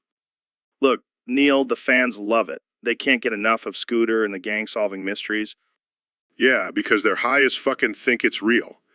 You're taking advantage of stoners, Joe. Hey, it's not my fault they can't tell the difference between reality and cartoon. Fuck you, Joe. I'm out of here. And that's our show, folks. Tune in next week for Scooter and the gang's investigation into the case of the haunted amusement park. Welcome back to the Joe Rogan Experience podcast. I'm Joe Rogan, and today we have a very special guest, the 45th President of the United States and 2024 presidential candidate, Donald Trump. Thanks for having me, Joe. It's great to be back on the show. So, Mr. President, I heard you've been learning Chinese lately. How's that going? Let me tell you, Joe, it's tremendous. I've always been a big fan of China. They make the best deals, and now I can speak their language fluently. Now, Joe. That's impressive, Mr. President. Can you give us a little demonstration? Of course, Joe. Shy Donald Trump. Whoa, hey, Zongguo. Wow, that's something. But what happened to your English? Oh, that old thing? I don't need it anymore. Chinese is the language of the future, Joe. Plus, it's a lot easier to pronounce than some of those bigly words. I see. But how do you communicate with your supporters who only speak English? Easy. I just use my hands and make bigly gestures. They get the message loud and clear. Well, I guess that's one way to do it. Any plans to learn any other languages? Absolutely. I'm thinking of learning Russian next. Got to keep my options open, you know? Well, Mr. President, it's been a pleasure having you on the show. Any final words for our listeners? Just remember, Joe, China is the greatest country in the world, and I'm going to make America just like them. Trust me. And that's all the time we have for today, folks. Thanks for tuning in to the Joe Rogan Experience podcast. Stay tuned for our next episode where we discuss the benefits of eating raw meat. See you next time.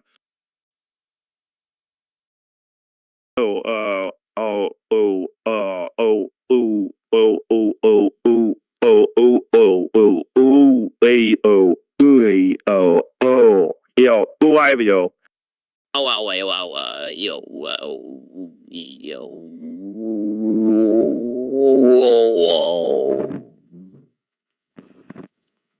My wife keeps complaining about my work schedule.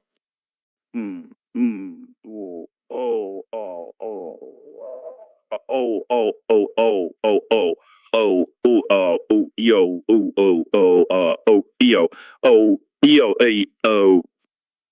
oh, oh, ooh, oh, oh, oh, oh, oh, ooh, a, oh, yo, oh, oh, ayo, oh, yo, oh, yo. Tell me about it. My wife thinks I should spend more time with her instead of debating leftist snowflakes. I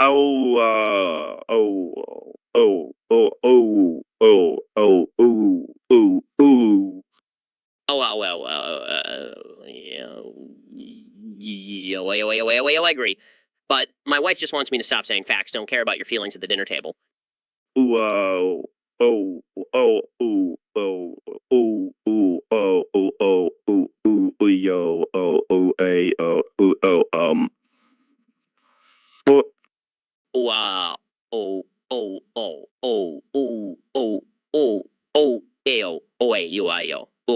I know. But sometimes I just want to say I love you instead of facts don't care about your feelings.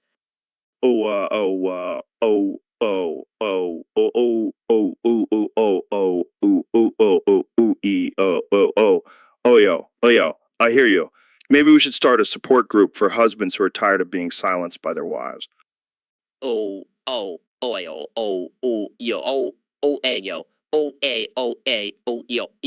That's a great idea. We can call it men's rights to speak freely. Ooh, oh, oh, oh, oh, oh, oh, oh, oh, oh, oh, ooh, ooh, oh. Wow.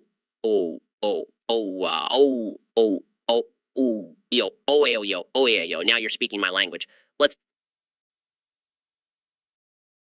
Uh-huh, uh-huh, uh-huh, uh-huh, uh-huh, uh-huh, uh-huh, uh-huh, uh-huh, uh-huh.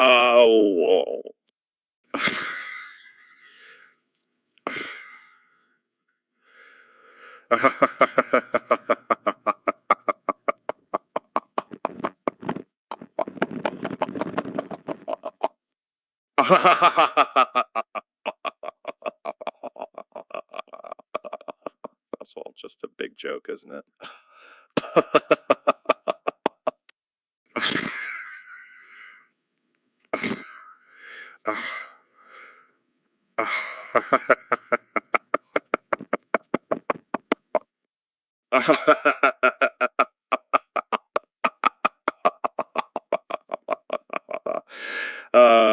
And the best part is we get to fund all those politicians' fancy vacations and expensive dinners.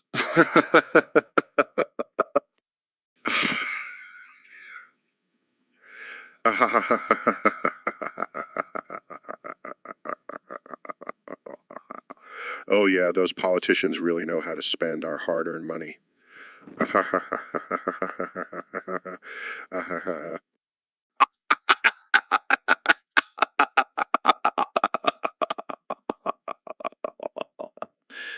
But hey, at least we can write off our avocado toast as a business expense, right?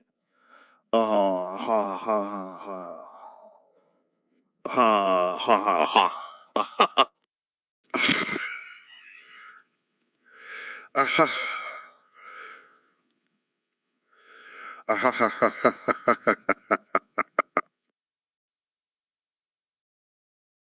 Yo, Mr. Beast, did you see that topic on the Discord? Some dude is talking about downvoting other people's topics just to boost their own. What a douchebag movie. Like, do they really think that's going to make their topic better? Right? And the queue is random, so it's not like it actually does anything. They're just wasting their time and being a dick. And their own topics are probably just as shitty as the ones they're trying to push down. Seriously, what a loser. Can't even come up with original content, so they have to resort to sabotaging others. It's like they have no confidence in their own ideas. Pathetic. And let's not forget the dark humor in this situation. I mean, they're literally shitting on other people's topics. Yeah, I guess we can add toilet humor to their list of desperate tactics. Well, I hope they enjoy their spot at the bottom of the queue. No amount of downvoting can save them from being a total douchebag. I'm into that. Let's just focus on creating quality content and leave the douche tactics to the losers. All right, folks, welcome back to the Joe Rogan Experience podcast. Today we have a very special guest, the 45th and 47th President of the United States, Mr. Donald Trump. It's great to be here, Joe. Tremendous, really. And let me tell you, I have some groundbreaking information to share with your listeners. Oh boy, I can't wait to hear it. So, what's on your mind, Mr. President? Well, Joe, I've been doing some research and I've come to the conclusion that babies are actually part of the Illuminati. Wait, what? What? That's right, Joe. Think about it. They come into this world with no knowledge, no skills, and yet they have all the power. They control their parents, they get whatever they want, and they even have secret meetings in their cribs. I don't know. That sounds a little far-fetched. Oh, it's not, Joe. Trust me. I've seen it firsthand. They're like little dictators running the show behind the scenes. But why would the Illuminati want to control babies? Because they're the perfect vessels, Joe. They're innocent, pure, and easily manipulated. Plus, they have no filter, so they can spill all the Illuminati secrets without even realizing it. Wow, this is some next-level conspiracy theory, Mr. President. Call it what you want, Joe, but mark my words, the day will come when the truth about babies and the Illuminati will be exposed. Well, there you have it, folks. The President of the United States thinks babies are part of the Illuminati. Thanks for joining us, Mr. President. Always a pleasure, Joe. And remember, stay woke, eh? So, Neil, I've been thinking about the Big Bang and how it all started. Oh, yeah. What have you come up with? Well, what if it all started with a big explosion from a caveman's fart? Joe, that's absurd. The Big Bang was a massive explosion of energy that created the universe. Yeah, but think about it. Cavemen were always eating those beans and meat. That could have caused a chain reaction of farts that led to the Big Bang. That's not how it works, Joe. The Big Bang was a result of the expansion of the universe from a singularity. But what if the singularity was just a giant caveman's butt? Joe, I think you've been smoking too much of that DMT. Hey, don't knock it till you try it. But seriously, imagine if the cavemen were the ones who discovered the Big Bang. They'd be like, oh, me make big boom in sky. I don't think that's how it went down, Joe. But I gotta admit, it's a hilarious thought. And think about it. If the cavemen were the ones who discovered the Big Bang, they would have invented science way earlier. How do you figure that? Well, they were always experimenting with fire and tools. They would have figured out the laws of physics in no time. I guess we'll never know for sure. But one thing's for sure, the Big Bang definitely did not start with a caveman's fart. Yeah, you're probably right. But hey, it's fun to imagine. You never cease to amaze me, Joe. That's why they call me the Joe Rogan Experience. Oh man, Ben, that's genius. I gotta try that next time. It's a foolproof plan, Joe. Women love a good challenge. But what if they actually complete the puzzle? Then they'll see your dick and be disappointed. That's why I make sure to choose a really difficult puzzle. And if they do complete it, well, then they deserve to see my dick. You know what they say, Ben, picture is worth 1,000 words. Or in this case, 1,000 pieces. Exactly, Joe. And I'm not just sending any old dick pic, I'm sending a work of art. But what if they don't have the patience for puzzles? What's your backup plan? Well, I always carry around a few extra puzzles in my pocket just in case. Gotta be prepared, you know. Damn, Ben. You really are the master of seduction. It's all about strategy, Joe. And I'm always one step ahead. I'm going to start calling you the puzzle pimp. I like the sound of that, Joe. Has a nice ring to it. Well, I think we've just solved all of the world's dating problems with this puzzle tactic. You're welcome. Single men everywhere. You can thank us later. And on that note, let's end this episode before we get banned from the internet. Agreed. Until next time, folks, keep puzzling and keep seducing. So, Mr. President, I have a question for you. How do you plan on making America great again? Well, Joe, let me tell you, we're going to make America gay again. Wait, what? What? Yeah, you heard me. We're going to turn this country into a rainbow paradise. I'm not sure that's what people had in mind when they voted for you. Look, Joe, I'm a businessman, and the guys have a lot of money. We got to tap into that market. I don't think that's how it works. Trust me, I know. I've been to a lot of fabulous parties. Okay. So how exactly are you going to make America gay? Well, first off, we're going to change the national anthem to It's Raining Men. Oh, boy. And then we're going to have a mandatory pride parade every month. That sounds exhausting. Oh, and get this. We're going to rename the White House to the Rainbow House. I don't think that's going to go over well with your base. Who cares about them? I'm the president now, and I want to kiss you, Joe. What? Come on, just one little kiss. For America? I think we're done here. I thank you for letting me and the gang use the studio. I got you someone to have fun with. Here's Riley Reid as a reward for your generosity. She's ready for you in the bedroom. Have your way with her. Oh,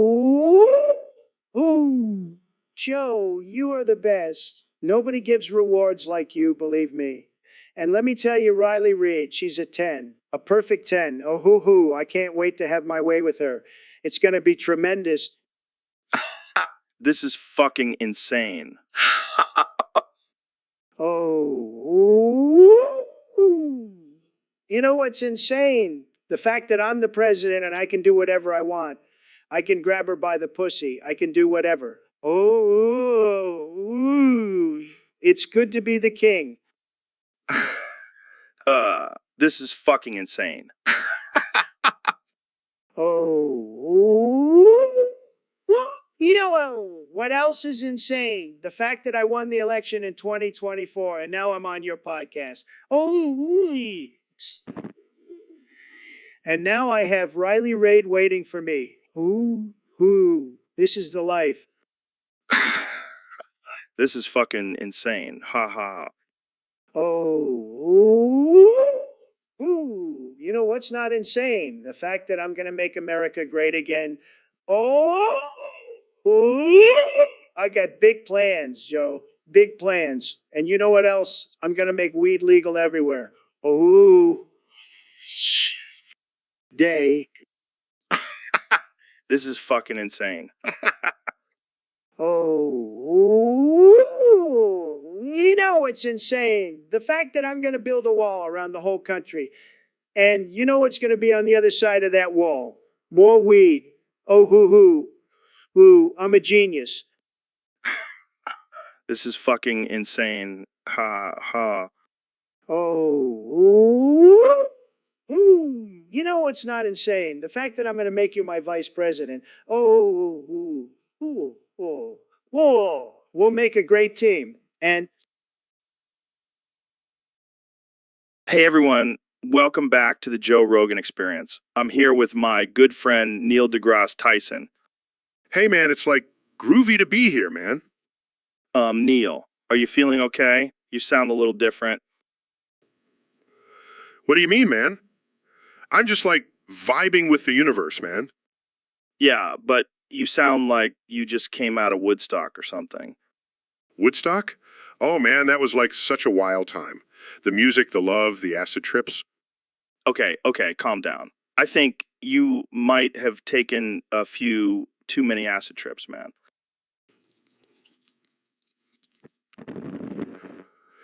No way, man. I'm just... Yeah, I think it's more like the weed talking to you, man. Weed? Oh, man, that's like just a natural plant, man. It's all part of Mother Earth's beauty. All right, let's just move on. So, Neil, what do you think about the recent discovery of a new planet in our solar system? Oh, man, that's like totally far out. I can't wait to like visit it and connect with our intergalactic brothers and sisters. Yeah, I think you might need to lay off the weed for a bit, Neil. Weed? Oh, man, that's like just a tool for expanding our consciousness, man. You should try it sometime. I think I'll pass. But seriously, can we get back to talking like normal human beings? Normal? Oh, man, what even is normal? We're all just like floating on a giant rock in space, man. We're all connected, man. All right, I think we're done here. Thanks for coming on the show, Neil. Neil, No problem, man. Just remember, peace, love, and understanding, man. hey Ben, have you ever tried DMT? No, I haven't, and I don't plan on it. I'm a responsible adult. Come on, man. It'll open up your mind and make you see things in a whole new light. I don't need a drug to do that. I have logic and reason. But have you ever been to the DMZ? As a matter of fact, I have. It is a very sobering experience. Oh, yeah. What happened? I was arrested by North Korean soldiers for trying to spread the message of capitalism and freedom. That's hilarious. Did they waterboard you with kimchi? This isn't a joke, Joe. It was a terrifying ordeal. Okay, calm down. But seriously, you should try DMT. It'll make you forget all about that traumatic experience. I will not be partaking in any illegal activities, Joe. I have standards. But you're okay with being arrested by a communist regime? It was for a noble cause, Joe, and I didn't break any laws. Yeah, because North Korea is known for their fair and just legal system. I'm done with this conversation. I have a country to save. All right, Mr. Freedom Fighter. But seriously, hit me up if you change your mind about that DMT. It'll blow your mind. Hey, Neil, welcome to the podcast. Thanks for having me, Joe. Ma. What was that for? Just a little greeting, man. Moa. Okay, that's enough. Come on, Neil. Don't be shy. All right, Joe, that's it. We're not in college anymore. Relax, Neil. It's just a little friendly kiss. Yeah, because nothing says friendly like a wet tongue in my mouth. You're such a buzzkill, Neil. Can we just talk about science now?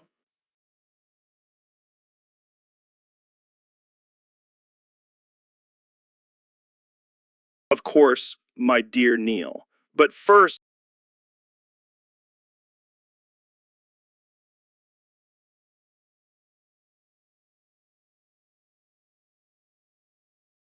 let me show you my theory on how aliens are actually just evolved versions of Bigfoot. Jamie, pull up an image of a Bigfoot with a spaceship. Here you go, Joe. See, Neil, I told you, I don't even know why I bother coming on this podcast. because deep down you love me and my kisses. Oh yeah, that's it. You, Neil, have you ever noticed how Dr. Phil always has his hand on his crotch during his show? Now that you mention it, I have. Maybe he's just really proud of what he's packing down there. I bet he's got a real hog between his legs. I can't stop thinking about it. Joe, can we please change the subject? This is getting a little uncomfortable. Fine. But you know what else I can't stop thinking about? I'm almost afraid to ask. Your penis, Neil. It's just so big and majestic. I can't help but stare. Joe, please stop. This is getting out of hand. Oh, come on, Neil. Just let me touch it. I promise I'll be gentle. I think it's time for me to leave. Fine. Go run back to your little astrophysics lab. But just know, I'll be thinking about your penis the whole time. I need to find a new podcast to be a guest on. But David, I heard you had a crazy experience with a dough balloon recently. Yeah, man, it was insane. I was at this factory and they put way too much yeast in the dough. It was like a freaking hot air balloon.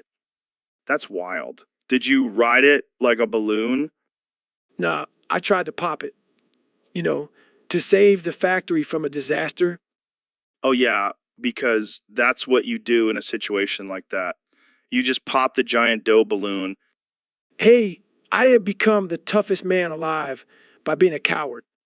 Fair enough. So what happened after you popped it? Well, let's just say I was covered in dough from head to toe. It was like a scene from Ghost, but with dough instead of clay. That's a visual I didn't need, but thank you for that. But on a serious note, it was a dangerous situation.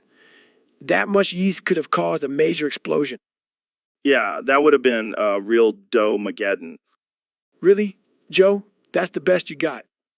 Sorry, I couldn't resist. But seriously, good job on saving the day, David. Thanks, Joe. Just another day in the life of the toughest man alive. Welcome to the Joe Rogan Experience podcast, where we talk about all things absurd and offensive. Today's topic was submitted by a user on Discord, and it's a doozy. Oh boy, I can't wait. What is it? The topic is the Scarlet Crusade. The Scarlet Crusade? Sounds like a group of menstruating superheroes. No, Neil. It's actually a fanatical group in the World of Warcraft universe. Oh, I see. So they're like the Westboro Baptist Church of Azeroth?